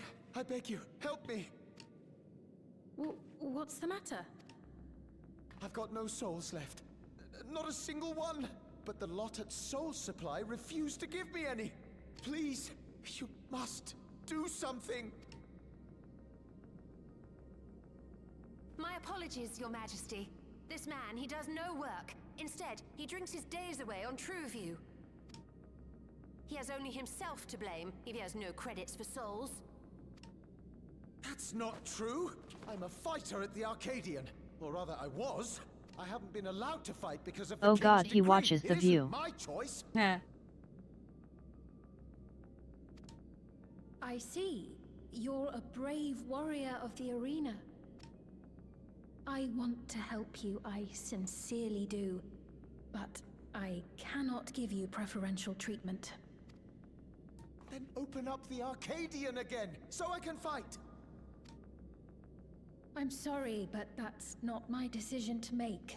The king requires feral souls for war. He doesn't wish for them to be expended on amusements.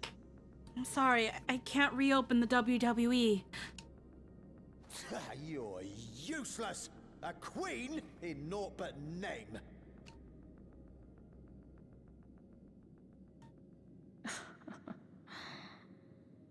Insolent wretch! How dare you take that tone with Her Majesty? It's quite all right. Such things don't bother me, nor do I think ill of this man.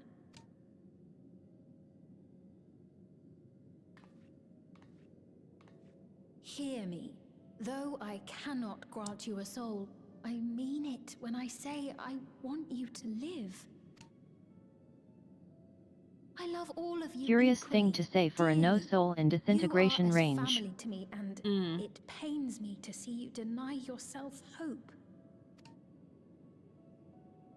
I want you to find a happiness all your own, even if you must grow it from the smallest seed of joy. Out there, somewhere, is a reason for you to smile again. We all need to vent our frustrations from time to time. I will always be willing to lend an ear. Yes, Mum. Of course. Even without a spare soul, I suppose I'm fine as long as I stay in Solution 9.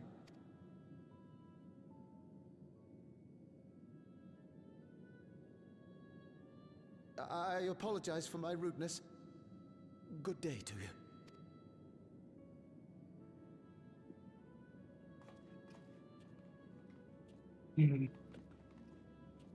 Keep your chin up, my friend. And when you feel better, I'm sure you'll find another way to apply your talents. He's too patient for real good. Mm.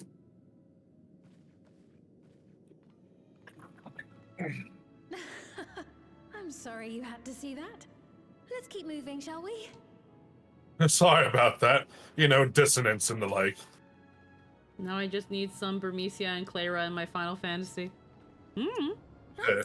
I believe we visited all the main facilities. With that, I declare our tour concluded. I just made the name connections. Veen means they're keeping the gem name motif intact in Alexandria from Garnet. Good to see that. Yeah. That man from before. Does that sort of thing happen often? Somewhat. It's unavoidable. Hardships are a fact of life. Our soul management system has sustained our realm for generations, but it isn't without flaws. For one, people have become accustomed to having spare souls. Without them, they feel vulnerable and anxious. Some claim it may also have contributed to a decline in births. Just thinking out loud, but would it be possible to do away with the system? I mean, who needs to have kids if you're just gonna live forever? No. Yeah, usually the idea of having kids was because you can't live forever. Easy to change one's beliefs and way of life. The Mamulja had their reasons for their reliance on blessed siblings, much as you have yours for souls. But if we defeated Zorolja, you'd be able to make all the decisions, right? Then we could work together to fix things, restore your realm to where it belongs, and see where we can go from there.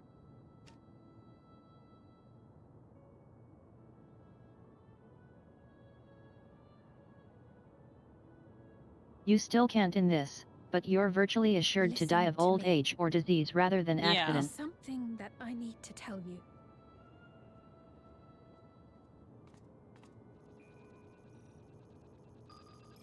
But I can't.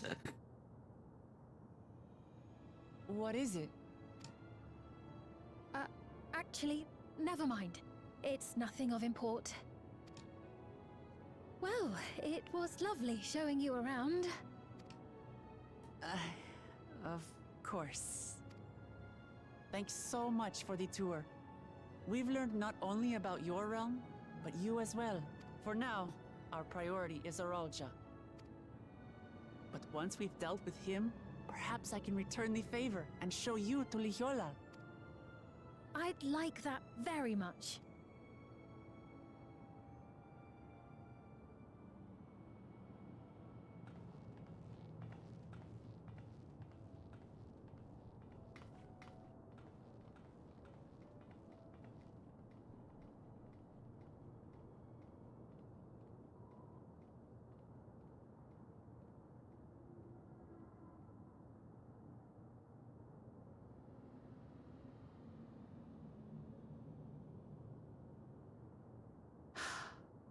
It seems I've no choice but to continue down this path.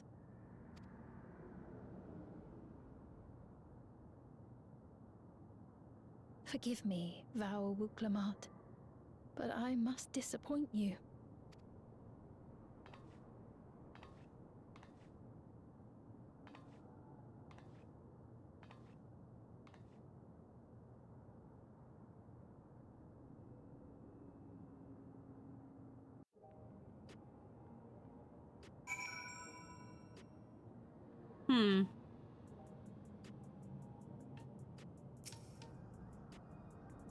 What was Fiend wanting to tell us, I wonder?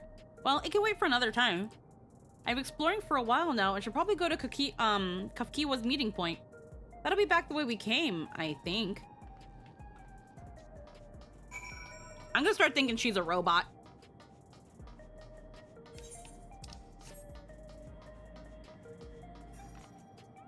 Yeah, kinda.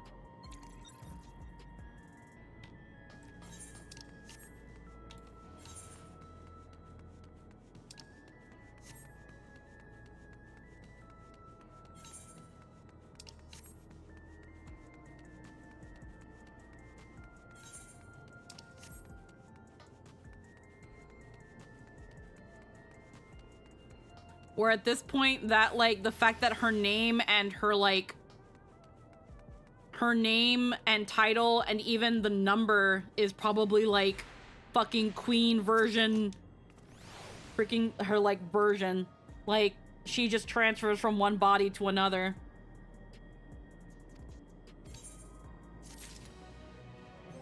Alrighty, new weapon.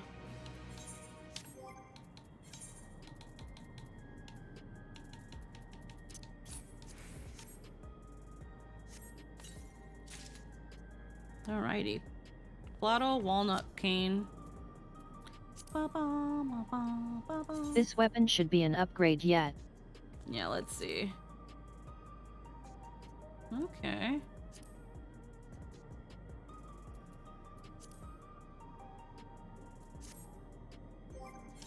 Let's see then.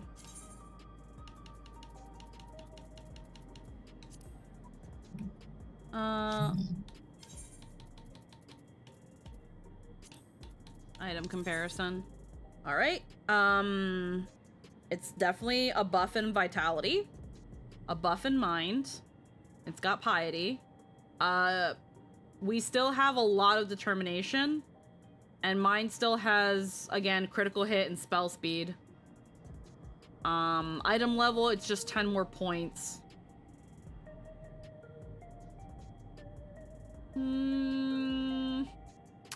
It's a +2 in weapon damage, so yet it's a notable upgrade. Yeah. You don't need it, but it is better. Yeah. Okay.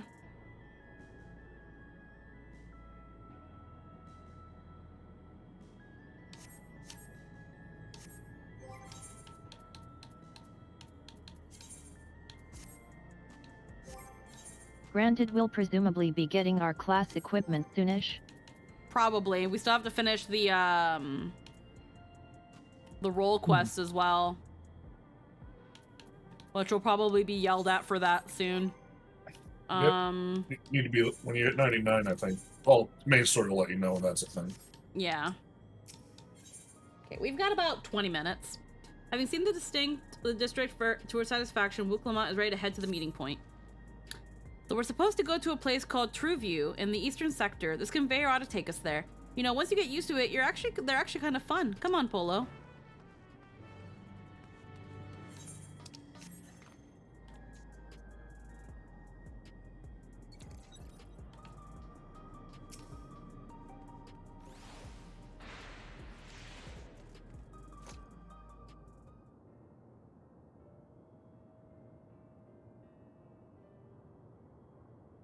This is the right place, you think?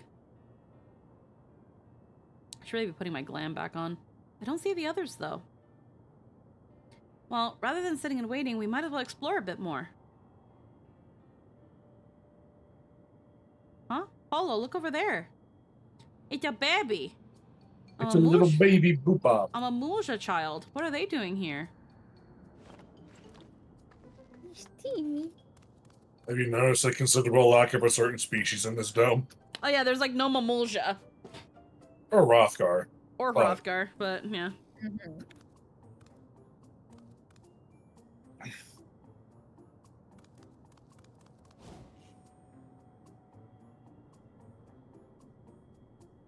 It's also a blue Ubigo. You notice it too, right? The resemblance to Zeralja. Blue with a horn yet. Blue Bigo. The blue scales of a Bonewa and the features of a Ubigo. That can't be a coincidence. At any rate, it wouldn't do to leave such a small child on their own.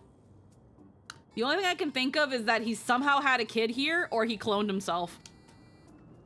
In their right mind, we never want to fuck Zeralja, though. It's just a little guy. Don't worry about it. This little dude, you should move on with your life and not think about it. I just abandoned the child. We should kill it. Yeah, do that. It'd be really funny.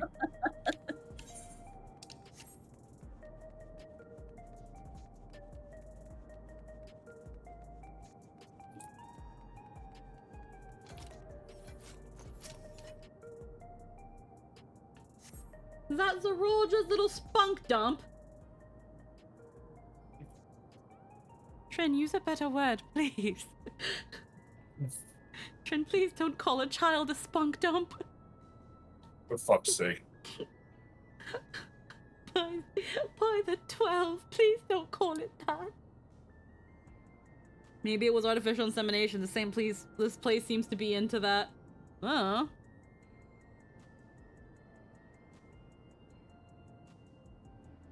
I agree. This place doesn't seem to be into being horrid.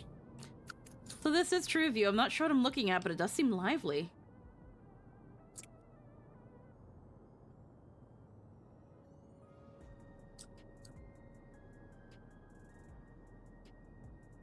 That building's just about the only one that isn't lit up. Not open for business at the moment, I guess. I'm guessing that's the Arcadian? Hi. It's a giant GPU. Wow!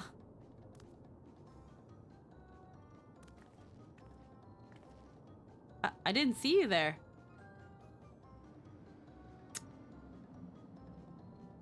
Listen, we don't mean you any harm. We just want to talk. It's a bit odd, don't you think? They run off when we approach, only to suddenly reappear. Could it be they want to take us somewhere?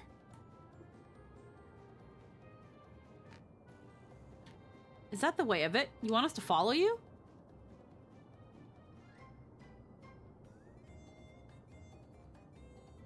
So it is. All right then, lead the way. Alrighty. Okay, so they mentioned you could change appearance. What if it's a Lalafell in disguise? They just want it to be one of those really bad, but the size didn't change. That'd be funny. Once you choose to depart, follow the blue scaled child.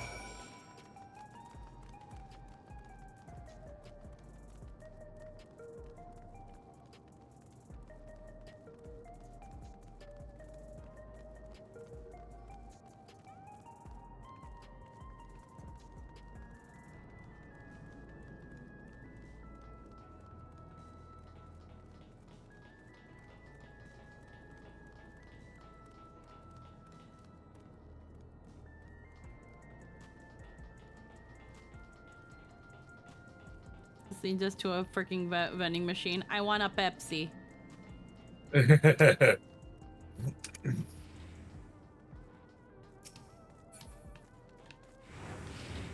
Child, you can't just take us to the fucking bar.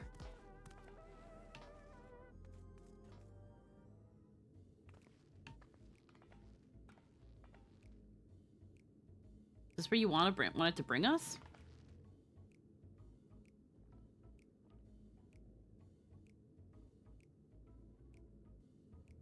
They want a juice. They did just want a Pepsi.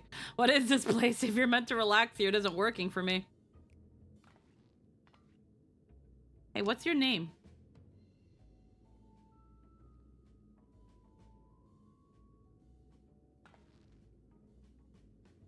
So you're still inclined to talk. Maybe the little fucker doesn't have a name, Wook. Have you thought about that? He'll only talk if he's completely comfortable with you. You know him? Nope. After a fashion, but never mind that. How about something to wet your whistle? Adorable as you are, it's on the house. I can recommend a special, Her Majesty. Hello, heterochromia. Yeah. I'll prepare one without liquor for the boy, too.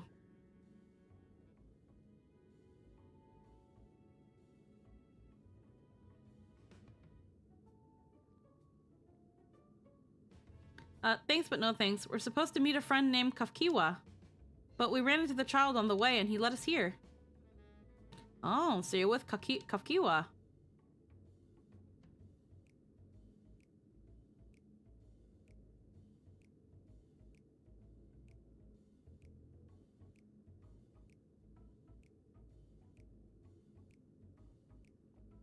In that case, go and have a chat with Big Tassos there.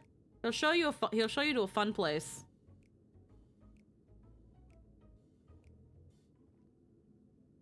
What about him? I don't think he's in a mood to talk, so he can tend the bar with me. This is taking a turn for the strange, but you don't think we're walking into a trap, do you?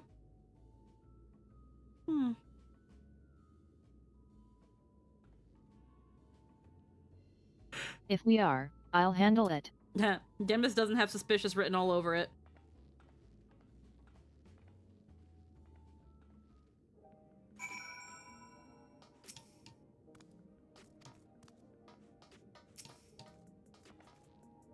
What is this fun place meant to be? Is Kafkiwa here? Well, I only suppose there's only one way to find out.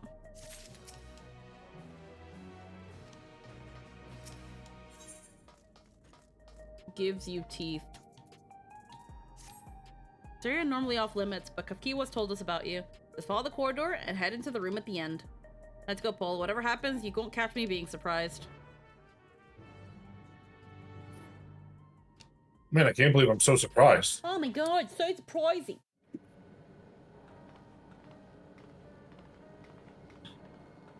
Wonderful. They're here.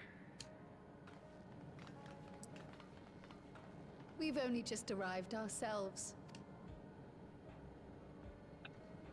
Amazing.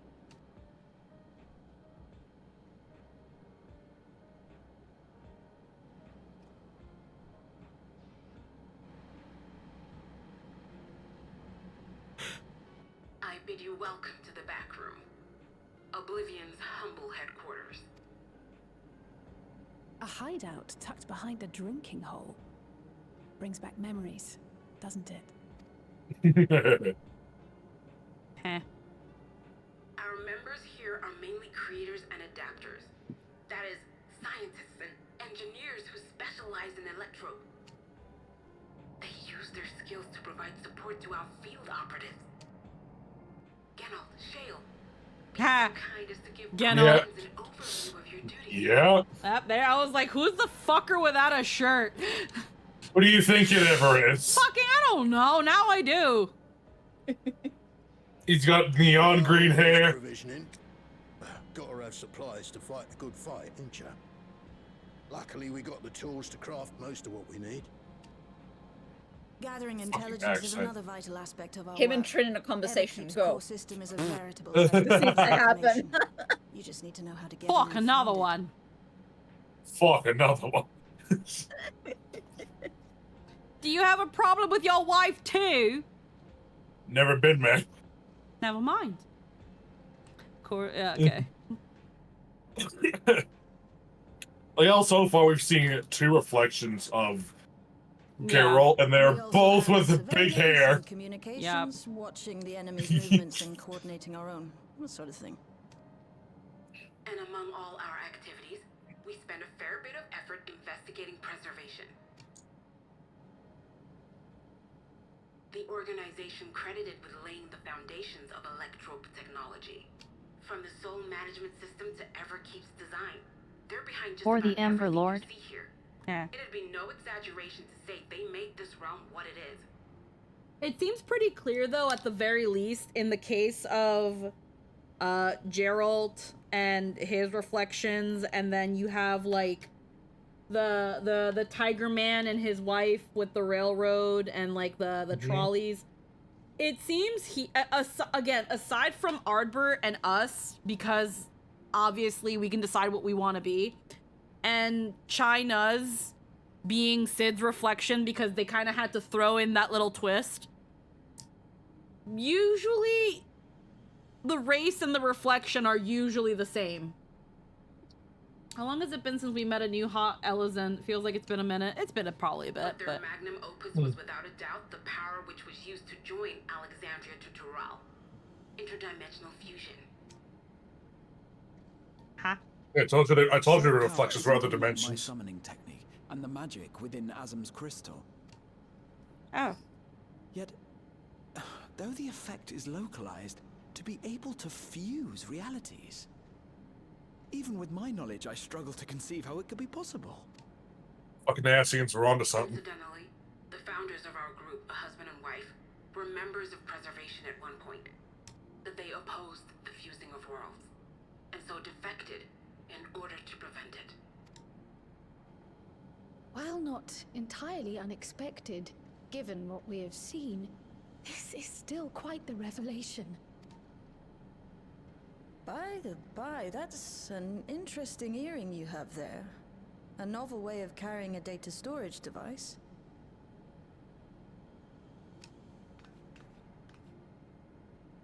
Oh, you didn't know? I'm guessing when they mean the husband and wife team, they're probably going to be insinuating those two Lalafell we saw that might have been Krau's parents. Well, as a precautionary measure against machine infiltration, Yep, we scan probably. everyone as they enter. And when we scanned you, we detected a small quantity of electrope. Though it's been dressed up, that earring is a storage device and no mistake. Bought it from a shop here, did you? No, it isn't bought, but inherited.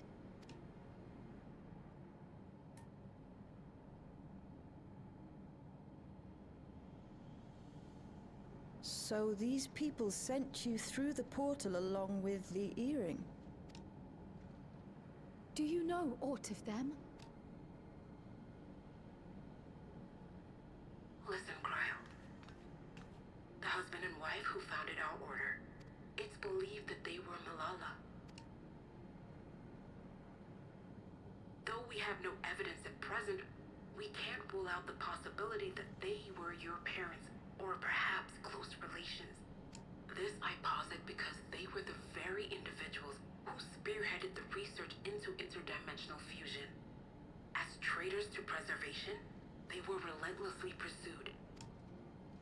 If they had a child they feared they couldn't keep safe, entrusting her to the people of another world might have been their best option.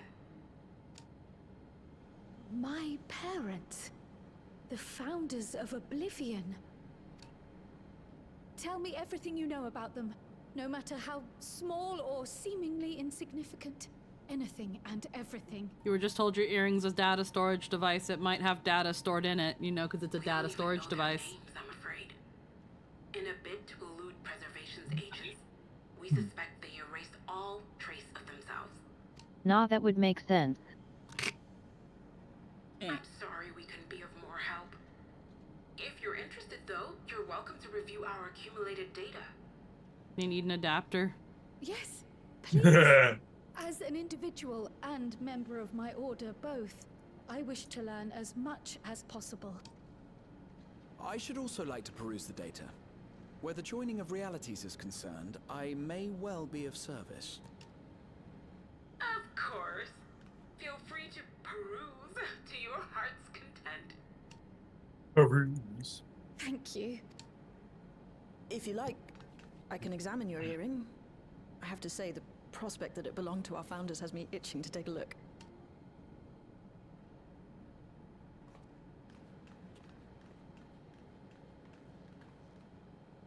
I dare say we have enough eyes to pore over your records. Is there any other way we might be productive? Not right now. We're still waiting for Zoralja to make the next move. In that case, Alice, would you mind accompanying me? Gladly.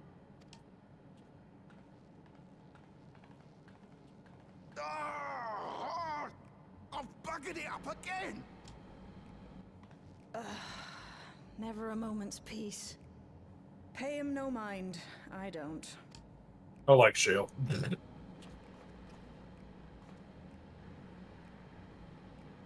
Oi! You two there! One of you give me a hand, would you? Don't matter who. I just remembered I have matters to discuss with Shay. Okay. That's the Rowena around these parts. Well, we actually found her. She's in the arcade, so she's called Rodina. Oh, I guess it's me then.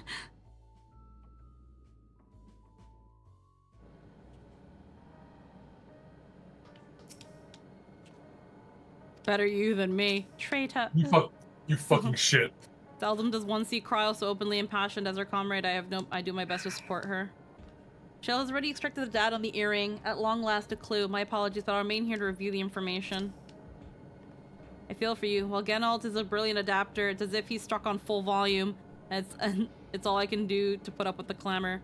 By the by, you didn't know him before, did you? Don't see how you could, but from the moment you were looking at him like you'd seen a ghost. The place was designed by a preservation engineer. That's why it's wall-to-wall with contraptions.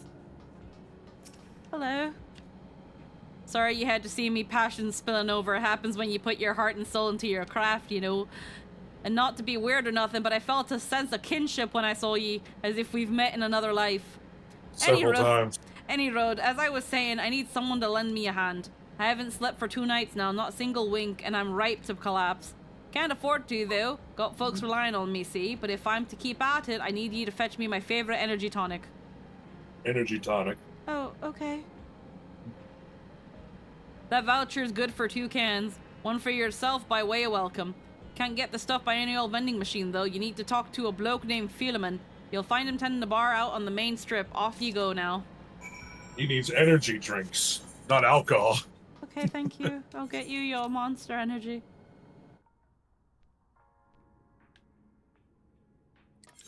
And thus, the neon green. Eh.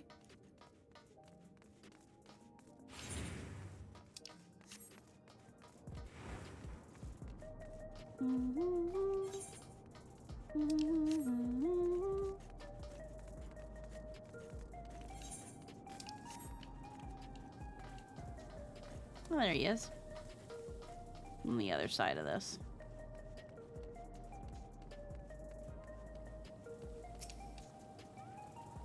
Welcome, what are you having? Energy tonics you can't get from vending machines? How dare you suggest that I sell such dangerous stuff? Away with you, and don't come back. Got a voucher? Slip it to me then, nice and subtle. Supplied by Oblivion member Ganal. This voucher can be redeemed for 2 cans of energy tonic.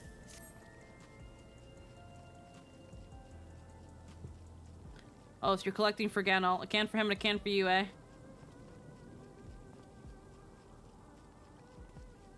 Delicious contraband.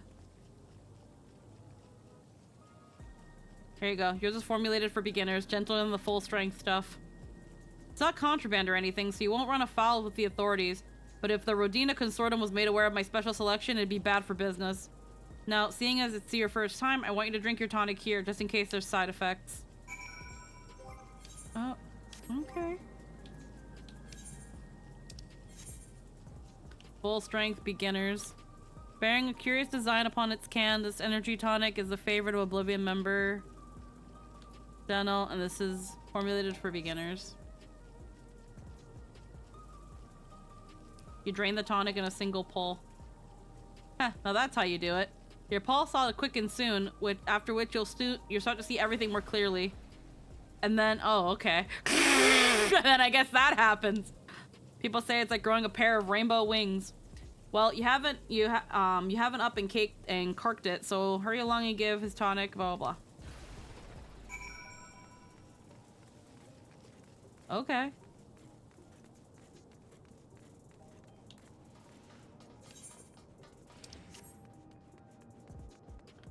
I guess it certainly does that.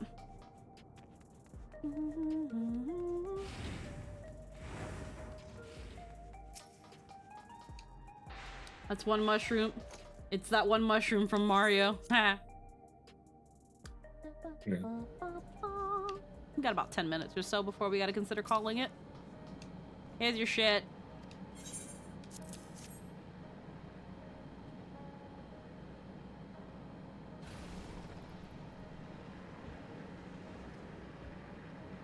Ah, that's the stuff. Ain't nothing like it to blow the cobwebs right out with a big, great kaboom. Awakens something feral in me, it does. Transforms me into a remorseless beast that won't stop till it's done what it was born to do.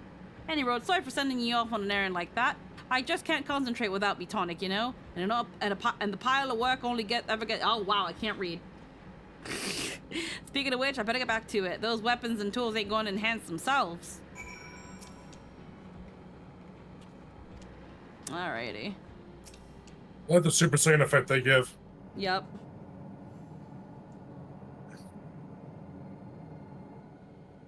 I've been meaning to ask about that Mamulja child. Could he be... Yes. In all likelihood, he's Doralja's son. So you think so too. But what is he doing here? He was abandoned, the poor dear. We found him in the drift downs a few years ago. Oh. To think he'd cast aside his child. We can't say for certain who he was born to, or why he was on his own. But he's a blue-scaled Hubigo, and Zoralja is the only other one around. That being the case, everyone assumes they're father and son. Even the boy has put two and two together. This all happened when he was very little, so he has no recollection of his parents. It breaks my heart to think of it. What's his name? Gulja. Oh. That hurts. It was my That hope hurts. that he'd grow up to be a man of principle, like his grandfather. We named him. Yeah. It's a fine. It felt like the most appropriate name to give him. I should mention that the boy is a little unusual. You don't have. He's a little different. I intended to raise him as my own, but just when I thought he was warming to me, he suddenly disappeared. Are you telling me he's autistic? We searched high and low. Don't use unusual. That's not nice. And where should he turn up? But in the wilds near Everkeep. What? It's a miracle he didn't fall prey to fiends. See? That's another unusual thing. Creatures don't seem to attack him. He could pick his way through the Thunder Yards as if he were on a stroll. On making inquiries, we learned that he had been living alone and receiving food from the people of the outskirts. This became something of a pattern. We track him down and bring him back, only for him to disappear again within a matter of days. The boy just does what he wants. He just kind of vibes. Wilds without fail, and once again rely on the kindness of strangers to survive. Finally, I took the hint and left him be, giving him the solitude he prefers and lending a hand only when he explicitly asks. If Gululja is Zoralja's child, that makes him my nephew. I'm a titi. Assuming he's willing, Yeah. I'd be glad to take him in like Papa did for me. But seeing as I'm here to kill his father, I don't know if it would be right. A little awkward. Uh-oh. Even more awkward. Oh, well. Oh dear. Guess we'll It's kill them both. Gululja. Don't tell me he heard everything. Alright, I won't. This is my fault. I asked that he be kept away, but I should have taken more precautions. I'm going after him. I need to explain. Wait, Lamachi. I understand your haste, but it'd be best to coordinate a search. Ooh. Kapkiwa, do you have any idea where he might go? There's no telling, I'm afraid. He could as easily be outside the tower as here in Solution 9.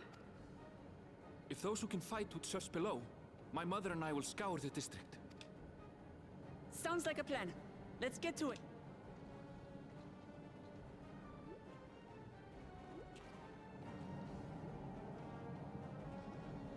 Why has no one put a fucking Apple AirTag on this little shit?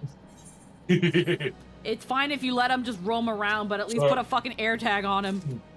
So, I think this armor set is the one that's the Skaven set, but colored black and purple like Electro. Okay.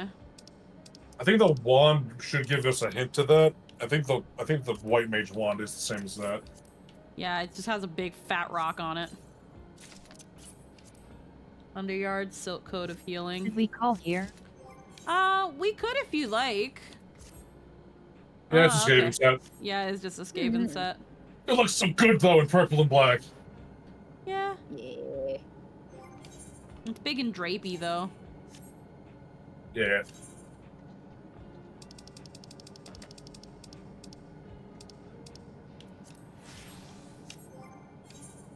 Let's go back to my portraits. Oh, it already fixes it.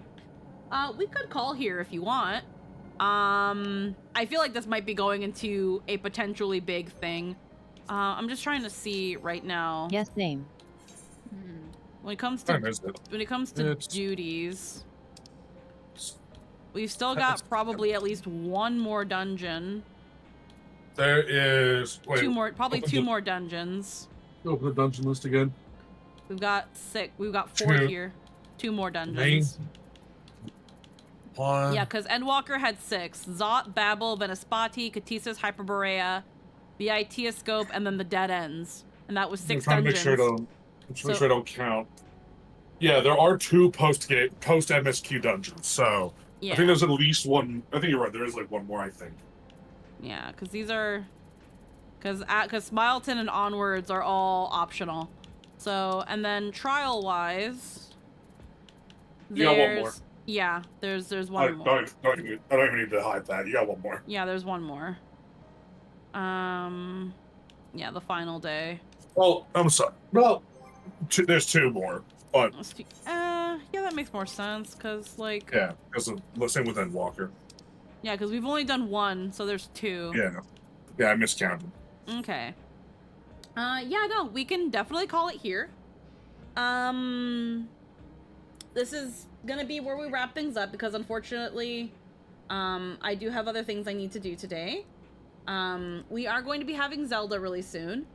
And I do have to, like, take a shower and freshen up. But, I see that we have actually gotten a little crowd of people, and that's... Again, I don't know to what extent I was on people's front page and why, but okay. I definitely appreciate it. It's we take those. My Monday streams usually don't bring in a good little gaggle of people, but it seems like today is a little bit different, which is fun. I hope that the people who have been here, I hope you've enjoyed your time here. We usually try to go for more chill vibes.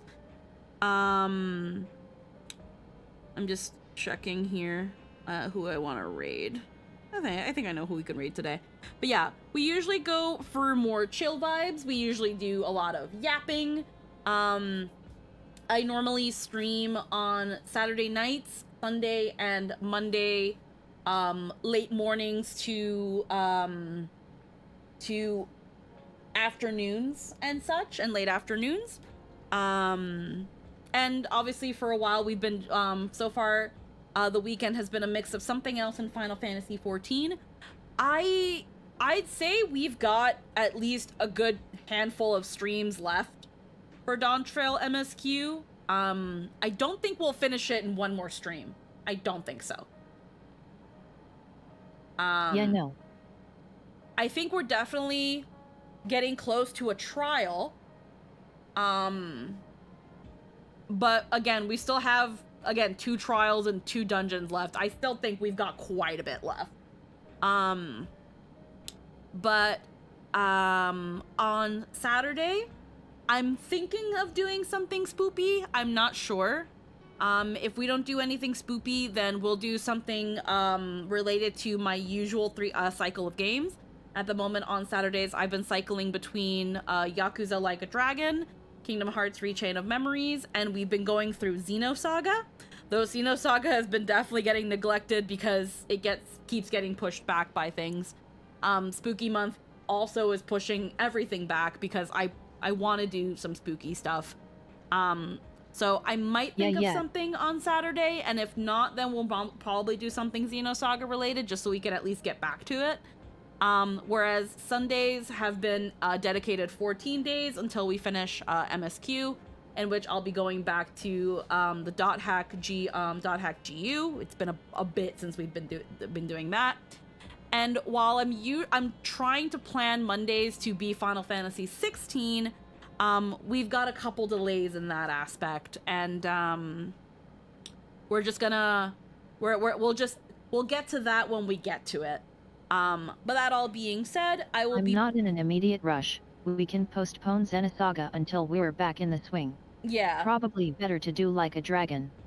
Yeah. So we'll see what we do on Saturday. It'll either be something spoopy, or it'll be some more Yakuza, or even some more Chain of Memories to just fucking get Chain of Memories done because I hate it. But yeah, we will probably be back on Saturday. If something happens on Friday and Zara Zara or Grims aren't able to do 9, we'll probably have something here on Friday night where I'll probably do some chill Minecraft, or if Lynn is up for it, maybe some MSQ.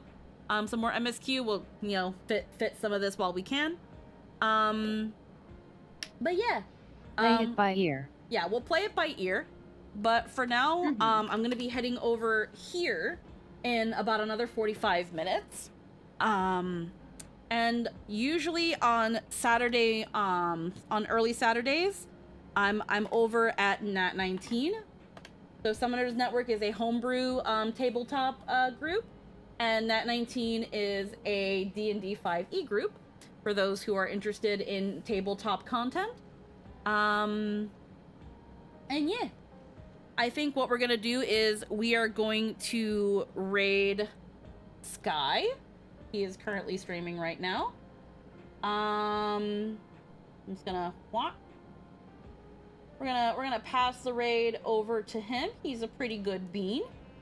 Right now they're doing something called co-working and studying.